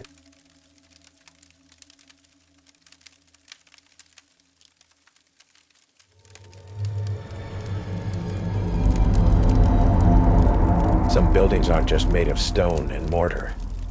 They're built on secrets, on the weight of the unconfessed. Welcome to St. Augustine's, a forgotten church swallowed by the Louisiana bayou. A place where the air is thick with more than just humidity. My name is Elias Thorne, and I came here to escape my past. Instead, I found myself living by 3 strange rules just to survive the present. What's the eeriest sound you've ever heard in an old building?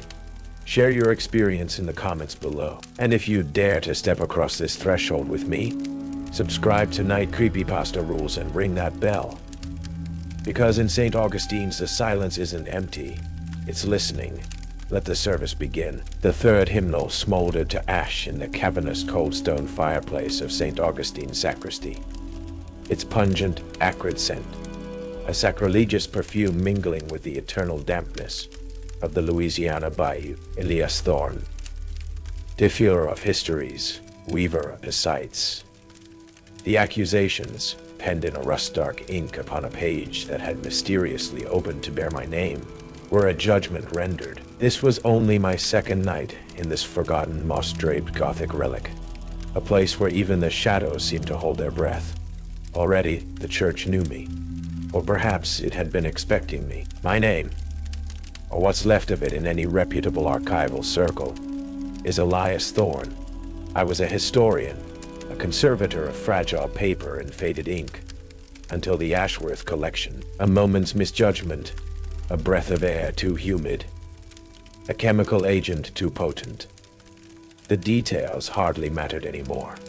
What mattered was the ruin, the irretrievable loss, and the whispers that followed me like hungry dogs. So I ran to the furthest, most obscure posting I could find.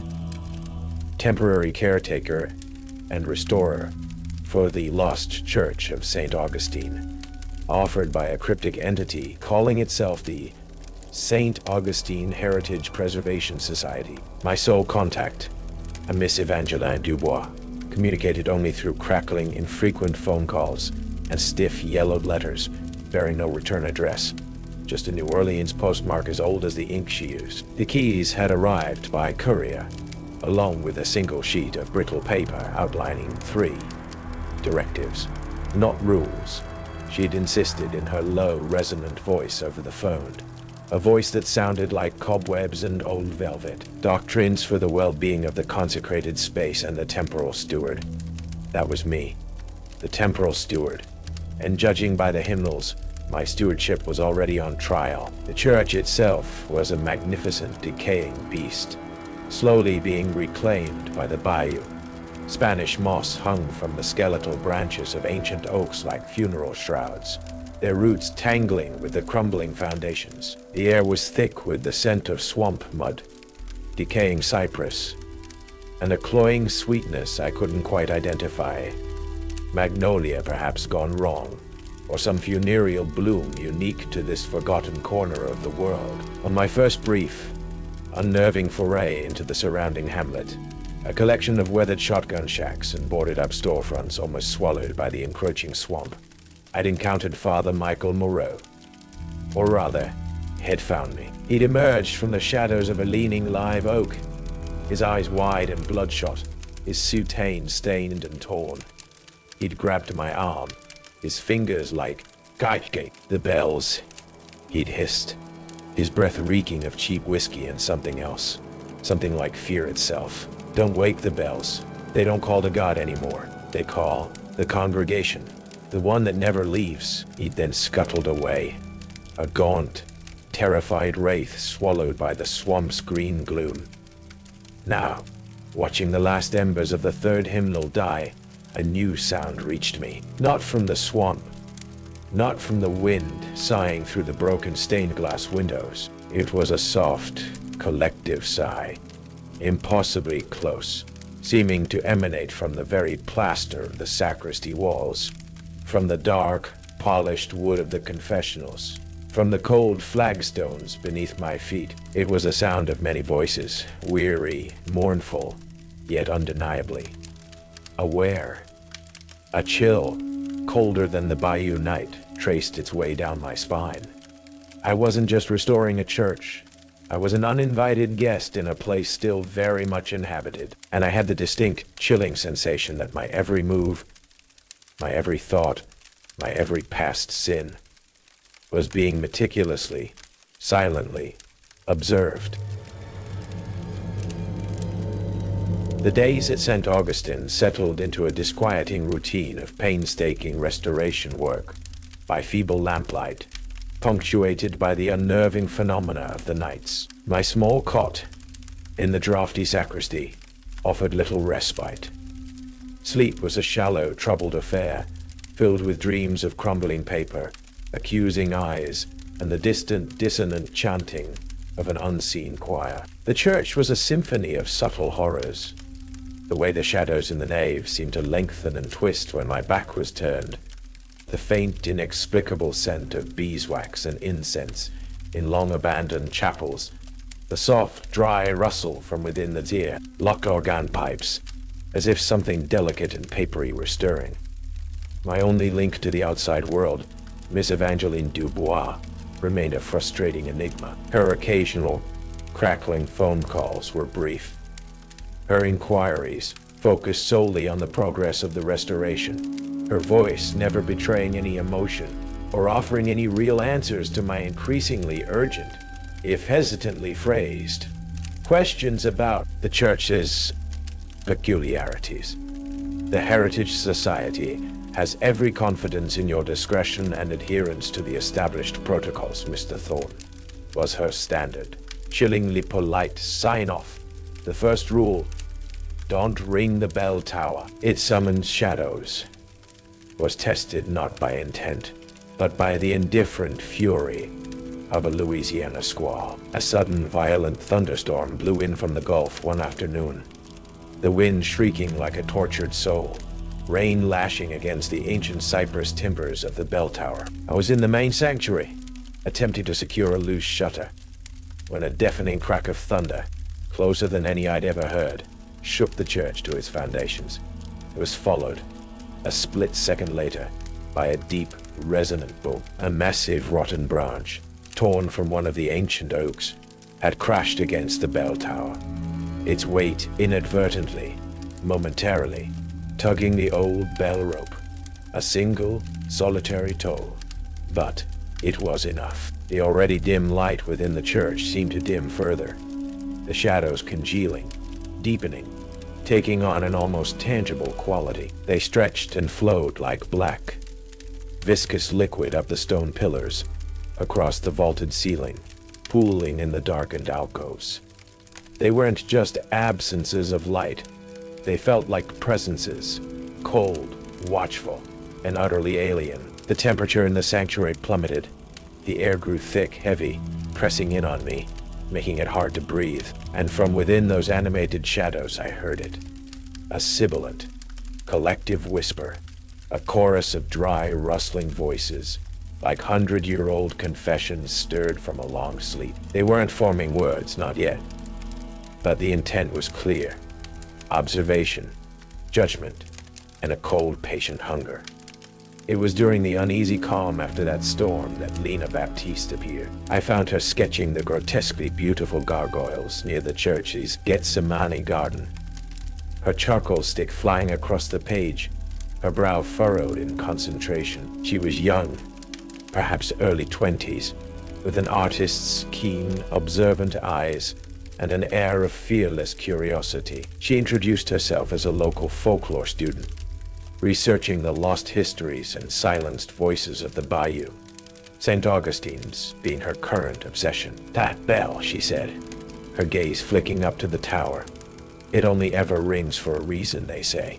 Not always a good one." She told me tales whispered by the old Cajun trappers and shrimpers, stories of a shadow congregation that answered the bell's call, of a church that ate sins and kept the sinners for dessert. Her fascination was infectious, yet her presence, her grounding normalcy, was a brief, welcome respite from the church's oppressive atmosphere. She seemed intrigued by my work, by my isolation, and perhaps by the haunted look I was sure I now wore permanently. After the bell incident, the shadows in St. Augustine's were never quite the same.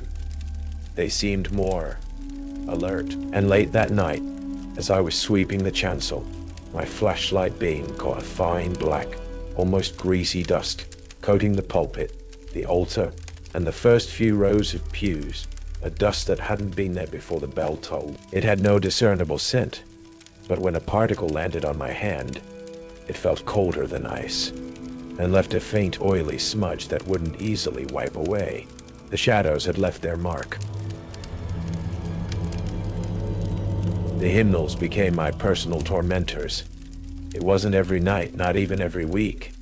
It was unpredictable, which somehow made it worse. I'd enter the sacristy, a cold dread coiling in my gut, and find one, sometimes two or three, lying open on the heavy oak table, their pages riffled as if by an unseen, deliberate hand, and always, always, on a page near the front, my name, Elias Thorne.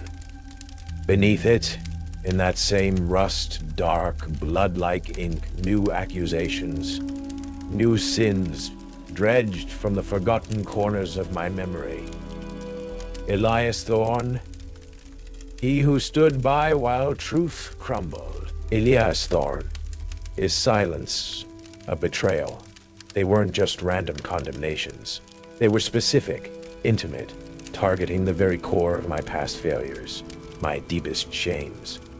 The act of burning them became a grim, necessary ritual. The antique fireplace in the sacristy, rarely used for warmth, now consumed these paper effigies of my guilt on a regular basis. The scent of burning paper, once a smell I associated with cozy libraries and academic pursuits, now reeked of judgment and a terrifying, specific knowledge. And with each burning, that faint, almost imperceptible smell of something else, something like scorched meat or hair, seemed to grow a fraction stronger, a sickening undertone to the acrid smoke. Father Moreau found me during one of these pyres of self-recrimination. He appeared at the sacristy door, no longer the wild-eyed prophet of the swamp, but a man hollowed out by a fear too profound for words. He just watched the flames for a long moment, his face etched with a terrible understanding. They're quickening their claim on you, son, he finally rasped, his voice hoarse. The lexicon of judgment. That's what my predecessor called those hymnals. He said they don't just record sin, they consume it, and in consuming it, they bind the sinner to this place. He sank onto a rickety chair, his gaze lost in the flames. When your name appears, it means the church has accepted your application for eternal membership. He gave a dry, mirthless chuckle. My name was in them for years, until I offered it something else to read. His eyes flickered with a brief, terrifying lucidity. He wouldn't elaborate. His warning about a final guardian and the harvest of ripened souls echoed in my mind, each word a fresh barb of dread. Was Miss Dubois this guardian? Was my restoration work merely a prelude to my own harvest? Lena Baptiste became an anchor in the encroaching madness. Her visits, initially driven by artistic curiosity, became more frequent, more focused. She was fascinated by the hymnals, by the strange ink, by the chillingly specific nature of the accusations against me. With her knowledge of local history and arcane symbology, a subject she pursued with an almost academic rigor, she began to help me research. "This ink, Elias," she said one afternoon, hunched over a fragment I'd managed to save from the flames, examining it with a small magnifying glass.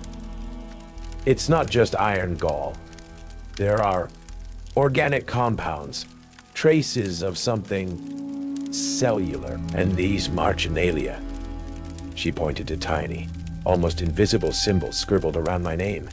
"They aren't Latin or any known ecclesiastical script. They look more like binding sigils or property markers." Her research led us to obscure historical records, to whispers of forgotten matriarchal Creole order that had once held sway over St. Augustine's, long before official Catholic consecration. An order that practiced a syncretic faith, blending European mysticism with African and Native American spiritual traditions, focusing on the transference of spiritual burdens and the purification through communal confession. Their hymnals were said to be living documents, absorbing the transgressions of their congregation. The mini-hook that solidified our darkest fears came from an unexpected source. Cleaning out the ashes from yet another burned hymnal, Elias found a small, almost completely charred piece of vellum. It was thicker, bolder than the other pages, and on it, in a different spider script, was not his name, but another, Evangeline D. The rest was lost to the flames. Evangeline Dubois, her name consumed by the same judgment as mine. Was she a past victim, or was this a clue to her true nature, her own ancient, binding pact with this insatiable church? The psychic weight of St. Augustine's grew heavier with each passing day. The isolation, the constant oral and olfactory reminders of unseen presences, the insidious knowledge that my deepest shames were fodder for some spectral judgment. It was all beginning to erode my carefully constructed defenses. I started to doubt my own perceptions, to question whether the whispers were real or just the echoes of my own fracturing sanity. My past failures, the Ashworth Collection disaster, replayed in my mind with an almost hallucinatory clarity, each memory a fresh, self-inflicted wound. The third rule, when the pews creak your sins, don't pray, they're confessing you, was invoked on a night steeped in an almost preternatural stillness. The air in the main nave was cold, stagnant, heavy with the scent of dust, decay, and that ever-present, sickly, sweet, funereal enhance. I was meticulously documenting the termite damage on one of the massive oak pews near the altar, the only sounds my own breathing, and the scratch of my pencil on the notepad. Then it began. A soft creak from the pew beside me, then another from the one behind. Not the random groans of old wood settling. These were rhythmic, almost conversational. The creaks and pops deepened, becoming a chorus of low, mournful groans, interspersed with sharp, cracking sounds like arthritic knuckles. Gradually, terrifyingly, these sounds began to resolve into whispers. My whispers, not disembodied voices from the walls, but my own voice, or a grotesque, multi-layered caricature of it, seeping from the very wood of the pews. It was confessing things I'd buried deep, things I'd never spoken aloud, not even to myself, the little white lies that greased the wheels of social interaction, the moments of cowardice I'd rationalized away, the secret, selfish ambitions I'd harbored, the time I deliberately omitted a crucial piece of research for a rival colleague, the overwhelming, crushing guilt I still felt about the Ashworth Collection, a guilt that went far beyond mere professional incompetence. Each creak, each groan, each whispered confession was a fresh lash, stripping away my defenses, exposing the raw, shameful core of my being. An unbearable urge to fall to my knees, to pray, to beg for forgiveness from something, anything, welled up within me. My hands clenched, my body trembled. The ornate crucifix-laden altar seemed to beckon, promising absolution, relief. Miss Thorne's rule, cold and absolute, cut through the torment. Don't pray, they're confessing you. Lena, who had insisted on accompanying me that night, her face pale with a mixture of fear and fascinated horror, watched me with wide, concerned eyes. She couldn't hear the specific words, not my whispered confessions, but she felt it. The oppressive weight in the air, the almost visible waves of despair emanating from the pews, the way the shadows seemed to writhe and coil around me. She later told me she saw faint, ghostly figures, dozens of them, kneeling in the pews, their heads bowed, their forms indistinct, as if they were the source or the audience of this terrible, personalized litany. I gritted my teeth, forcing myself to remain standing, to breathe through the onslaught. Each whispered sin was a fresh torment, but I would not kneel. I would not pray. To do so, I instinctively knew, would be to surrender, to join that unseen, penitent chorus, to become another permanent fixture in St. Augustine's vast, echoing archive of sorrow. Father Moreau, whom Lena had managed to contact in a panic, arrived as the pew confessions were finally, mercifully, beginning to subside. He looked older, more broken than ever. The chorus of penance, he rasped, leaning heavily on his cane, his eyes darting nervously around the shadowed nave. They draw it out of you, son. Every hidden stain. They need it. They feed on it. Praying only anchors you to their eternal service. He made a warding sign. This church doesn't offer forgiveness. It offers an eternity to regret. Driven by a new, desperate urgency, Lena and I, with a reluctant, terrified Father Moreau guiding us from a safe distance, explored the labyrinthine crypts beneath the church. We found it in a forgotten, sealed-off ossuary, a vast, subterranean chamber, its walls lined not just with bones, but with thousands upon thousands of small, rolled-up vellum scrolls, each tied with a black ribbon. Each scroll, Father Moreau explained with a shudder, was a captured confession, a soul bound to the church through its unrepented sins. And in the center of the chamber, on a raised stone dais, was a single, massive, open ledger, its pages filled with names, dates, and detailed accounts of transgressions spanning centuries. The lexicon of ruin. The mini-hook was a fresh entry, at the very bottom of the current page, penned in that same rust-dark, blood-like ink I knew so well. It was my name, Elias Thorne. It was my name, Elias Thorne. And beside it, not a list of my sins, but a single, chilling annotation. Candidate for ascension. Solstice approaching. And just below that, in a fainter, spidier hand, almost invisible, Evangeline Dubois, custodian, awaiting quittance. The solstice, the same celestial event that had marked other disappearances, other offerings, in the church's bloody history. And Miss Dubois, awaiting quittance, release, or payment. My time, it seemed, was running out. The approaching winter solstice hung over St. Augustine's like a death knell. Each night, the atmosphere within its decaying walls grew more charged, the whispers more insistent, the shadows more predatory. The pews now groaned with a constant low litany of imagined and actual transgressions. Not just mine, but a chorus of unseen, suffering souls. The hymnals in the sacristy seemed to multiply, each new one bearing my name, each new page a fresh, damning indictment.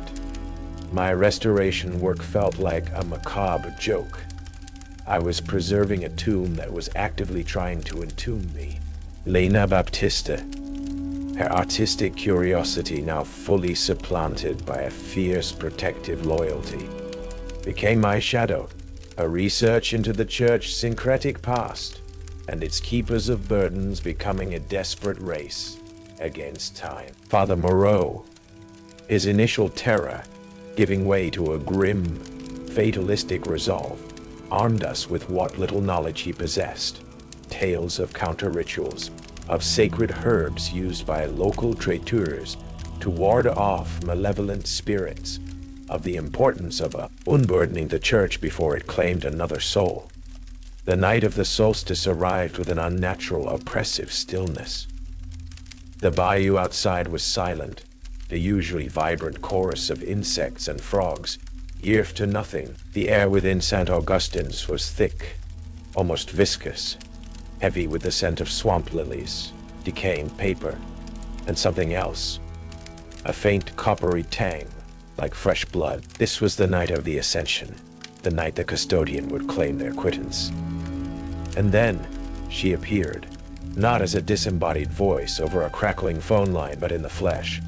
Miss Evangeline Dubois. She didn't enter through the main doors, but materialized from the deepest shadows of the chancel, as if the church itself had birthed her. She was older than the voice suggested, yet ageless.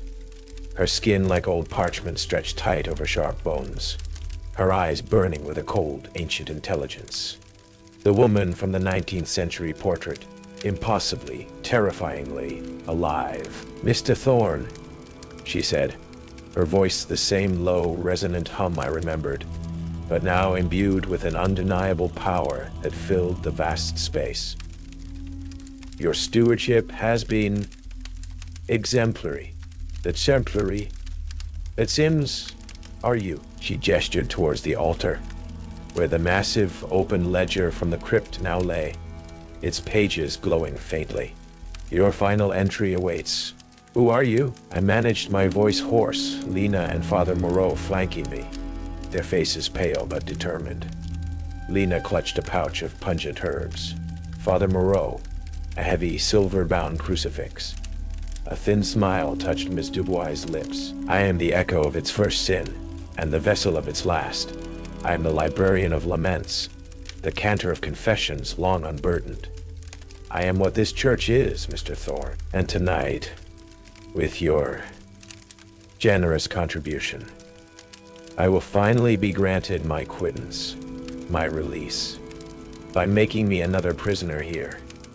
I spat, my fear warring with a surge of defiant rage. "Prisoner? Oh no, Mr. Thorne," she said, her voice almost gentle.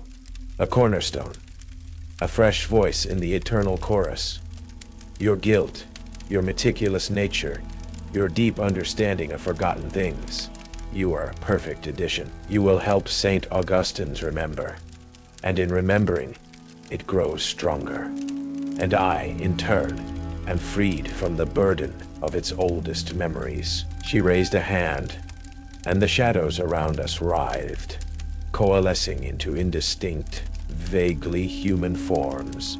The congregation of echoes, now more tangible than ever, their myriad whispers focusing into a single, hypnotic chant. Unburden, unburden. Join the chorus, join the knowing.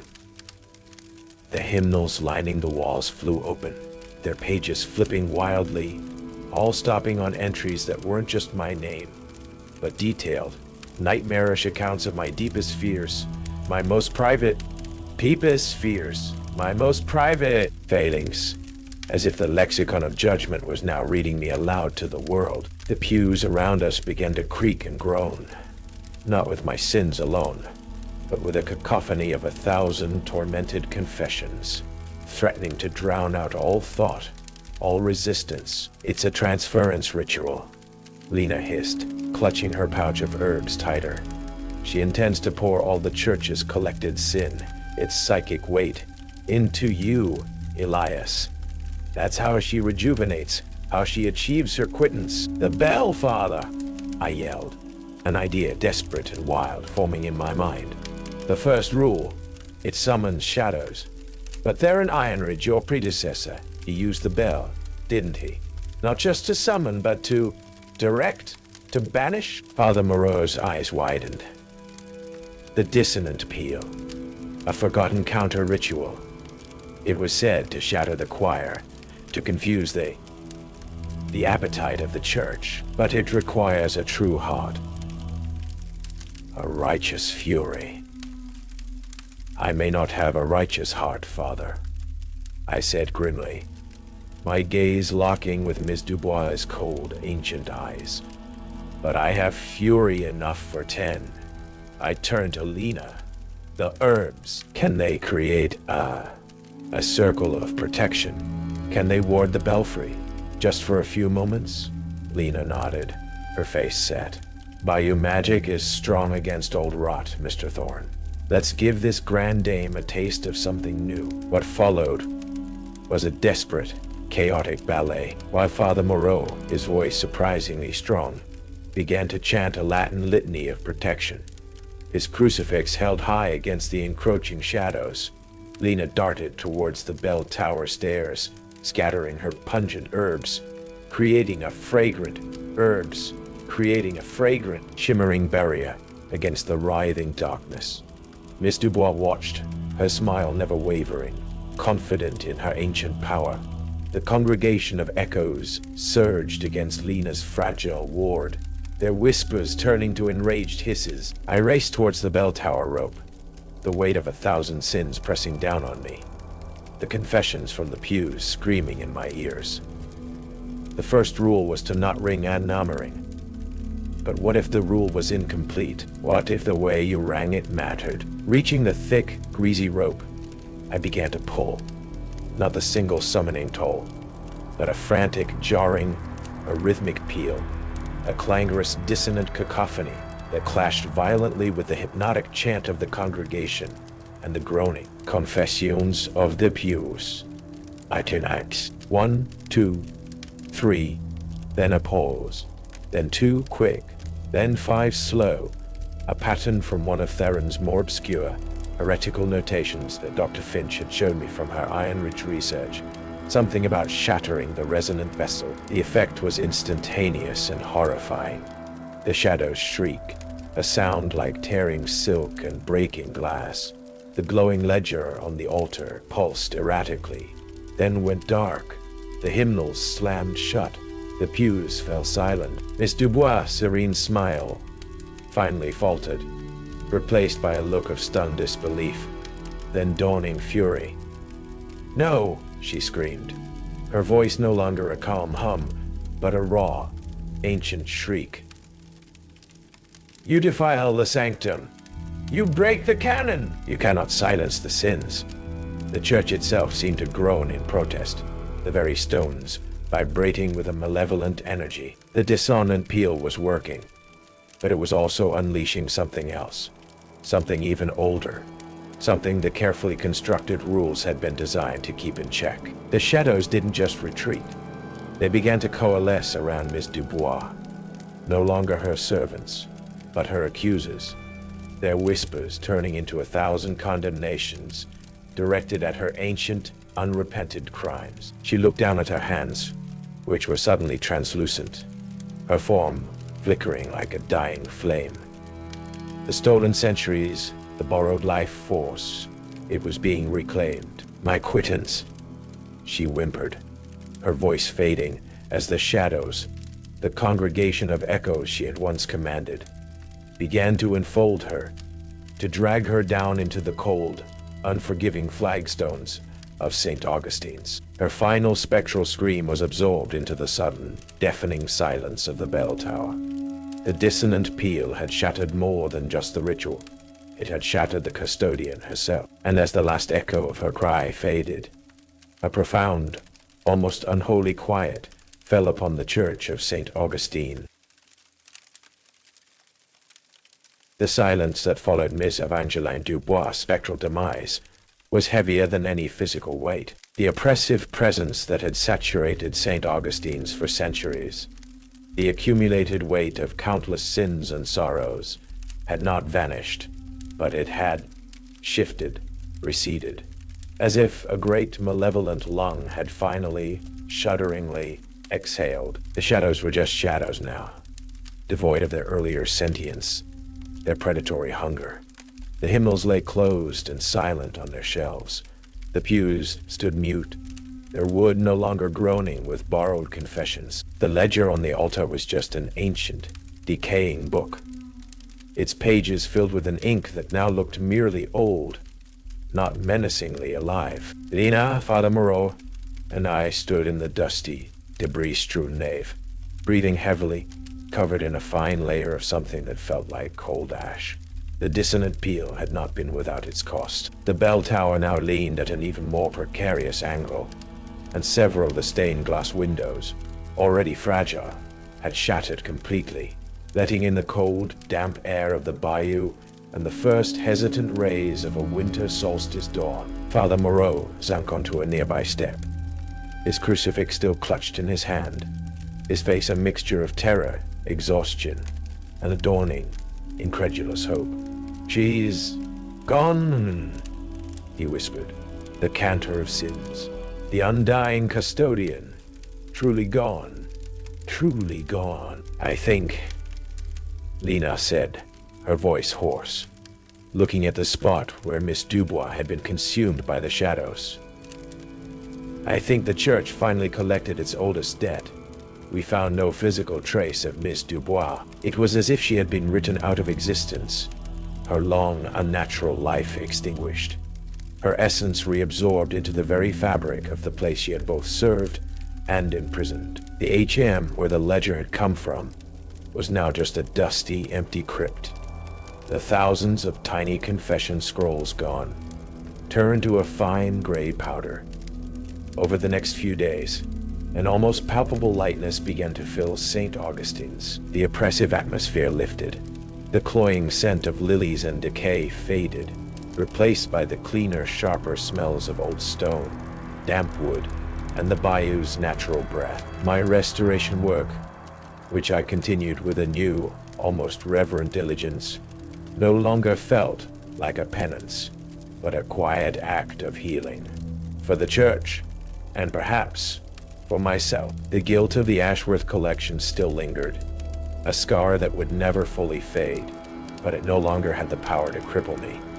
I had faced a far greater, more personal judgment, and somehow survived. Father Moreau, with newfound vigor, began the slow, arduous process of reconsecrating the church, not in the name of the shadowy Heritage Society, but in the truest sense, hoping to embellish it to a place of genuine sanctuary, however humble. Lena, her artistic energies fired by the incredible events, began a new series of sketches, not of the church's Gothic gloom, but of its emerging light, its fragile resilience. The authorities, when they were finally, and very vaguely, notified by Father Moreau of a change in management at the remote St. Augustine site, showed little interest beyond ensuring the structural integrity of the decaying bell tower. Miss Emmeline Dubois, it seemed, had been as much a ghost in the official records as she had been in life. The St. Augustine Heritage Preservation Society evaporated like morning mist. My last act before leaving St. Augustine's, my temporary stewardship complete, was to climb the treacherous stairs of the bell tower. The great bronze bell hung silent, coated in a fine layer of the same gray ash that had covered us. I reached out and gently touched its cold, pitted surface. It did not ring. It did not summon. It simply was. A silent sentinel, its long, dark watch finally over. As I walked away from the church for the last time, the bayou around me seemed to breathe a collective sigh of relief. The silence was no longer watchful, no longer hungry. It was just silence, the kind that allowed for peace. Years passed. I never returned to the rarefied world of high-profile archival work. The Ashworth collection disaster, though no longer a source of crippling guilt, remained a humbling reminder of past fallibility. Instead, I found a quiet niche, working with small, often overlooked historical societies, helping to preserve the fragile everyday histories of ordinary people. It was honest work, grounding work. The memory of St. Augustine's, however, never truly faded. It became a part of me, a shadowy undercurrent beneath the surface of my new life. I carried its lessons, that some silences are more eloquent than any sermon, that true absolution comes not from external judgment, but from internal reckoning, and that even the most ancient, deeply ingrained darkness can sometimes be dispelled by a single, dissonant act of courage.